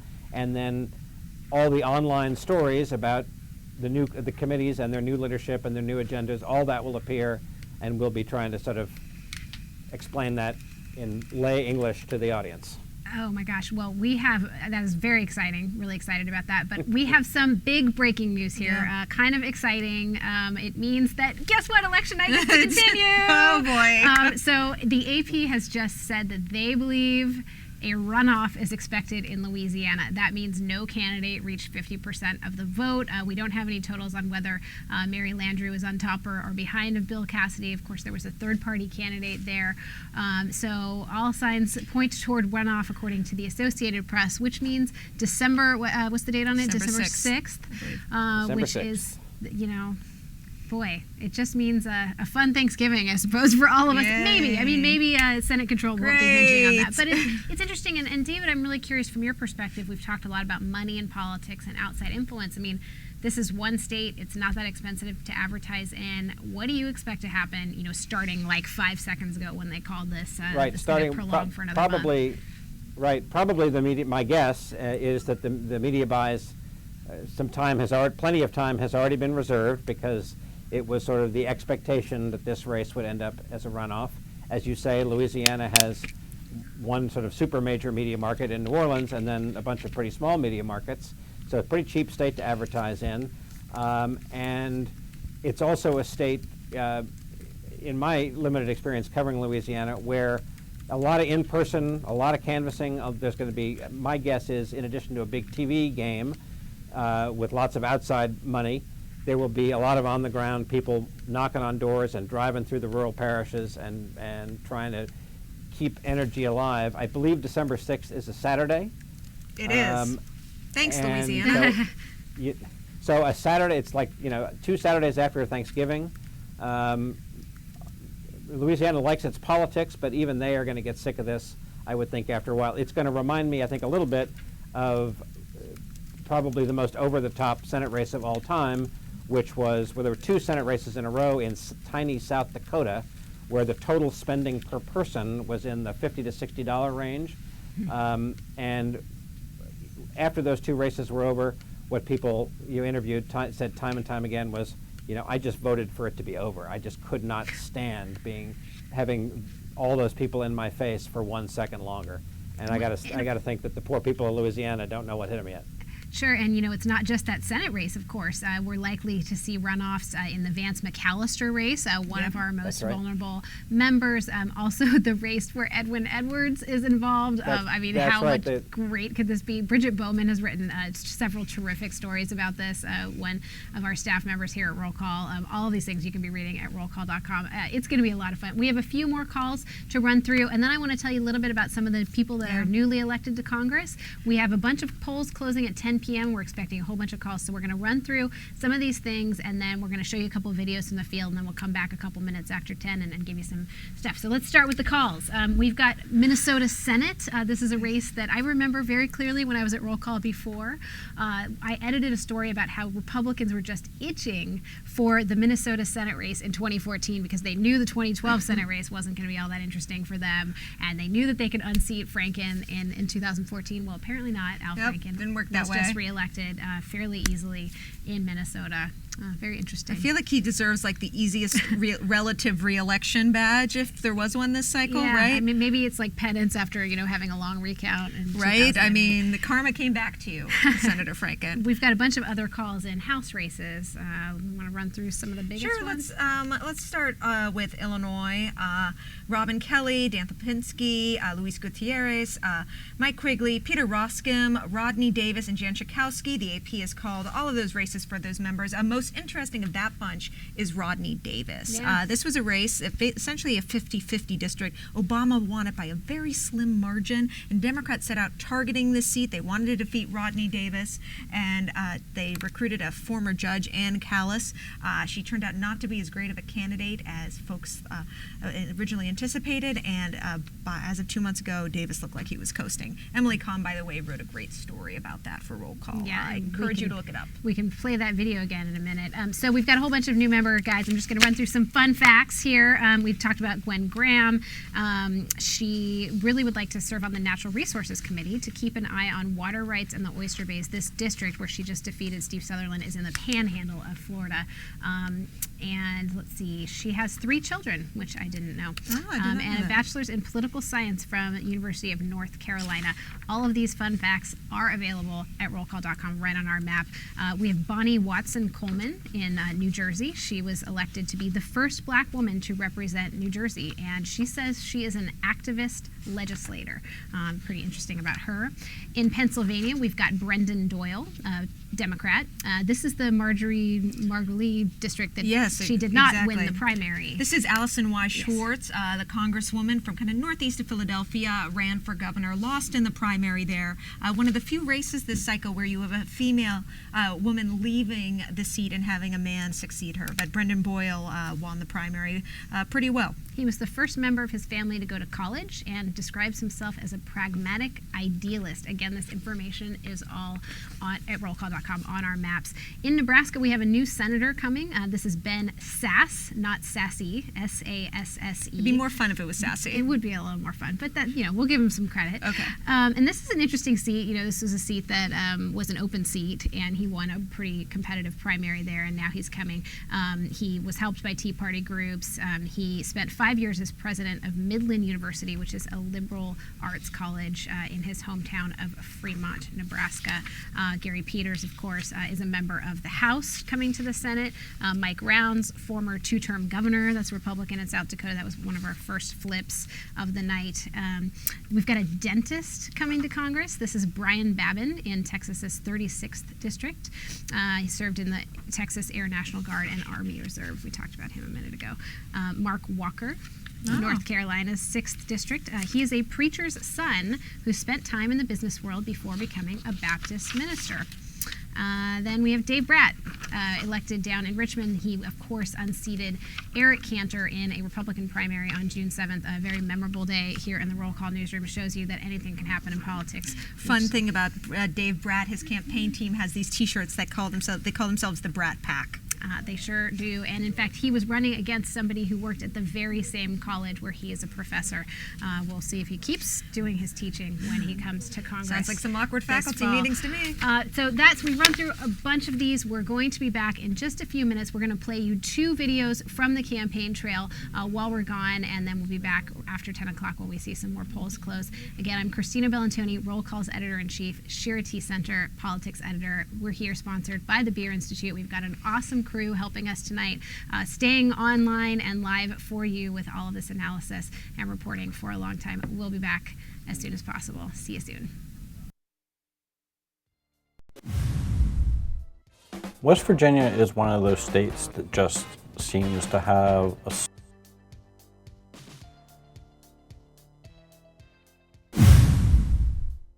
West Virginia is one of those states that just seems to have a soul and a character of its own.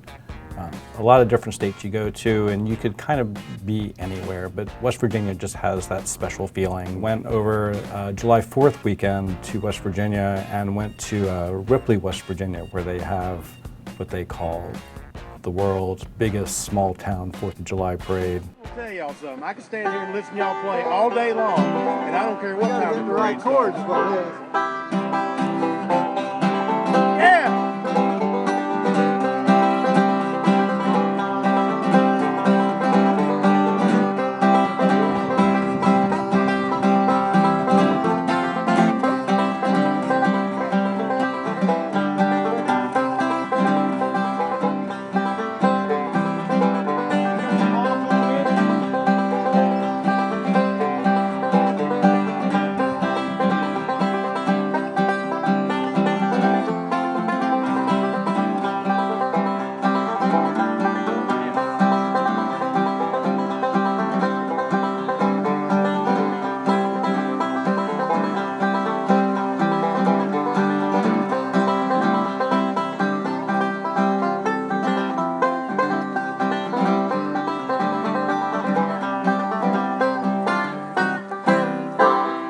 This photo that I shot during the parade has really nothing to do with politics, but it's one of those photos that just gives you the flavor of what the state's like, what the region's like. You know you're in West Virginia when you pose with a chunk of coal that says Friends of Coal. I went to Florida's 2nd district, which is in the Panhandle. It is, they proudly say they have more in common with Alabama than Miami. And I think it's one of the most fascinating races in the country. It's one of the few races where a Republican incumbent is in a lot of trouble. And his name is Steve Sutherland. He has struggled on the gender issue. He's said some probably politically unwise comments. And his opponent is the daughter of former Senator Bob Graham. And she is a very savvy politician. Her name is Gwen Graham. And she's hammering him for it, but she's also running a very competent campaign. I think one of the most interesting tests of this cycle is, can Democrats win this seat with a good candidate, with a good organization, but a very, very bad environment for the national party? I didn't know much about the Graham operation until I went down there. I didn't understand what kind of a big deal it was. This is essentially political royalty in Florida. They give out pins, little lapel pins with graham crackers on them to loyalists. They pass out graham crackers at events, and these are all throwbacks to things they used to do. Bob Graham would go around the state and have what he called work days, where he would perform the duties of a constituent. He would cut someone's hair, he would work in a factory, he would go fishing. And so Gwen Graham has taken that on. And so what's happened is a lot of people who remember the old days of the 70s, 80s, and 90s of the Grahams would come out just to see the celebrity, Mr. and Mrs. Graham, and get to know Gwen, and they might not quite be Democratic, but by the time they left, they would be wanting the paraphernalia, wanting to be part of the effort. While there's been so much attention on Gwen Graham, Steve Sutherland's family is huge, and so his family just descends upon you as you walk up, and you meet his mom and his dad and his sisters, and you see people who really, truly love the candidate. His grandfather founded a funeral home. So I think what people forget is Steve Sutherland is a congressman, but he and his family have been there on the worst day of the lives of so many people around him. So when I was covering Steve Sutherland's event, one of the struggles was that the Gwen Graham event was scheduled soon after, and I had to race across half the state just to get to the event. So I was in a hurry to leave Sutherland's rally early, and his press guy, this music started playing, and the press guy said, "Are you sure you want to leave?" And I stopped, and the next thing I knew, Steve Sutherland was singing. Be afraid, just as long as you stand by me. And darling, darling, stand by me. Oh, won't you stand by me? Oh, stand by me, stand by me. I pulled out my iPhone and raced over to the stage and recorded it as much of it as I could, because it was quite amazing to see a member of Congress bust out in show tunes. On a night like tonight, you're grateful above all else. And for me, that gratitude starts with the people of Kentucky. They've put their trust and confidence in me for a long time, and I want to thank them tonight. I work hard to bring your concerns to Washington, and I will not let up.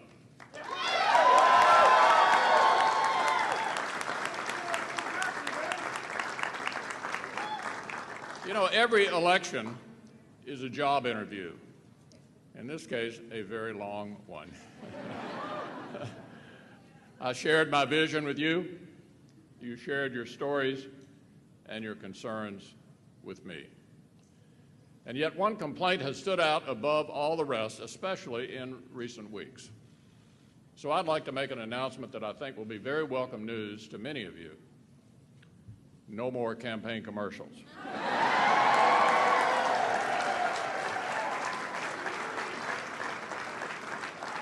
The TV executives may not like it, but enough is enough, right?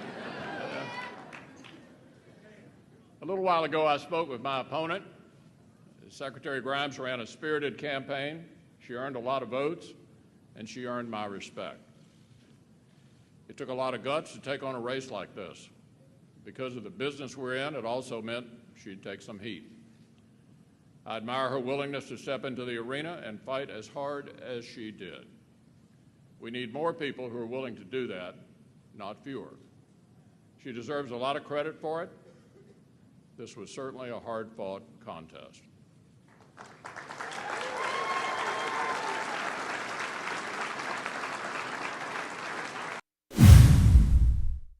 I was actually at the Iowa State Fair, so I saw almost everybody in politics, but I was specifically there to see Bruce Braley, who's a congressman who's running for Senate on the Democratic side, and Joni Ernst, who's the Republican nominee for Senate. Iowa's a pretty politically engaged state because of their role in choosing the presidential nominee. At the Iowa State Fair, it was tricky because both candidates, Braley and Joni Ernst, were being followed around by trackers. There was a very stark contrast between the way the two of them interact with voters, because Braley, at that point, had stuck his foot in his mouth a number of times, and his campaign seemed sort of trying to protect him from doing that again in any casual conversation with a voter. Ernst just wandered through and talked to everybody and hugged people, and she seemed to really relish it. Especially when Chuck Grassley showed up, he campaigned with her, and she kind of loosened up. He made it his priority to introduce Ernst to everybody. We were trying really, really hard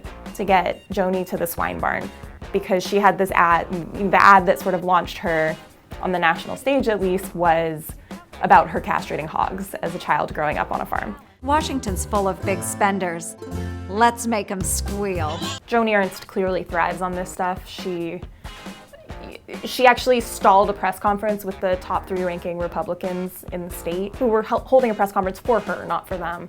She was late to said press conference and kind of held it up because she stopped to hug someone and congratulate them and chat about whatever, and it wasn't even clear if this was someone she knew or if this was someone she had just met. At the pork tent at the Iowa State Fair, all the politicians go and flip the pork. But then fun things happen, like Joni Ernst was also flipping, doing her appearance at the tent, and Steve King showed up. Candidates were kind of distancing themselves from King because he's a little far right on his views. He comes up and starts chatting with her, and they're all friendly, and I look at the press person and she's like, oh. Braley, when he was at the fair, he was at the fair for a lot less time, and also the day he was at the fair it was rainy and gray and kind of gross, but he kind of beeline to the people he needed to see. He went to the Future Farmers of America thing. He went to some university stand. It was just let's go here, and now we're going here, and now we're going here. And then we were done. Most of the people I talked to were either coming to talk to the candidates, or there was a local TV station that does a cast your kernel. You put a corn kernel in a jar for whichever candidate you want to win.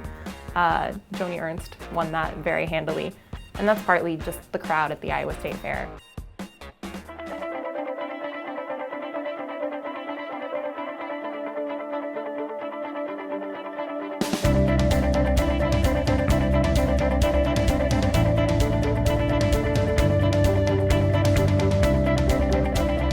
We are live streaming at rollcall.com.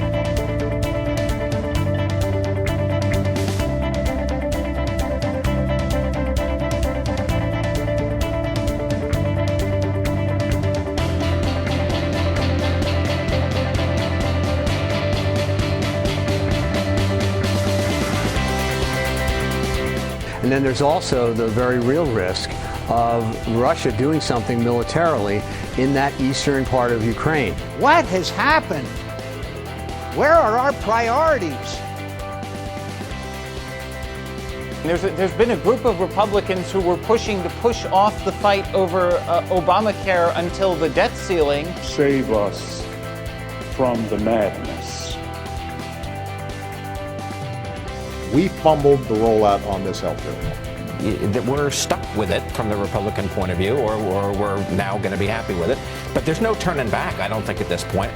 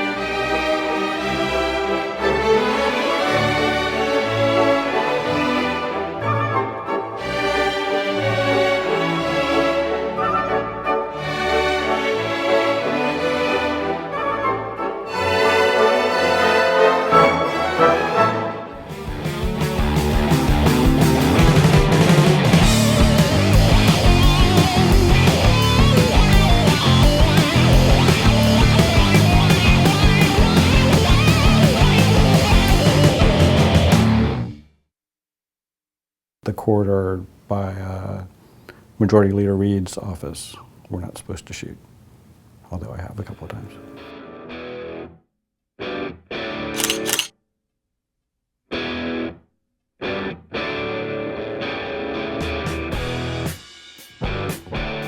When you're in that building, what is your sort of a goal every day when you walk in?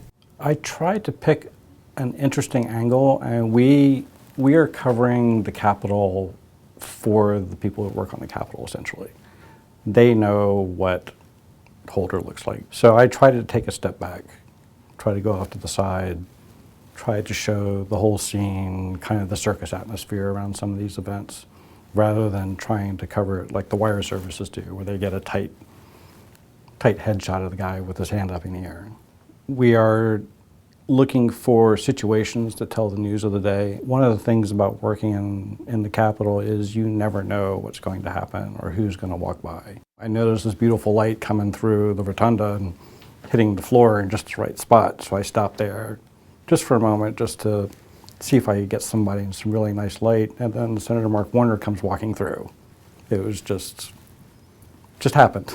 It was a recess week, I think, and we were kind of desperate for photos to put in the paper, and I'm just standing there, and Max Baucus walks by, and it turned out that it was the day he was being sworn in as the ambassador to China, so it just turned into a news photo. What about shooting outdoors? You guys often will get pictures of members coming in and out of the Capitol. That's one of my favorite things to do. When I've got some free time, I'll just take a stroll across the East Plaza. Yeah, it's a good way for us to get at least file photos of members of Congress that we don't usually see. You see college mascots posing with members of Congress. You have celebrities who will just show up and pose with a member of Congress.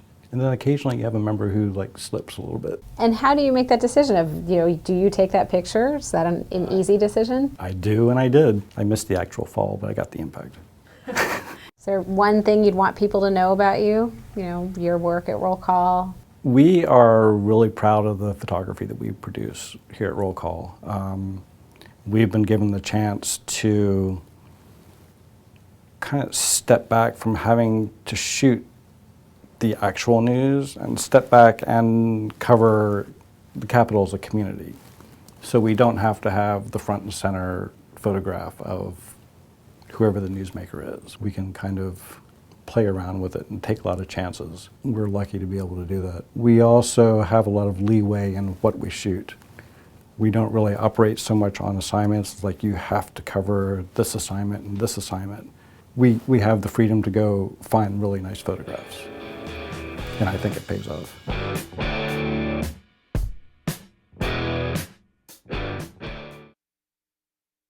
A lot of your goal is just to get something in focus.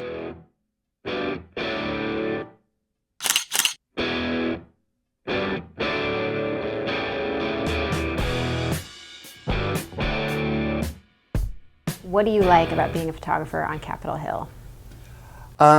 Definitely meet some interesting people. Generally the members of Congress, obviously they're from all over the country, usually a lot of good personalities. It's difficult as far as photographing though, because you're restricted in your movements a lot of times. The guys are generally all, dressed up in suits and not working with much there. So I like it because it's a challenge. They want you to not photograph around the House chamber, a couple hallways around the Senate. So that's a problem because that's where a lot of action is. Before and after votes, congressmen talking to each other, their staff, journalists.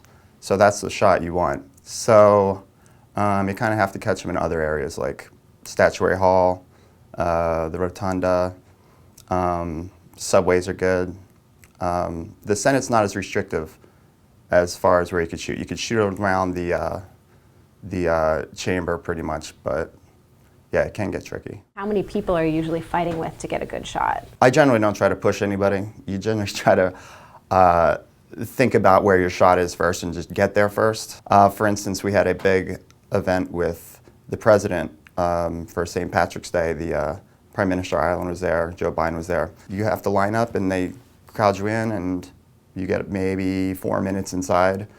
And it's pretty challenging because the president and John Boehner aren't really right next to each other, like the two principals you're looking for. Basically, I shot the entire thing in a Hail Mary situation with the camera up over my head because I was the last one on the pole to get in, so I was shooting over people. So I shot probably like 40 frames almost blindly. Wow, that means you're not looking through the viewfinder. I'm definitely not looking at the viewfinder, but you're able to turn a monitor on in the back, so you kind of see what you're doing. But I just shot maybe 40, 50 frames, and I got one usable one. You have to figure out what your background's going to be and try to get there before someone else. Because if you see that picture, just because you could compose it in your head, you can't get there because there's like 10 other people to stumble through. So it's a lot of thinking ahead and planning. And is that trial and error? I mean, have you made mistakes and gotten the wrong background behind someone at that podium? Yes, but you're also trying to mix it up quite a bit. Yeah, shoot from as many angles as possible because you kind of don't know, what's going to work. You could throw a lot of it against the wall and see what sticks. Is it hard to recognize those new members of Congress? Yeah, that's definitely been a challenge. I was pretty good at it for a number of years. Like, I was like the go-to guy in the press gallery, like, hey, Tom, who's this guy or who's this woman? But with all the turnover in the last few years, yeah, it's definitely hard to keep track. Shoot first, ask questions later? Right, well, yeah, ideally, if you photograph the person, you try to get their name. I've definitely asked members of Congress who they were before. I'm like, excuse me, sir, but I don't know your name. Now, being on the Hill for 14 years, so many people know you. Do you often get members of Congress grabbing you and trying to pose for pictures? They generally, yeah, kind of. They kind of know the drill, though. They know they're supposed to act naturally. But Senator Patrick Leahy, I'm actually friendly with him. I guess a couple months ago, I walked into the hearing room, and he just like pointed at me, and Grassley was there. They were like, hey, and it was pretty funny. So it was a pose shot, but it worked out.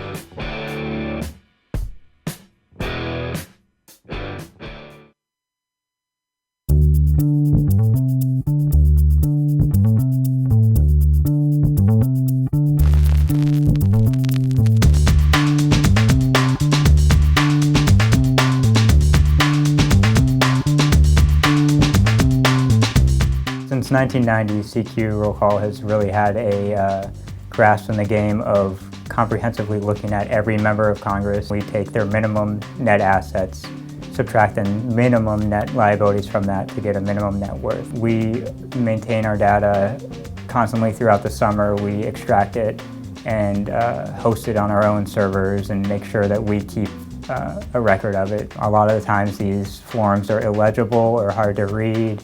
The handwritten ones are squished into lines. Members have these open-ended ranges that are inaccurate for their values. We also have a firm deadline of that 90-day cutoff period, so if members file late, we won't report it unless there's an extenuating circumstance. In the new interactive for roll call, we can compare changes from net worth across years. Our reporting really emphasizes not just how members obtain their wealth, but also how they have improved or lost wealth in the past year.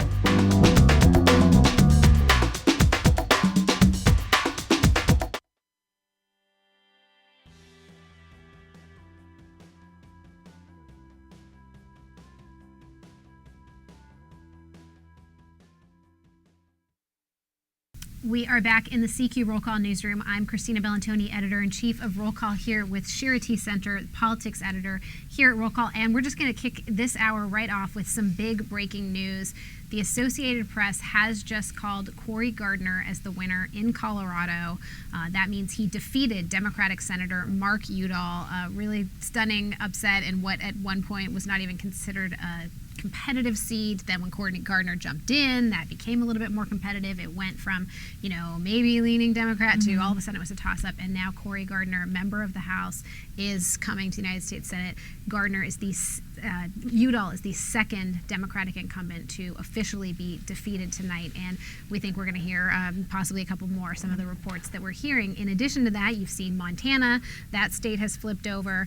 You've got South Dakota, West Virginia. So if you're keeping track, that's 5 right there, and we're still waiting on a lot of other races, and we're seeing Republicans up in some of these really competitive places like North Carolina. We're still closely watching Virginia. So this is looking like a pretty tough night night for Democrats on the Senate side. On the House side, it's real tough. It is very, very tough. We've had a couple of incumbents already lose tonight on the House side. The one bright spot for Democrats was Steve Sutherland in Florida's 2nd District. Steve Sutherland has lost to attorney Gwen Graham, the daughter of the former governor and senator. This is a top Democratic recruit.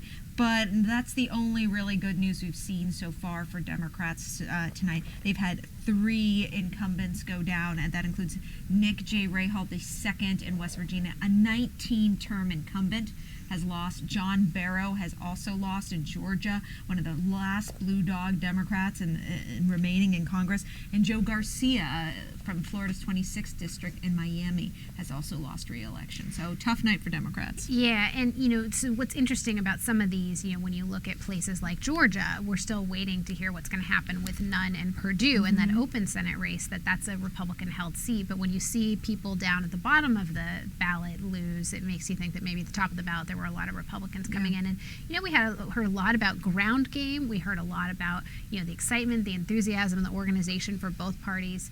We do have Bill Clark on the line with us. He's our photo editor, and he is in New Orleans with Mary Landrieu. And Bill, we just found out a few minutes ago before the break that the Associated Press has called this going to a runoff, meaning neither candidate reached 50%. So it's one more month of elections in Louisiana. No, you can't stay in New Orleans the whole time. Sorry, Bill. But tell us what the mood is there right now.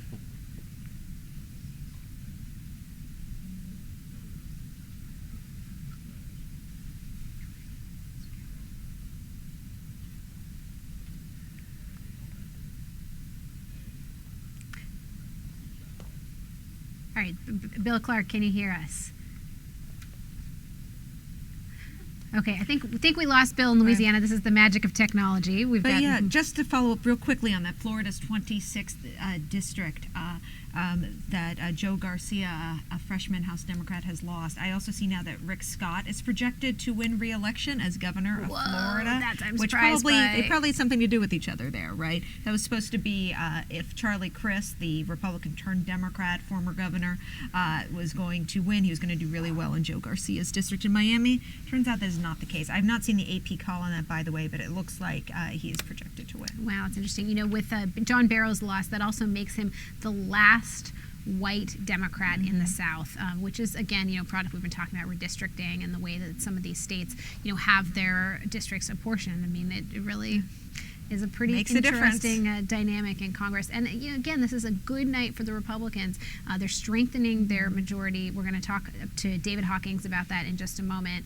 We're going to continue hearing from our reporters in the field. But again, we've got some big calls here. We've got Cory Gardner defeating Mark Udall. We've got the Montana Senate race being called for Steve Daines, just a freshman member of the House, in fact, who's elected at large there and is now going to become a senator. And then in South Dakota, you had Governor Mike Rounds win. And West Virginia, Shelley Moore Capito wins there. So some of the things that we're waiting for. Polls just closed in Iowa, where Congressman Bruce Braley, Democrat, is running against State Senator Joni Ernst, Republican. She is favored right now to win. We have not heard a call in that race, but that's one that we're watching very closely. If for those people keeping track at home, that's 5 that they've got. They need a net of 6. Now, and Iowa could be the one tonight that flips them and gives them the majority. It's very easy to see that happening in the next hour. And then if they end up losing in Kansas, then it goes back. A deficit. Yeah, and depending on what ends up happening in Georgia, I mean, we might really be waiting. And we haven't even talked about Alaska, where the polls are still open. So if you're a voter in Alaska, are you paying attention to this? And what are you thinking? We definitely would like to hear from you. You can send tweets to @RollCall or join our YouTube chat, of course. Again, I'm Christina Bellantoni, Roll Call's editor-in-chief, and we are here on a live stream brought to you by the Beer Institute. We are having a lot of fun. We're going to keep going tonight, giving you all kinds of in-depth reporting, tell you all about the new members of Congress. We've got all kinds of great details here that we're going to keep going on. And, of course, our maps at rollcall.com will show you which districts have turned over, help you learn about those members and about those districts as much as possible. So we're going to have David Hawkings with us in just a moment. I think he's going to be available. And in the meantime, I'll just point out one of the great hallmark features at Roll Call are our most vulnerable lists. every month, starting in August through the election, we release a list of the 10 most vulnerable senators ranked and the 10 most vulnerable House members ranked. And so right now, obviously a lot of states out there on the House list. We are going 3 for 3 right now, just to let you know. Going to toot our own horn there at Roll Call. Our politics team is terrific, Shira. That's true. Also terrific is senior editor David Hawkings, who I need to point out, I can't believe this is the first time I've mentioned this, the very bow tie that he's wearing tonight is a product of social media. This was social media editor Syra Masters' idea to have a little contest for which bow tie David should wear, and he will be joining us from Studio B as soon as we have this call. Yes, the Associated Press has called the race for Mike Boss in Illinois' 12th district, I believe. That means he's defeated freshman rep Bill Enyart. This guy was #1 on Roll Call's most vulnerable House members list. Interesting. And by the way, we have a little pronunciation chart. This is from our friends at CQ. That is right. It is Bost, pronounced like cost. David Hawkins, senior editor, what do you make of what is seeming to be a little bit of a Democratic bloodbath tonight? You know, it does seem as though more and more of these races are starting to fall their way. I mean, this is the fact that the Democrats now do not have a white male member in the Deep South is a historic thing. It's also astonishing to me. I think John Barrow has been on Roll Call's 10 most vulnerable lists, every year since he's been elected, and the fact that this is the year that he got rung up, is kind of historic, and it is a sign, that the Republicans are solidifying their control on the House by monopolizing a region where they didn't even have a toehold when I was, a young reporter. I mean, I think they now have half, or almost more than, maybe even more than half of all of their seats in the new Congress will come from the South, not just the Deep South, but sort of the border South as well. So this is their bulwark in which they're going to be, divided government or not. The Republicans, to me, look like they're now in a position to run the House for the rest of the decade. It's really extraordinary when you think about just in a few years how many wave elections there actually have been. The Tea Party class that came in 2010, sent a real strong, anti-government message. In 2006, you had the Democrats take over both the House and the Senate with an anti-war message. Obviously President Obama's election was considered a change election. This is just really an extraordinary turn of events. I'm going to give you a dispatch from one of our reporters in the field. Bridget Bowman, our campus reporter, is actually hanging out with Greg Walden, who's the chairman of the National Republican Congressional Committee. And of course, they're having a good night. But in true Roll Call fashion, Bridget is reporting on something that we actually broke the news here, that Walden is being challenged for the NRCC chairmanship for the next cycle by a couple of different people who are interested. And he was asked about this tonight, and he said he was confident his fellow Republicans would stand behind him. I'm in this to elect Republicans. I just did what my conference asked, and I think we've done it well. So that's the report from Bridget Bowman out in the field. David Hawkins, we've talked a little bit about, you just said that you think Republicans will control this chamber for the rest of the decade, but what does it mean to have control of your party's congressional committee in a presidential year when it's just hard, it's volatile, and everything is tied to the top of the ticket? Right. I mean, the next 2 years are what obviously the House Republicans are hoping, and most of their chairmen will be back. The way that it works in the House is the Republicans, if the Republicans are in charge, then their members can only chair the committees for 6 years.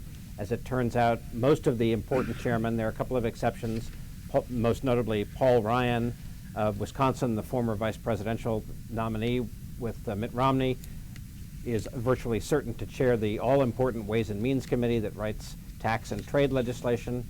But most of the chairmen are staying the same, and they are, just chomping at the bit, hoping that if there's a Republican Senate as well, most of these chairmen want to do things that, at a minimum, have a chance of at least getting to President Obama's desk and maybe having him sign a few or veto a few. The big debate going forward is going to be between the two wings of the Republican Party. On the one hand, there are going to be sort of the diehard conservatives, led by Ted Cruz, has already said he wants to sort of lead this faction that's going to be all about moving legislation that just gets up in Barack Obama's grill and is all about wedge issues for 2016 right from the start. and the leadership on the Republican side. Mitch McConnell, you heard some of this from Mitch McConnell's victory speech tonight, and you'll probably hear it from John Boehner tomorrow. They say they want to govern. They want to show that they can actually do some governing, that that's their best way to get ready for 2016, is to show the voters that when they're in charge of Congress, they can at least make gridlock in Congress, if nowhere else, maybe not with Obama, President Obama, but at least make the gridlock in Congress go away. David, I think you've made more roll call live stream history in just saying somebody had gotten up in somebody's grill. That is tremendous. I'm going to interrupt you just for a minute for some more breaking news. We've got some calls in Georgia. This one I'm personally interested in because Jody Hice was just elected to the open seat left behind when Paul Brown did not win the Senate nomination against Michelle Nunn in Georgia. He's a Republican, and I did his new member guide profile, so I don't even need somebody to bring it to me. So he is a Baptist pastor, and he got his name sort of doing talk radio and really opposing any efforts to do what's the fair talk thing where they worry about getting equal time. Yeah. And also getting involved on a lot of social issues. So pretty interesting person. He is coming to Congress. Paul Brown is, of course, very conservative himself, so they're pretty much in the same mold. But this is someone who might be a little bit of a thorn in John Boehner's side, making some of that compromise that David Hawkins is talking about here a little bit more difficult, one might imagine. Evan Jenkins, by the way, just elected. He defeated Nick Rahal in West Virginia. So he strongly opposes the Affordable Care Act. This is one of the things he campaigned on, and that's one of the reasons why, is because he is a State Physicians Association lawyer, or State Physicians Association executive and a lawyer. So that could be an issue that he ends up distinguishing himself on over the next little bit. It looks like Florida Governor Rick Scott did indeed pull off that surprise victory. That's really interesting. Yeah, I guess the fan didn't help after all. Sure didn't. We're all laughing about this because it's been a long night, but I mean, it is interesting when you have... I think we'd laugh about it anyway. Possibly. But, you have a wave election like this. We were all pointing to Charlie Crist being able to return to that governor's mansion, and apparently not. Nope. So other fun facts, aside from Charlie Crist's personal cooling devices, in North Carolina, there's a special election running concurrent with a open House seat race. This is for Mel Watt's seat. He resigned earlier to go run the Federal Housing Authority, essentially, and the person who won the Democratic primary in this heavily Democratic district is State Representative Alma Adams. So she won tonight, and she is going to be the 100th woman voting member of Congress. Also, another fun fact, she is the only artist in the freshman class. Not many artists in Congress. Yeah, one thing that's interesting for me about Cory Gardner, who just defeated Mark Udall in Colorado, is that he was not, one of the more conservative members. He was considered a little bit more of a moderate, had an interesting position on immigration, hasn't necessarily said, I would come out for big compromise, but he's somebody that could be looked at as a leader. He's young. He's 40. From Yuma, and this is somebody that could be looked at as a new leader in that Senate Republican So this is caucus. one of the fascinating trends I think we're going to see tonight, especially on the Senate side, and that's the number of young members who are going to be elected to the Senate, right? It used to be Chris Murphy from Connecticut, who's 41, is the youngest member of the Senate. Tom Cotton's victory tonight, he's 37, will make him the newest youngest member. You take on that Cory Gardner. If Dan Sullivan wins in Alaska, you're looking at and also Tim Scott in South Carolina, you're looking at a pretty young group of gentlemen coming into the United States Senate. So much for this body, where it used to be if you were elected when you were 65, you were considered a spring chicken. Right. Speaking of David, of course, you've written a lot about staffers who won seats here. We're going to be covering this extensively at Roll Call because that's, of course, a big part of our audience is not just the members of Congress, but the staffers who work in the Capitol building. So, David, we saw Barbara Comstock win this Virginia 10th district. What else are you seeing with staffers winning tonight?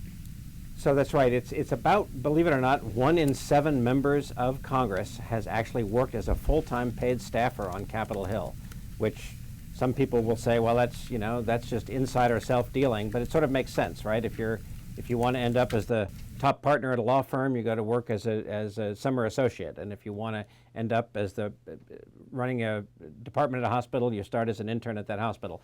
So, but it's still a lot, 1 in 7, and we identified at the start of the cycle as many as about 15 congressional staffers that had a decent shot at winning.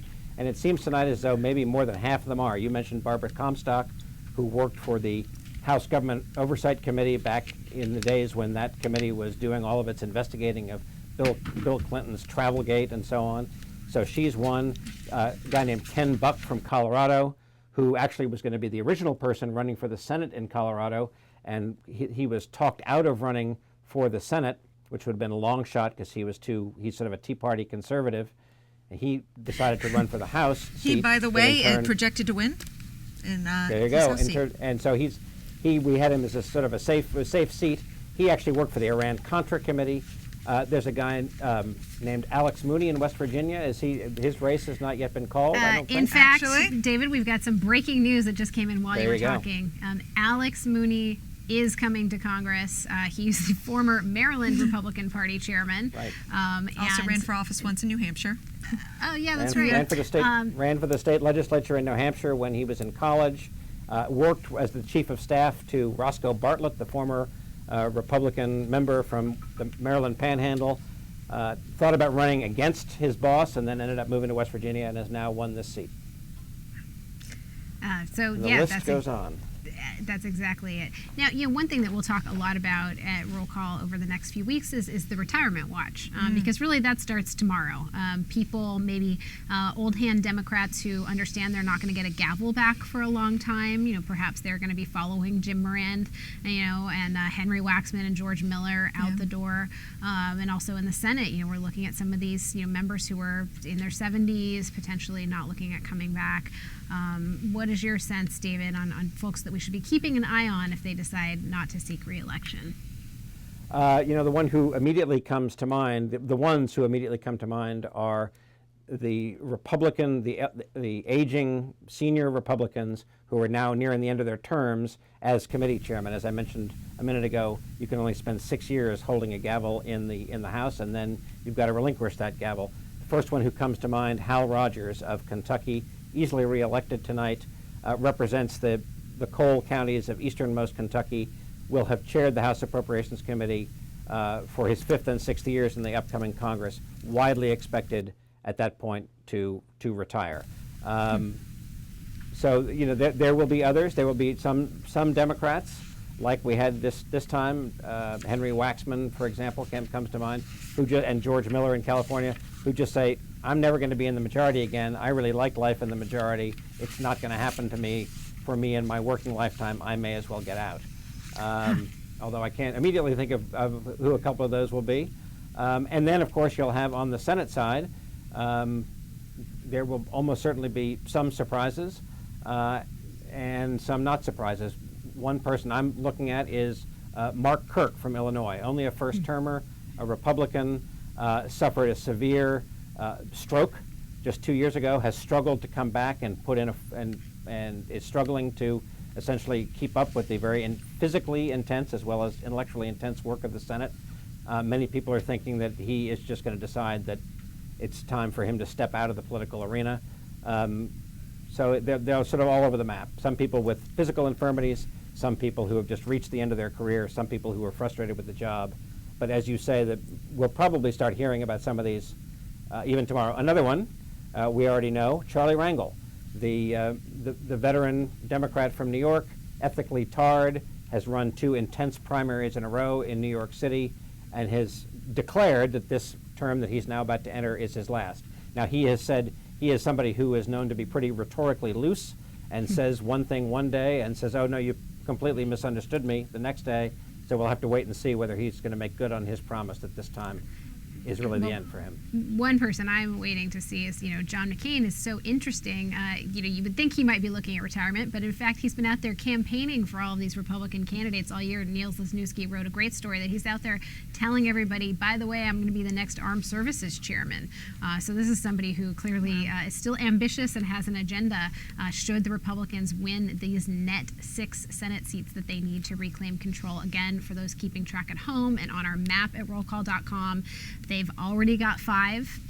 They really just need the one more, but we're closely watching Georgia. We are closely watching what's happening in Kansas. Iowa polls closed at 10 o'clock. We haven't heard a call in that race, but also in North Carolina, this race is looking very close. We're still waiting on Virginia. So, what an interesting night it really is. We have another feed from Bridget Bowman, our campus reporter, the prolific reporter tonight, helping us out with these feeds, telling us Republican leaders were extremely optimistic at RNC National Headquarters tonight. We feel pretty good right now, Reince Priebus told reporters.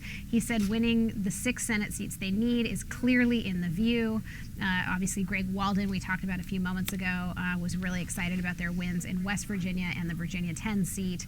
What happened with John Barrow, pretty excited there, saying it's early, we're really excited about these results. We've got a great group of candidates. Of course, this is what every campaign person is going to say, but then Jerry Moran, the National Republican Senatorial Campaign Committee chairman, of course, goes on to say the idea that we're doing so well in places like Colorado, and of course they ended up winning Colorado, really says that this is a great moment for us as Republicans. So again, a really good moment for Republicans tonight. We're actually going to be talking to one of Moran's staffers, Rob Collins, who's the executive director of the NRSC. On Thursday at our Election Impact Conference, I'm going to be moderating a discussion with Collins and his Democratic counterpart, Guy Cecil, about just what happened and what's going forward with this next landscape, which we're all going to be following very closely. Shira Center, anything to say before we go to a short break? Yeah, I haven't seen the AP call it just yet, but it is looking like David Perdue is on track to win the Georgia Senate race outright. Oh, interesting. So this would be welcome news to political reporters everywhere who do not have to cover races over Christmas. Again, I have not seen the AP call it yet, but I've seen a couple other major news networks call it saying David Perdue is projected to get at least 50% of the vote in Georgia, which means there would be no runoff. So, no January 6th election would probably be a good thing. Logistically, of course, an interesting news story, but yes, exactly. Nonetheless. So a couple more new member guide facts. Again, you can get these all at rollcall.com.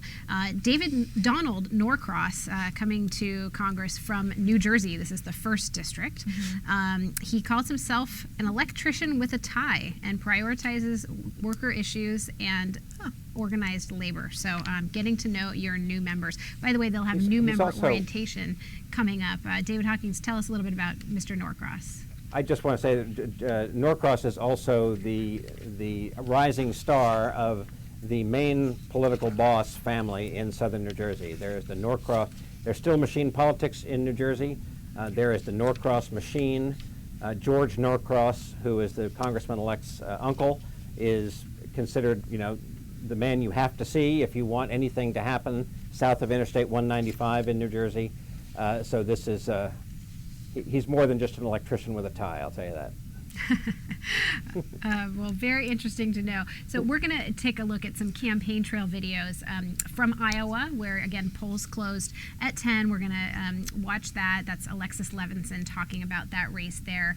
And then we're going to see a bit from Emily Kahn in Nebraska. I believe we're still waiting on what's going to happen to Lee Terry there in Nebraska. And we're going to watch those 2 videos, and we'll be back after just a very short break. I'm Christina Bellantoni, Roll Call's Editor-in-Chief. Tonight is brought to you by the Beer Institute. I'm here with Shira Center, and we will see you again in just a few minutes.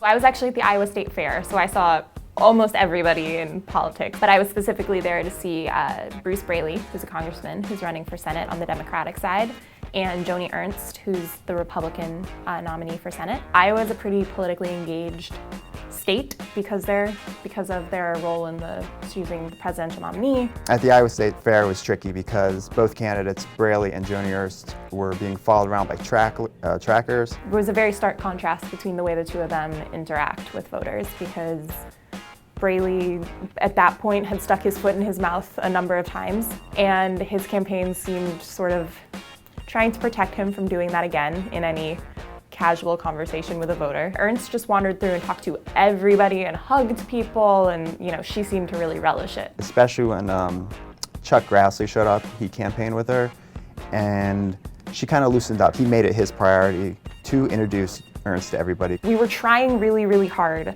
to get Joni to the swine barn because she had this ad, the ad that sort of launched her on the national stage at least was about her castrating hogs as a child growing up on a farm. Washington's full of big spenders. Let's make them squeal. Joni Ernst clearly thrives on this stuff. She actually stalled a press conference with the top 3 ranking Republicans in the state who were holding a press conference for her, not for them. She was late to said press conference and kind of held it up because she stopped to like hug someone and congratulate them and chat about whatever. And it wasn't even clear if this was someone she knew or if this was someone she had just met. At the pork tent at the Iowa State Fair, all the politicians go and, flip the pork. But then fun things happen, like Joni Ernst was also flipping, doing her appearance at the tent, and Steve King showed up. Candidates were kind of distancing themselves from King because, he's a little far right on his views. He comes up and starts like chatting with her, and they're all friendly. And I look at the press person, and she's like, oh. Braley, when he was at the fair, he was at the fair for a lot less time.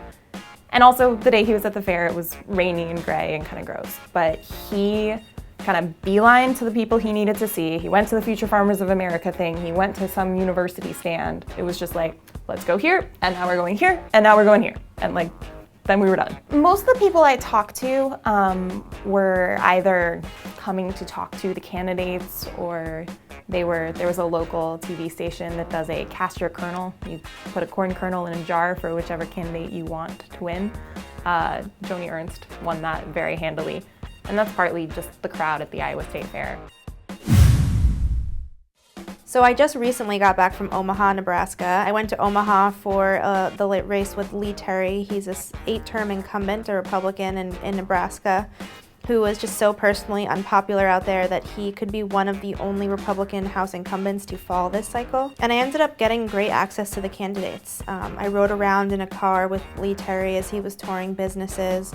I got to have some good personal conversations with him and hear how he interacted with some of the business community in his district, which is obviously a strong supporter of the Republican incumbent. House races this cycle are kind of like the black sheep of the political family. Nobody really cares. The Senate is where it's at. Governor's races are really hot. Everyone is super excited about governor's races. But out there was the first time I had seen real voters, unannounced, just walk up to a candidate and say, we're voting for you, we're supporting you, hey, you're the guy in the commercial, saw you in that commercial yesterday. And I had never seen that before. Omaha is a contained media market, so the voters in that district are easy to reach. You can bombard the Omaha broadcast and cable network and you will reach every voter in Nebraska's 2nd district. And it seems like the message was getting out. He made some ill-informed and kind of ill-timed comments about the shutdown and keeping his own pay while other people were nervous about getting theirs. And people could recite that verbatim to me without me even asking. Kind of a stark reminder of how, one mistake can really haunt you in your political future. And Lee Terry is certainly being haunted by his words. And Brad Ashford, he's the Democratic nominee, and people knew who he was and, went up to shake his hand, were excited to see him, telling him that they were going to vote for him. You could tell there was a race in Omaha, and you could tell that it wasn't going Lee Terry's way.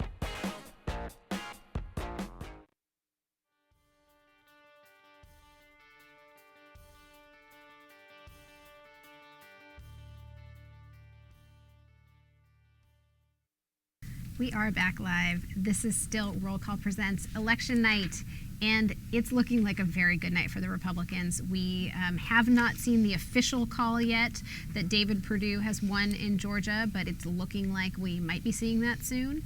And we've seen that means they're keeping all of the Republican seats. Pat Roberts seems to be up in Kansas. Nothing is done, but that means that they still have the opportunity to flip Iowa and Alaska, and we're still waiting on those seats. I will point out North Carolina as well. Yeah, North Carolina. So three different states where they have the pathway to do this here, regardless of what happens in Louisiana for Mary Landrieu on December 6th in that runoff. So one fun fact to point out about newly elected Georgia member of Congress, E.L. Buddy Carter. He is the only pharmacist in the House. So what do you know? Wow, what do you know? And I believe he is entering he's representing the 1st District of Georgia. That is Jack Kingston, who lost the runoff for Senate to David Perdue, who will more likely than not, it seems like, become the next senator from Georgia. Yeah. So we have Emily Kahn with us, joining us from Studio B. You just heard her on that great video about Nebraska. Now, Emily, we have not seen a call in Nebraska for Congressman Lee Terry, have we? No, we haven't. But as far as I know, Brad Ashford, the Democrat, was up as of a few minutes ago. So things are still fluid there, but it's looking like Lee Terry could lose. It's just so interesting because the night started off with Steve Sutherland being the first House Republican to lose, and then of course it's a bad night for the Democrats, and now we're seeing Lee Terry could also have a bad night. What do you make of this whole night, Shira? I mean, a lot of surprises, but we're also doing pretty well on our vulnerable list. Yeah, we are doing pretty well. As I go through our vulnerable list, and we're so far all the races that have been called for members on that list we've been accurate about, but it goes beyond that, right, which shows you just how many incumbents will go down and how many Democrats in particular will go down. There's a lot of talk going in tonight on how bad of a night would it be for Democrats. Would there be a little bit of blue blood? Would there be a lot of blue blood? What would happen? And it's looking more like the latter through and through, with a couple of surprises thrown in, like an incredibly close race in Virginia. So, Emily, I'm curious, as a House race reporter, you've done an awesome job for us this cycle. I'm sure you've learned a ton and you've reported a ton, broken a ton of news. What are you thinking about for the next cycle? Not to start assigning you things before this one's even over. It's okay, I already did. But, curious, sort of where you're going to focus your efforts and what the next story is as Democrats lose these seats tonight. So, just as Democrats are losing these seats tonight, in 2016, these freshman Republicans are going to enter the cycle with a big target on their back and an electorate that's going to look completely different.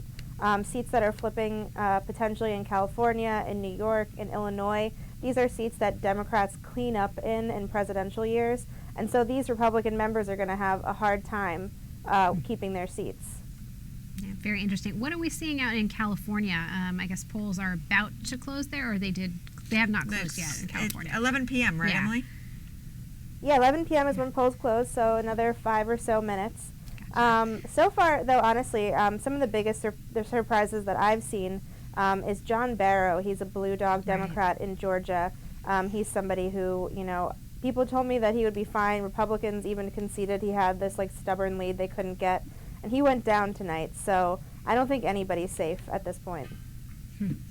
So we've got a feed from Humberto Sanchez, one of our Senate reporters. I'm just going to read through this. I haven't actually read it yet, but saying that Senator Roger Wicker of Mississippi is talking about he's going to run for some sort of leadership post or committee chairmanship. I'm pretty sure this is the National Republican Senatorial Committee. Yes, and he said he's also potentially running against Dean Heller of Nevada, which would be interesting given Dean Heller and Harry Reid have kind of an interesting dynamic between the two of them. They do. I remember a time when the Nevada senators had a mutual non-aggression pact.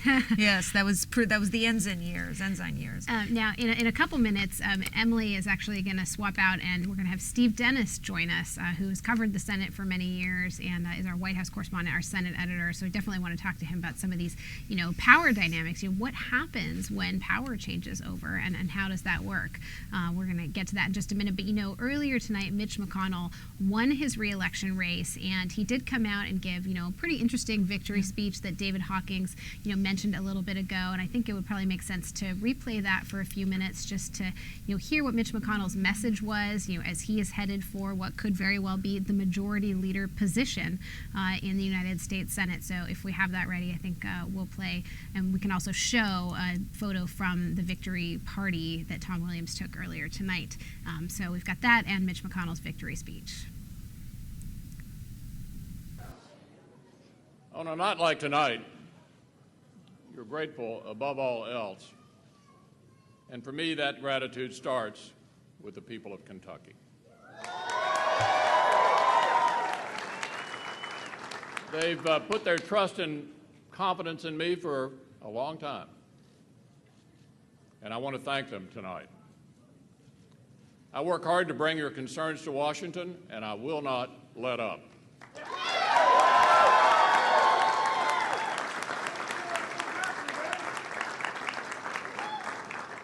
Every election is a job interview.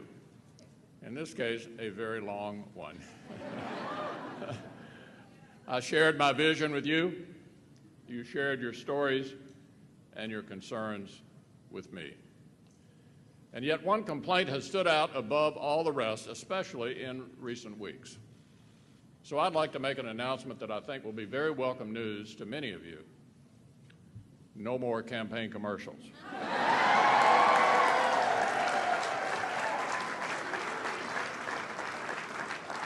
The TV executives may not like it, but enough is enough, right? A little while ago, I spoke with my opponent. Secretary Grimes ran a spirited campaign. She earned a lot of votes, and she earned my respect. It took a lot of guts to take on a race like this. Because of the business we're in, it also meant she'd take some heat.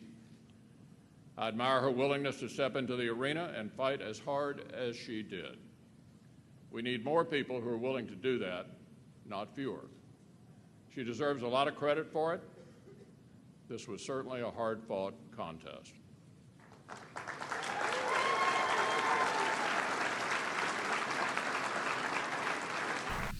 We are back. Boy, what an interesting night Shira sent our politics editor here at Roll Call. We have another incumbent who just lost. We do. Brad Schneider of Illinois has lost. Robert Dole, the congressman who he ousted 2 years ago, has defeated him. Schneider has conceded the race. This is a district that is north of Chicago, kind of extends all the way up to the Wisconsin border there. And although it votes for Democrats for president by double-digit margins, they have a track record of electing Republicans, moderate Republicans to the House, like current Senator Mark S. Kirk, who held that district or a version of it for 5 terms. He was chairman of the Suburbs Caucus, I believe it was called. Yes. Way back when, talking about how Republicans needed to win the suburbs. So we also have a call in New Hampshire. This is interesting. It shows again how Jean Shaheen winning her Senate seat fairly easily over former Massachusetts Senator Scott P. Brown was able to bring along at least one of the House Democrats that serve. Ann Custer has been reelected. We're hearing a dispatch from Matt Fuller here in our newsroom. He's one of our House leadership reporters, that Louise Slaughter, very surprising here, she's the ranking member on the Rules Committee, a longtime member of Congress, is very, very closely matched with her opponent in kind of an unexpected close race there. There's no call yet, but we're watching that really closely. It's possible she could have a defeat there. Another race that's been called, Michael G. Grimm, the congressman from Staten Island, has also won re-election. He defeated a congressman from Brooklyn, which is part of the problem, Dominic M. Brescia Jr. And of course, don't forget, Michael Grimm is facing some ethical issues in addition to threatening to throw a reporter off a balcony during the State of the Union earlier this year. He has a bunch of other challenges that he's looking at due to some businesses that he owns. Yes. So joining us now from Studio B is Stephen T. Dennis, who is our White House correspondent, our Senate editor, longtime Roll Call alum, and just a terrific human being, and here with us in the newsroom. Now, Steve, obviously this is looking like, you used the words a few minutes ago in the newsroom, a bloodbath. What does this mean for President Obama, and what do you think he's expecting to get out of this meeting on Friday? I think it's about picking up the pieces. I mean, this is a disaster. I mean, this is what a wave election looks like. And, even, the White House is trying to spin this as, oh, these are all individual candidates, and this is, these people will win or lose because of the quality of the individual candidates and the races they run. That's not, that's true to some extent, but when you see race after race after race, state after state after state, up and down the ballot, Republicans scoring touchdowns on Democrats.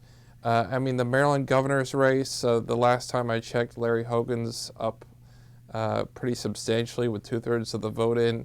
I mean, maybe that'll turn around, but that's the kind of result you see in a huge wave year for Republicans. And the president is the leader of his party, and he's not going to be able to escape the plane. I expect you're going to see a lot of grumbling from Democrats that he change his tune.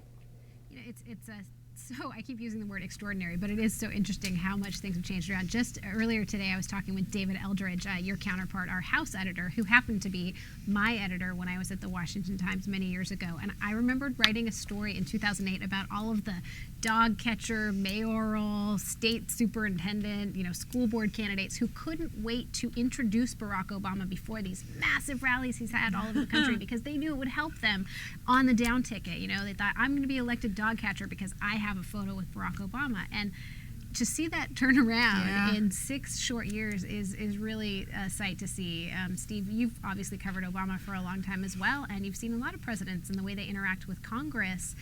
How much of this is because he didn't have the right kind of coordination when it came to even members of his own party in Congress? Well, the last 2 years, he has been at least trying to coordinate with Harry Reid, but the coordination was on a prevent defense. I mean, Harry Reid's whole strategy for the last year and a half was to not allow anything controversial to come to the Senate floor, and Barack Obama didn't really push for much, and that kind of prevent defense, it seems like, has demoralized the Democratic base. Hispanics, if you look at the polls, were really unhappy with the president and how he sort of promised some immigration action, then delayed it, and a lot of other things where the Democrats just wanted to go home and campaign and avoid tough votes. The Republicans were on offense, and the president's really going to have a choice here of really working with Republicans. It's something that he hasn't really tried to do, except for a few stabs at it.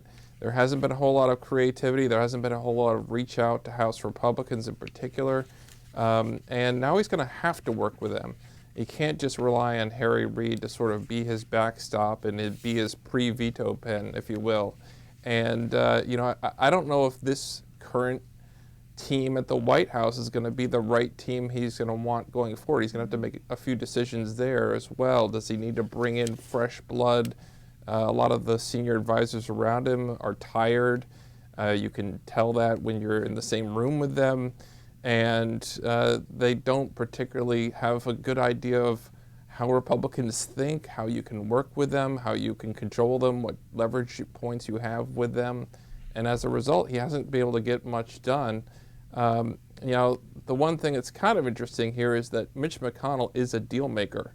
I don't think Mitch McConnell wants to run out the clock on the next 2 years. He's a guy who's been in the Senate for 30 years to get to this point, and he's always been somebody who actually wants to put points on the board and pass legislation if he can come up with a reasonable deal. And I think there may be a few areas where the president can seize on that maybe the Democrats didn't want to, on things like trade.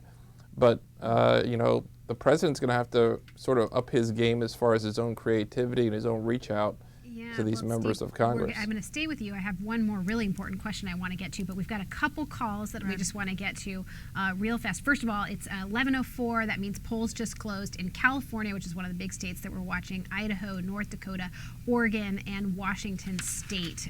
We're obviously waiting for Alaska being the big poll closing at midnight. But in Hawaii, we've got Brian Schatz was able to win that Senate seat. Not a huge surprise there, but that's after an interesting primary. Absolutely. Idaho, Jim Risch was reelected. And in Oregon, Jeff Merkley, he was, I believe, our number 10 most vulnerable senator, only because we had to come up with 10. Although it's interesting, given that Warner had been on that list once and then dropped off, Jeff Merkley was reelected. In Minnesota, John Klein was reelected, Betty McCollum, Tom Emmer. Tom Emmer is succeeding Michelle Bachmann in Minnesota's 6th district. That's kind of the St. Cloud area. Right. Now, so my last question for Steve, and then we're going to take just a quick break and show you some of our behind the photo scenes from Bill Clark and Tom Williams. But before that, I wanted to ask Steve, the president has said, okay, I'm going to do some sort of executive action on immigration reform. And then he delayed it until after the election at the behest of some of these vulnerable Senate Democrats who we've seen lose tonight. Can you really see him coming out and doing something in the next couple of days, given that he just had his hat handed to him? I don't think you're going to see something in the next couple of days on immigration. It may wait a few weeks. I mean, keep in mind they have a lot of stuff to do before the end of the year. They have to pass a spending bill to keep the government operating. And it could kind of poison the well for some of these negotiations on some of these other things they have to do in the lame duck if you sort of come out with that in the next week or so. So I think that'd probably be closer to the end of December. But what they do need to do right now, somebody at the White House needs to be in a war room right now talking about nominations and how they shove through as many as possible while Harry Reid's still in charge, because they don't want to be trying again to get an attorney general, a deputy attorney general, a bunch of other important nominees through with Mitch McConnell having a veto over each of them. Very interesting. Thank you very much, Stephen T. Dennis, who is our awesome Senate editor and White House correspondent. Thank you for sticking with us tonight and for everything you do. Make sure to be following Steve on Twitter. That's at Stephen T. Dennis. We have a big call in Georgia. Yeah, the Associated Press has declared David Perdue the winner of the Georgia Senate race. He's the Republican nominee. They've not only that, they've declared him the winner outright. There will not be a runoff in Georgia. We will not be covering this race through January. Wow. So businessman David Perdue coming to the Senate. Now, it's just so interesting to me because Michelle Nunn was really one of those candidates they really liked. I don't know if that means that Nathan Deal is probably cruising to re-election in the gubernatorial contest, but he was facing a pretty steep fight from Jimmy Carter's grandson. But this is just a very interesting race. I will point out. I have to say, one note about Michelle Nunn. She may have lost this time, but Democrats are really counting on time, right? It's only a matter of time in Georgia for demographics to change the state. So she may not have won this cycle, but look for her in cycles down the line. Johnny Isaacson, we're not quite sure if he is going to be sticking around the United States Senate for too much longer. This is definitely not the last we've heard of Michelle Nunn. Certainly candidates do run again and again, even if they don't win. And speaking of that, actually, Robert Dole, the congressman-elect from Illinois' 10th District, is the only member to come back this cycle after a hiatus, as in losing. And speaking of Dole, I just saw in your Twitter feed a tweet from Roll Call alumni Meredith Shiner, who notes that the curse of being on the front page of Roll Call has been broken. It's kind of like the Sports Illustrated curse. So Robert Dole managed to win this race, even though he's been on Roll Call's front page. So again, I'm Christina Bellantoni. This is our Roll Call Presents Election Night live stream. We are going to show you the behind-the-scenes stories from some of our photos and just a couple quick commercial breaks, and then we'll be back. Again, this is sponsored by the Beer Institute. Has been joining me here at the table, and thanks so much to our awesome production crew here who is making this all possible. We're having a ton of fun. I hope you're having fun too. Thanks for sticking with us at rollcall.com. We'll be right back.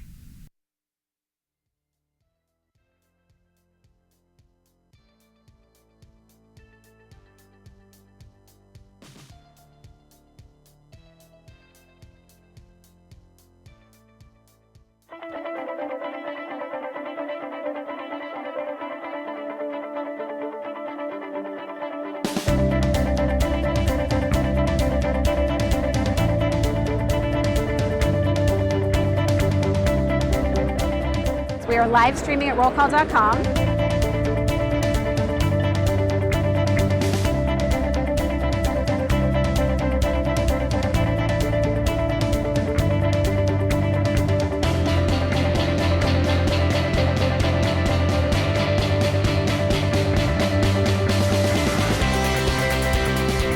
And then there's also the very real risk of Russia doing something militarily in that eastern part of Ukraine. What has happened?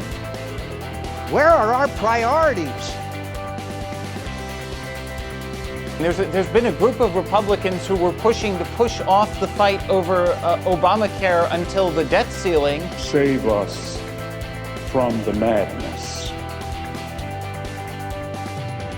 We fumbled the rollout on this health bill. We're stuck with it from the Republican point of view, or we're now going to be happy with it. But there's no turning back, I don't think, at this point.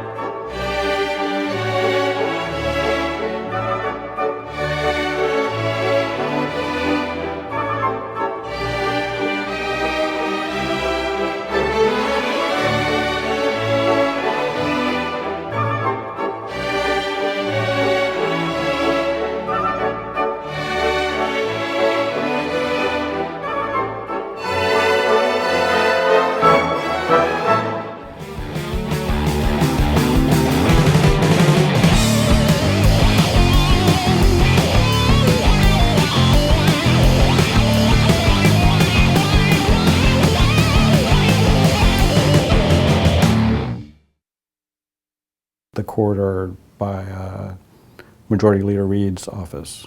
We're not supposed to shoot, although I have a couple of times.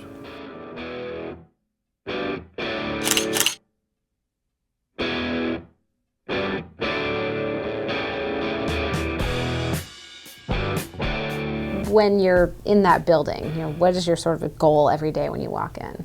I try to pick an interesting angle, and we are covering the Capitol for the people who work on the Capitol, essentially.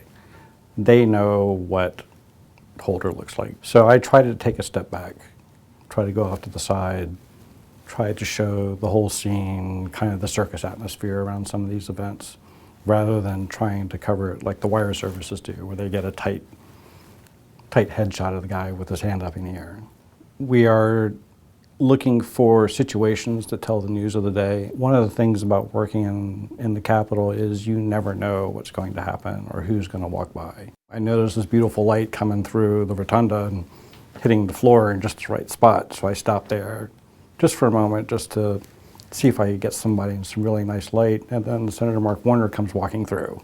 It was just happened. It was a recess week, I think, and we were kind of desperate for photos to put in the paper, and I'm just standing there, and Max Baucus walks by, and it turned out that it was the day he was being sworn in as the ambassador to China, so it just turned into a news photo. What about shooting outdoors? You guys often will get pictures of members coming in and out of the Capitol. That's one of my favorite things to do. When I've got some free time, I'll just take a stroll across the East Plaza. Yeah, it's a good way for us to get at least file photos of members of Congress that we don't usually see. You see college mascots posing with members of Congress. You have celebrities who will just show up and pose with a member of Congress. And then occasionally you have a member who slips a little bit. And how do you make that decision of, do you take that picture? Is that an easy decision? I do, and I did. I missed the actual fall, but I got the impact. Is there one thing you'd want people to know about you? Your work at Roll Call? We are really proud of the photography that we produce here at Roll Call. We've been given the chance to kind of step back from having to shoot the actual news and step back and cover the Capitol as a community. So we don't have to have the front and center photograph of whoever the newsmaker is. We can kind of play around with it and take a lot of chances. We're lucky to be able to do that. We also have a lot of leeway in what we shoot. We don't really operate so much on assignments like you have to cover this assignment and this assignment. We have the freedom to go find really nice photographs. And I think it pays off.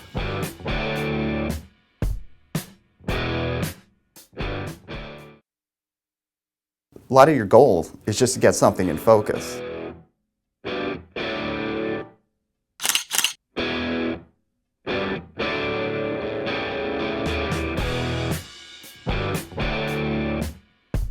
What do you like about being a photographer on Capitol Hill? Definitely meet some interesting people. Generally the members of Congress, obviously they're from all over the country, usually a lot of good personalities. It's difficult as far as photographing though, because you're restricted in your movements a lot of times. The guys are generally all, dressed up in suits and not working with much there. So I like it because it's a challenge. They want you to not photograph around the House chamber, a couple hallways around the Senate. So that's a problem because that's where a lot of action is. Before and after votes, congressmen talking to each other, their staff, journalists. So that's the shot you want. So you kind of have to catch them in other areas like Statuary Hall, the Rotunda, subways are good. The Senate's not as restrictive as far as where you could shoot. You could shoot around the chamber pretty much, but yeah, it can get tricky. How many people are you usually fighting with to get a good shot? I generally don't try to push anybody. You generally try to think about where your shot is first and just get there first. For instance, we had a big event with the president for St. Patrick's Day. The Prime Minister Ireland was there, Joe Biden was there. You have to line up and they crowd you in and you get maybe 4 minutes inside. And it's pretty challenging because the president and John Boehner aren't really right next to each other, like the two principals you're looking for. Basically, I shot the entire thing in a Hail Mary situation with the camera up over my head because I was the last one on the pool to get in, so I was shooting over people. So I shot probably like 40 frames, almost blindly. Wow, that means you're not looking through the viewfinder. I'm definitely not looking at the viewfinder, but you're able to turn a monitor on in the back, so you kind of see what you're doing. But I just shot maybe 40, 50 frames, and I got one usable one. You have to figure out what your background's going to be and try to get there before someone else. Because if you see that picture, just because you could compose it in your head, you can't get there because there's like 10 other people to stumble through. So it's a lot of thinking ahead and planning. And is that trial and error? I mean, have you made mistakes and gotten the wrong background behind someone at that podium? Yes, but you're also trying to mix it up quite a bit.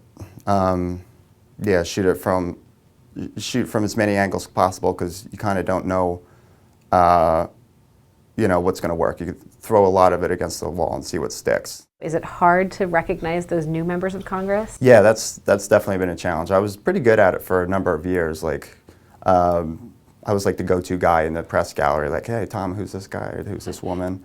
But with all the turnover in the last few years, yeah, it's definitely hard to keep track. Shoot first, ask questions later? Right, well, yeah, ideally, if you photograph the person, you try to get their name. I've definitely asked members of Congress who they were before. I'm like, excuse me, sir, but I don't know your name. Now, in being on the Hill for 14 years, so many people know you. Do you often get members of Congress grabbing you and trying to pose for pictures? They generally, yeah, kind of. They kind of know the drill, though. They know they're supposed to act naturally.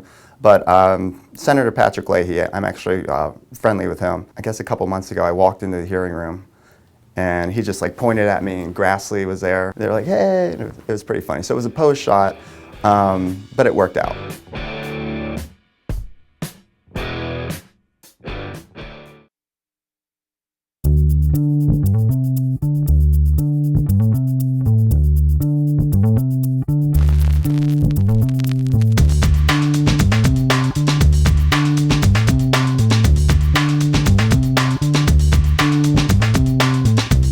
Since 1990, CQ roll call has really had a grasp in the game of comprehensively looking at every member of Congress. We take their minimum net assets, subtract the minimum net liabilities from that to get a minimum net worth. We maintain our data constantly throughout the summer. We extract it and host it on our own servers and make sure that we keep a record of it. A lot of the times these forms are illegible or hard to read. The handwritten ones are squished into lines. Members have these open-ended ranges that are inaccurate for their values. We also have a firm deadline of that 90-day cutoff period, so if members file late, we won't report it unless there's an extenuating circumstance. In the new interactive for roll call, we can compare changes from net worth across years. Our reporting really emphasizes not just how members obtain their wealth, but also how they have improved or lost wealth in the past year.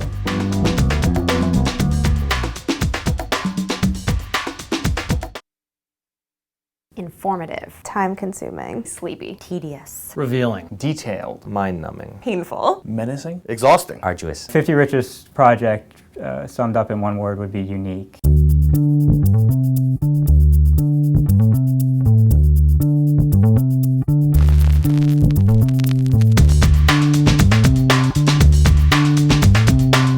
So 50 Richest is roll call's real old school investigative journalism. So we download every single form to get a ranking of the 541 lawmakers and where they rank and how rich or how poor they are. Essentially, lawmakers have to disclose ranges of their assets. And so what we try to do is take all of that into one place, distill it down, and give some information that I think is of real value. Going through a financial disclosure form was a little bit different. It's sort of like rifling through someone's personal files. The forms came in two different ways. They could be done electronically or they can be done in a handwritten format. Handwritten, you were at the mercy of people's penmanship, which is always hard. There are so many members of Congress that keep it local. They are investing in local bonds, their own home states.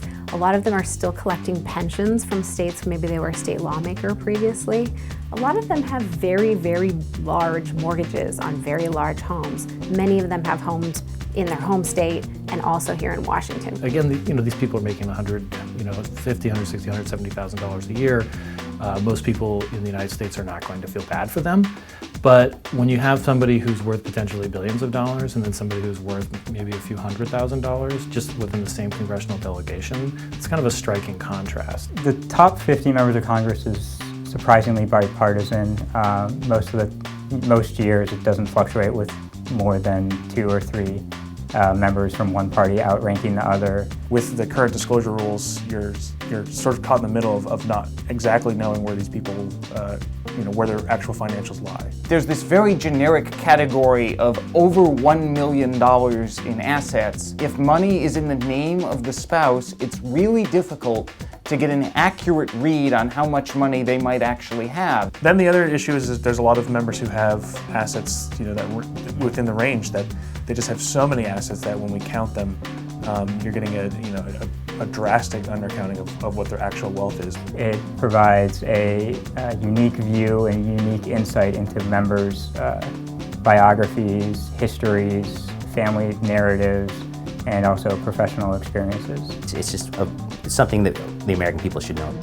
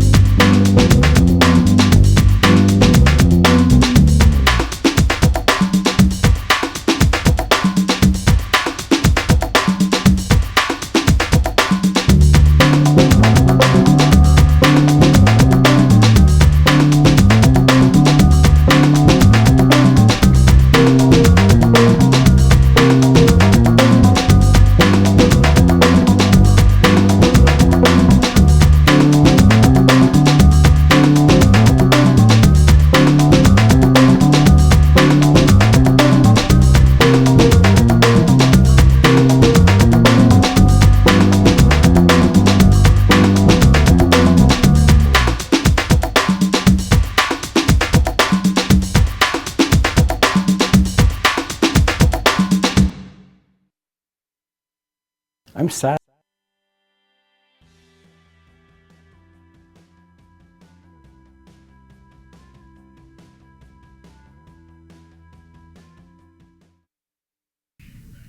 Welcome back to Roll Call Presents the Midterm Elections. I'm Christina Bellantoni, Editor-in-Chief of Roll Call, here with Politics Editor Shira T. Center and All Night.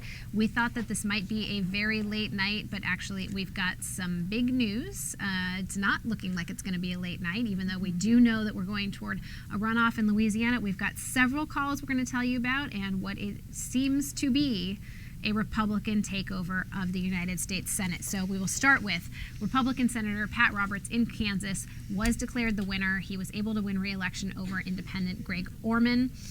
Then we have in North Carolina, Tom Tillis was projected to win North Carolina. And North Carolina. You just talked about Orman, so North Carolina is where you were.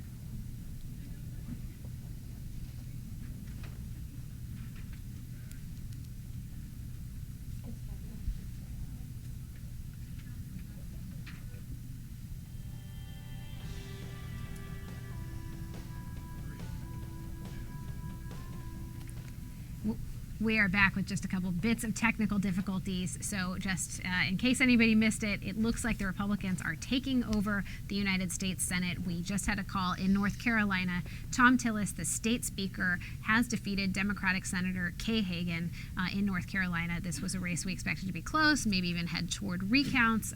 It appears he has defeated her outright. The Associated Press has called, and again, Pat Roberts won re-election in Kansas. So for those of you keeping track at home, that means that the Republicans held all of their seats with Georgia, Kentucky, and Pat Roberts. And Kansas, then they've flipped the seats in now North Carolina, West Virginia, South Dakota, Montana, Arkansas, Mark Pryor lost, and then in Colorado, Mark Udall lost. Now we're still waiting for, polls don't close in Alaska for another half an hour or so. That's Mark Begich. We're still waiting on a call in Iowa and what's going to happen in that open seat race there. So that's 2 more seats, and they've already got the 6 net seats that they needed. So we're looking.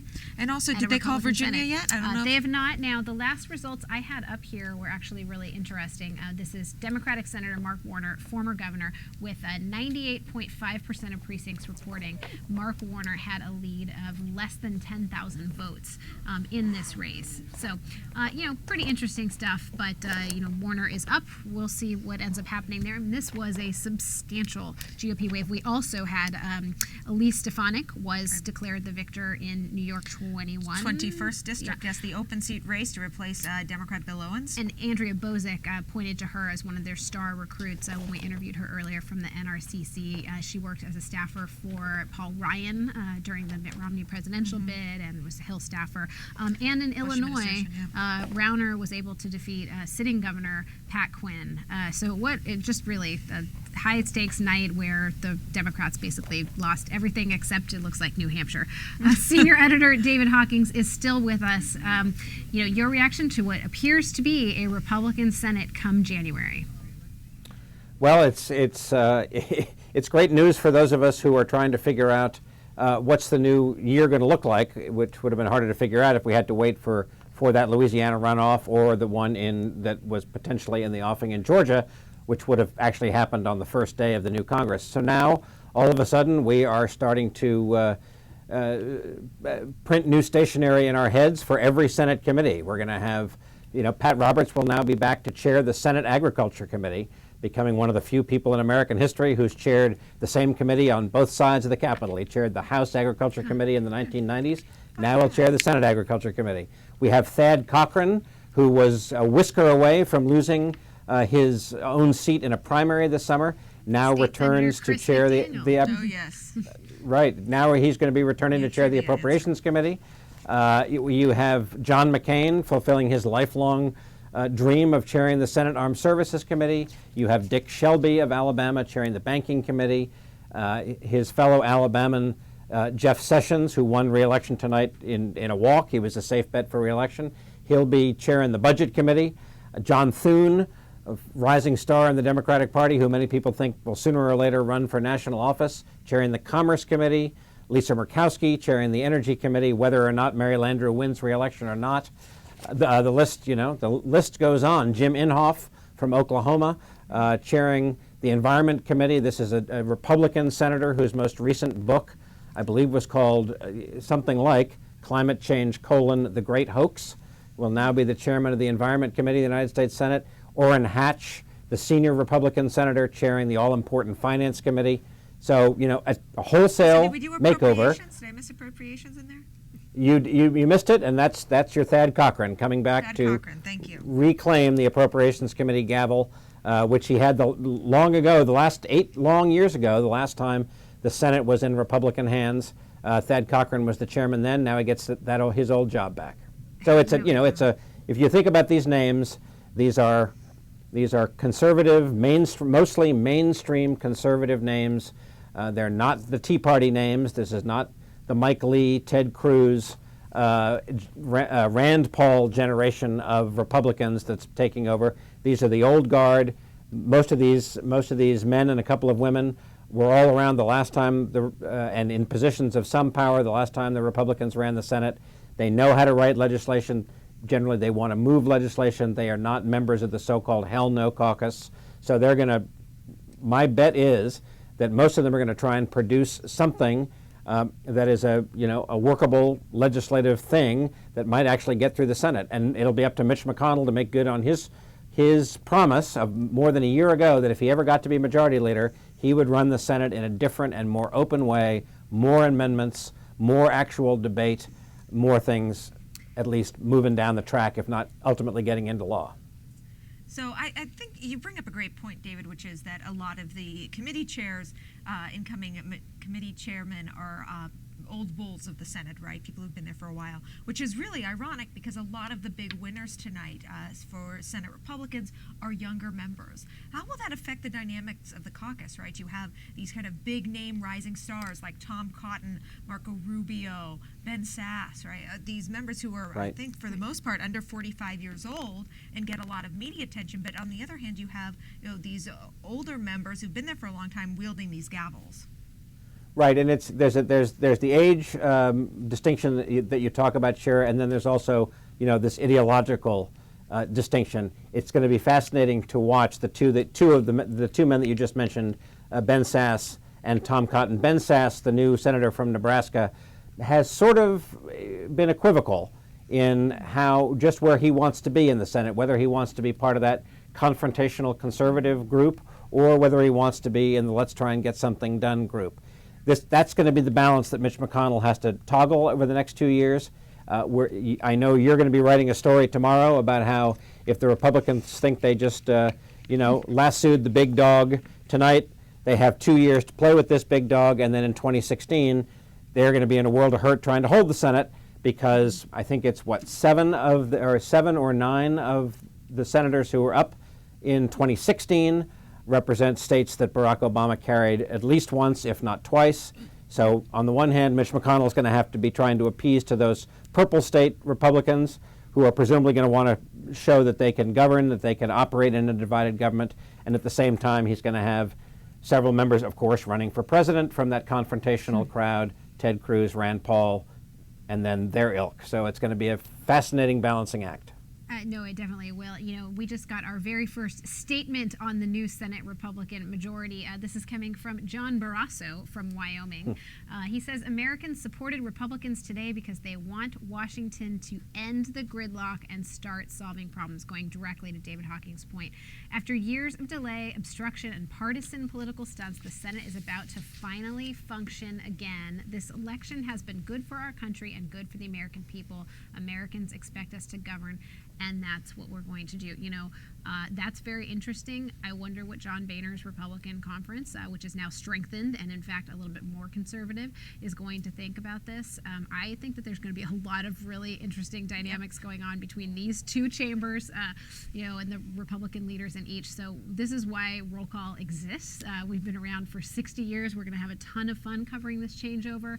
And the other part of what David just mentioned with 2016, think about this for a minute.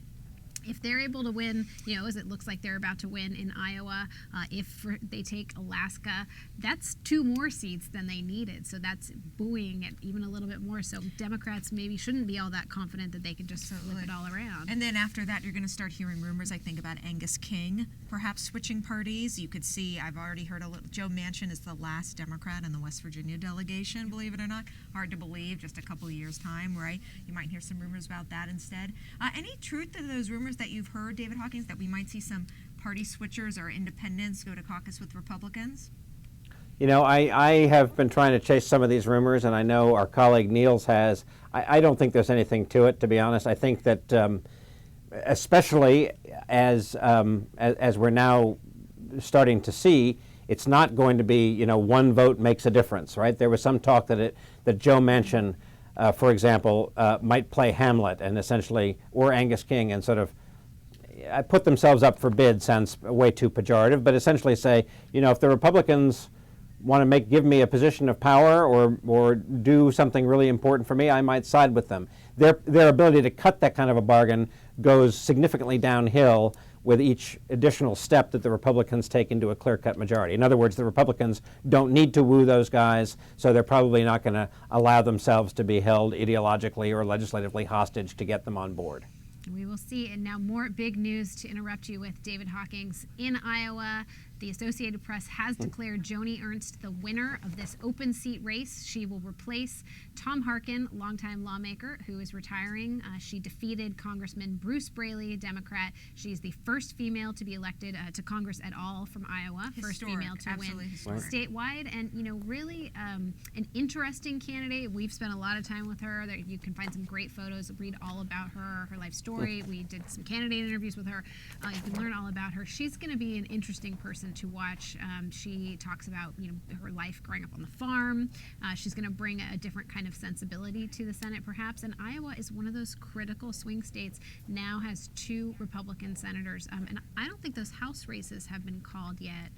We haven't seen Dave Loebsack if he was able to survive in that race. And again, we're still Bruce waiting. Braley's former House district, which is now a toss-up. That was once considered a Democratic stronghold. Also a very competitive race in Des Moines area. And if Joni Ernst is doing well, she's probably lifted a whole lot of Republicans, at least 2, if not 3 of them on the ballot underneath her. Joni Ernst coming to the Senate. I mean, obviously historic, given she's the first woman, a female member of Congress ever from Iowa, right? Huge record she just broke. But I think she's going to be a very interesting senator because now you have 2 Republican females who come out of this kind of rancher-farmer mode, right? Like Deb Fischer from Nebraska. She reminds me a little bit of that quite a bit, especially given Deb Fischer was not slated to win that primary at all. Joni Ernst faced similar odds. I think there'll be similar members, though Joni Ernst represents a much more competitive state. Yeah, very interesting. I should also point out, we're looking at New York. The district here, I actually don't even know the number of the district, but this is Louise Slaughter, the ranking member of the Rules Committee. All of the precincts are reporting, and Slaughter is leading by within 600 votes of her Republican challenger, a man named Mark Assini. 93,053 votes to Mr. Assini's 92,471 votes. And this is what it means when there's a wave. Races that we weren't even watching, end up getting swept along, particularly when there's low turnout. And we, are going to be pouring through some of these turnout figures and really assessing what's happening, but also, of course, looking forward all of the things that David Hawkings mentioned with chairmanship struggles and power. All of that is going to be very interesting.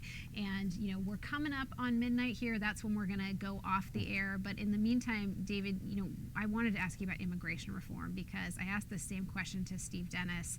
The president had said he was going to do something right after the election. Can you really see him doing some sort of major executive action, changing deportations for these DREAM Act kids or for anyone else, at that matter, having taken such a beating for his party? I sort of think that he has signaled so clearly, at least in the eyes of the people who are looking for the most comprehensive possible immigration overhaul.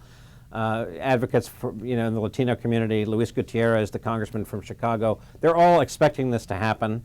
I think probably if it is going to happen, it's going to happen really quickly, maybe, in the next week or 10 days. And then the president will hope that the bile and the fury that will bubble up among the Republicans will subside by January, and they'll be willing to work with him on some of these other things that we talked about earlier in the night that are not nearly as sort of sexy or historic as immigration overhaul, but are the best that the president and the Republicans can hope to do in the new year: trade, sentencing overhaul, maybe some public works projects, maybe some changes in the corporate tax code. It's these kind of sort of second-tier issues that are the best, I think, that people who are looking for actual changes in policy in the next 2 years can hope for. And right off the bat, there are going to be plenty of Republicans who won't want to play ball with President Obama because he's done this on immigration. That having been said, I think he's going to do it. I think he wants to. He is clearly frustrated that the man who came to Washington as the embodiment of huge change is now looking at not so much change after all, unless he can use his executive authority pretty assertively, as he has sort of behind the scenes on climate change, probably will again in the next 2 years. I think on climate change and immigration, he's going to move pretty forcefully. Well, you know, this means we're going to have a lot to talk about at the Election Impact Conference, which you can still register for. There's all that information about this at rollcall.com. David Hawkins, you're going to be moderating a panel looking at, you know, what the 114th Congress is going to be able to achieve, what it will look at. Shira Center, you're going to be moderating a panel examining all of these really interesting election results. Exactly. I'm moderating the What Happened panel. And the first question, I already know I'm going to ask him, Barack Obama's unpopular. Was there any other reason why these guys lost their races? Right. Absolutely. I mean, when you see, I will point out that Tom Udall, who I believe is the second cousin of Mark Udall, who lost in Colorado, was reelected in New Mexico. That race was not even competitive. At the Election Impact Conference, I will be talking to Rob Collins and Guy Cecil, the two Senate campaign executive directors, about, you know, what happened, their sort of take on this race and this cycle, and then what's going to happen in the 2016 cycle. And then we'll also be talking to former Ohio Governor Ted Strickland and former Virginia Republican Congressman Tom Davis about sort of what can happen, you know, where can people come together. And this this sort of compromise language is weaving its way through everything. We have a statement from current Majority Leader Harry Reid of Nevada, basically congratulating Senator Mitch McConnell on his way to becoming Majority Leader.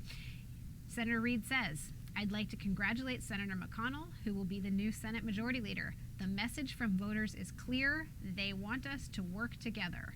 I look forward to working with Senator McConnell to get things done for the middle class." So I'm going to predict that this kumbaya, rosy, happy talk is going to continue for about 30 seconds? I was going to say maybe through next week. We've got, you know, new member orientation. Always an optimist, Bellantoni. You know, the president's going to meet with the congressional leaders, as we broke the news here during our rollcall.com live stream.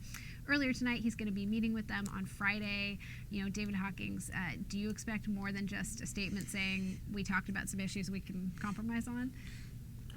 Probably pretty vague like that, and there may be you know, birthday cake for John Boehner. I think that's part of the new sort of kabuki theater of post-elections in Washington. It's the speaker's birthday coming up soon, and they tend to have these meetings on his birthday for some reason. But no, I don't think it'll be vague. I think what they'll probably try and work on at this meeting. Let's remember that Congress is coming back next week, not just for the new member orientation. New members arrive on Tuesday to begin getting oriented on Wednesday. But members are going to come back with a not small list of possible things to do during this so-called lame duck. The first thing they've got have to decide to do, is whether to pass spending bills that are going to keep the government running right through next September, and essentially keep the budget battle bottled up for another year, or to postpone it until the new year, as some conservative Republicans are saying. Let's just keep the government running on autopilot until we take over the place, and then we'll try and reopen all of these budget wounds. This is a perfect example of what I've been trying to talk about here, where the senior members, the leadership says, let's pass the budget through next September and start fresh in the new year, and the conservatives are saying, no, let's raise Cain as soon as we can. We have another call here. This is in a House race. This is yet another Democratic incumbent to go down. Yes, Carol Shea Porter in her second rematch, so her third matchup with Frank Ginta, the former congressman. Carol Shea Porter, the Democrat, has lost to Frank Ginta, who will now return to Congress. And I'd be interested to know, usually those two House districts flip together. So I don't remember the last time they were separated, because Ann Custer, her colleague in the second district, won re-election tonight. Yeah, very interesting. Very interesting. Quite a bit of time in the difference between when they called that, so maybe one was close and the other wasn't. Yeah. So in Iowa, Dave Loebsack is returning to Congress. We were watching that district closely. That's one where the Democrats, moved some money to help him. He didn't look to be in any trouble, but perhaps it was going to get a little bit of little competitive, and he did manage to win. Those Iowans do not like to get rid of their incumbents. They're not fans of it. Yeah. So we've been on since 6 o'clock tonight, Shira. We thought that this could be a really long night. In fact, a lot of us have television hits scheduled. Mine's at 2:45. So sorry. And then Alexis Levinson is going to be on MSNBC at 3:30 in the morning. 3:15. So this definitely tune into MSNBC for this. And of course, tomorrow, XM, I'll be on John Farley's show at 7:20 in the morning or something, and then Al Jazeera midday. The point is, Roll Call is 100% dedicated to getting you all of these results. I mean, the whole idea here tonight, which has been a ton of fun, has been to give you more. It's not just about the battle for control of the Senate, but about all of these new members so you can get to know them, so you can learn about our newsroom, showing us a little peek, showing you a little peek of the newsroom like never before, and then really getting a chance to just have this conversation with viewers about the types of things that are making these elections tick. So we've had a really great team, and make sure to watch to the end when we go off the air at midnight here, because we've got a great long list of credits, which is very important to point out. And I think that that's something that I just want to thank everybody for putting this technical production together. It's been a ton of fun, and again, we thought we'd be going maybe till 2 in the morning straight, and it looks like we know what's happening. There's a Republican Senate, strengthened majority in the House. We're still counting a lot of these races. Polls just closed in California not all that long ago, so we're going to be waiting on a lot of these races. Still waiting for Virginia and Alaska, which closes at midnight. Absolutely. That's a very interesting dynamic with Senator Mark Warner, if he's able to weather this or not. You're seeing the Republican candidate for governor in Maryland win there, it seems like. So just really a very interesting night. So at rollcall.com tomorrow, I want to tell you, you're going to find all kinds of different things. First of all, our map will show you all of the results, so you can track those there. You can learn about all of these new members with these new member profiles I've been talking about all night long. Just little bios, teaching you, where these people come from, what makes them tick, where they fit in with their other members. And then we've got the casualty list of every single person who has lost tonight. And then we're immediately turning our attention to 2016. We've got looks at the landscape for these classes, but we're also going to get at what David Hawkins has been talking about, with the Senate chairmanships, what the power dynamics are going to be. So keep your eyes on our homepage. We're going to have a ton of great stuff. If you don't already subscribe to our newsletters, make sure to get those. You can sign up on our homepage. You can also get our Roll Call app, which you can download. It'll give you a little vibration every time there's breaking news, and I have a feeling there's going to be a lot in the lame duck session and moving forward. Not to mention, we're still going to be covering the Louisiana Senate race. One story I'm particularly excited about is by Kyle Trigstad, and that should be publishing tomorrow afternoon sometimes. Kyle Trigstad shadowed the National Republican Senatorial Committee's executive director, Rob Collins, 3 weeks ago on one of his busiest days, just in the heat of the campaign cycle, and with the agreement that we would publish the story after the election. Well, the election is over. Republicans have won the Senate majority, and it's a really interesting piece, a cool look into how these campaign committees operate. Really cool look. I'm going to read, we just got a statement from Speaker John A. Boehner. He took over that gavel in 2011 after the Republican Tea Party wave. This appears to potentially be maybe not necessarily a larger wave, because that was 63 seats that the Republicans were able to capture in 2010, but it's definitely a big wave, and of course taking over the Senate. So John Boehner says, "We are humbled by the responsibility the American people have placed with us, but this is not a time for celebration. It's time for government to start getting results and implementing solutions to the challenges facing our country, starting with a still struggling economy. Americans can expect the new Congress to debate and vote soon on the many common sense jobs and energy bills that passed the Republican-led House in recent years with bipartisan support, but were never even brought to a vote by the outgoing Senate majority." Now, that was like a theme that we kept hearing again and again from House Republicans, saying, we passed something, the Senate hasn't done anything, so now they have no excuse. They're going to have to pass all those bills. I've also put forth a 5-point roadmap for harnessing the emerging energy boom in America, resetting our economy, and restoring the American dream for our children and grandchildren. It calls for fixing our tax code, solving our spending problem, reforming our legal system, reforming our regulatory system, and improving our education system, not a mention of immigration, I will point out. Republicans have made these our priorities by listening to the people. We take an oath to serve. Our proposals provide an opportunity for President Obama to begin the last 2 years of his presidency by taking some bipartisan steps toward a stronger economy. We'll hope he'll work with us to enact them into law, and that he'll disavow reports that he plans to react to the loss of the Senate with a counterattack on the new majority. This is time for solutions to get our economy moving again, and we're eager to get to work. Solutions is clearly the theme coming out from Republicans tonight, working together, compromise. That's fascinating. And look, voters sent a really strong message that they are tired of gridlock, and Republicans appear to be acknowledging that in all these statements, right, David?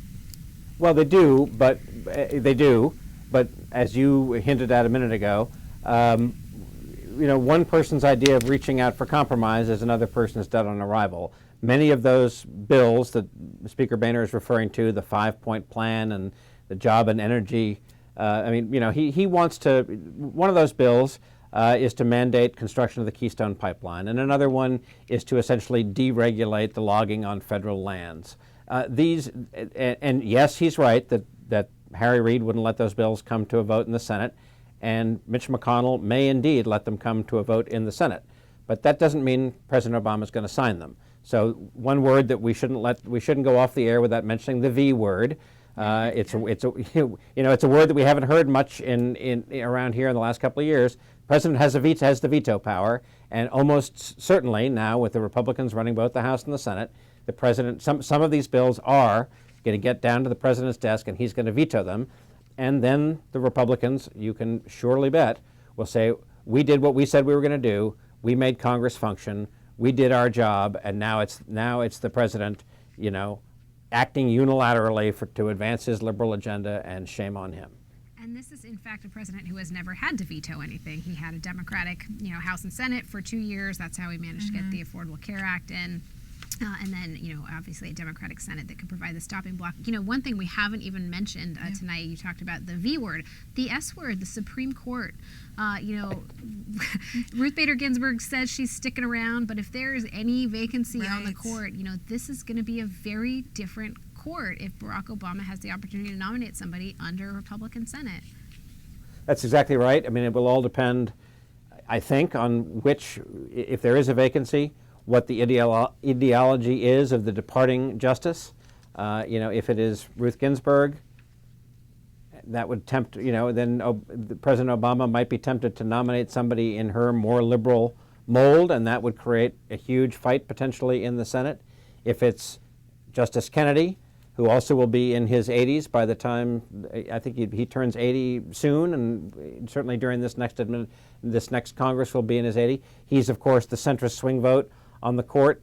If he were to depart, then that would present a very tricky challenge for the president to try and decide, should he try and nominate another centrist who he would bet would be centrist tilting in his direction, but that the Republican Senate would approve, or should he go for broke? So it's that Supreme Court, if there's a Supreme Court fight in the next 2 years, it'll be one of the great stories we cover. Oh my gosh, it's so interesting.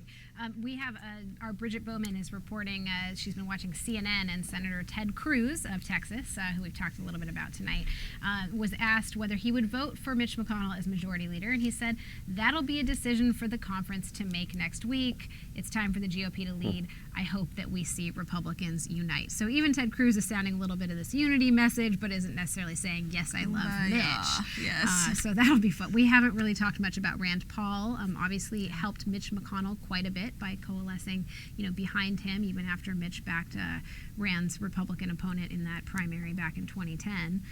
But that's going to be one of the great. It's going to be one of the great stories of the next 2 years too, because, right? You just said Rand Paul, decided to help Mitch McConnell win re-election just a couple of years after Mitch McConnell tried to prevent Rand Paul from ever getting to the Senate. Now the expectation is that Mitch McConnell is, in return, it's now his turn to do Paul another favor, and that he'll try and do what he can to help to not get in the way of Rand Paul's presidential drive. But of course, Mitch McConnell has to manage at least one other Republican senator running for president, and why does Mitch McConnell want this job? That's what I wonder. I totally hear you. Shira T. Center, our politics editor, you ably led this team for the last 2 years over this cycle. You guys were spot on in your predictions and your analysis, and it was all interesting and vibrant. Thank you. Cheers to you. We're going to get some beer in these glasses in a minute. Thanks very much to the Beer Institute for sponsoring this live stream. Shira, do you have any final thoughts before we bid farewell to our awesome viewers? Yeah, I think just thinking about the takeaway tonight, obviously great night for Republicans. This is not 2010, but it gets pretty close to it in probably just because the math means we couldn't have another 2010, the way the map played out. And I think when you're talking about the exceptions tonight, like Tom Corbett's loss in Pennsylvania, for example, it goes along with the theme I've saw a lot of this cycle, is the subtle return of some localized races, right? We've had these heavily nationalized cycles in 2006, 2008, 2010, 2012. And 2014 was the first time we saw a couple races percolate where really things were about individual members or individual senators or things going on in their state just a little bit more. I think that was kind of interesting. I'll be interested to see if 2016 plays out that way at all, if it's just going to be another national cycle because there's a presidential race. And potentially a Hillary Clinton on the ballot. We also haven't talked about her at all. Yes. Which we're going to have lots more to say. That's for the next live stream. David Hawkings, our senior editor, thank you for joining us from Studio B. I can't wait to read your Hawkings Here column for Roll Call's paper on Thursday and to see you at the Election Impact Conference. Wanted to thank so much our viewers who have been watching us at rollcall.com or on YouTube. What an extraordinary night. 6 hours on our live stream. This was made possible by the Beer Institute, but really by all of the incredibly wonderful human beings here on the CQ and Roll Call teams. I could not be more grateful to what you've seen going on behind us all night long. You know, this newsroom wouldn't function without all of these great folks. So we've got a long list of credits, but I just want to say, while I'm here on camera, while we have the opportunity, thank you, Shira. Thank you to Meredith. Thank you to J.M. Rieger, who put in a lot of blood, sweat, and tears into this production and trained everyone and got us all of the awesome equipment and did just a really amazing job. And not a lot of sleep, by the way. Yeah, thanks to Aisha, who's battling through not feeling all that well and still very ably running Studio B. Kyle, Jason, David Eldridge, David Hawkins, Cameron, Syra, Jen Schultes, Justice, Katie, Chris, Steve Dennis, Alexis, Addie, Emily, Bridget, Hannah, Niels, Bill, Tom, Emma, Matt, Humberto, Warren, Clark, Rebecca, Clyde McGrady, Sarah, Janie, Alex, and Corey Brown. All of you have made this possible, and you watching at home, thank you so much for making us your second screen experience. We will be back to be doing Roll Call Presents, so stick with us for the new year, for the 114th Congress. We are your spot for everything you want to know about Congress. I'm Christina Bellantoni, Roll Call's editor-in-chief, and this was fun. Thanks very much. Happy election night.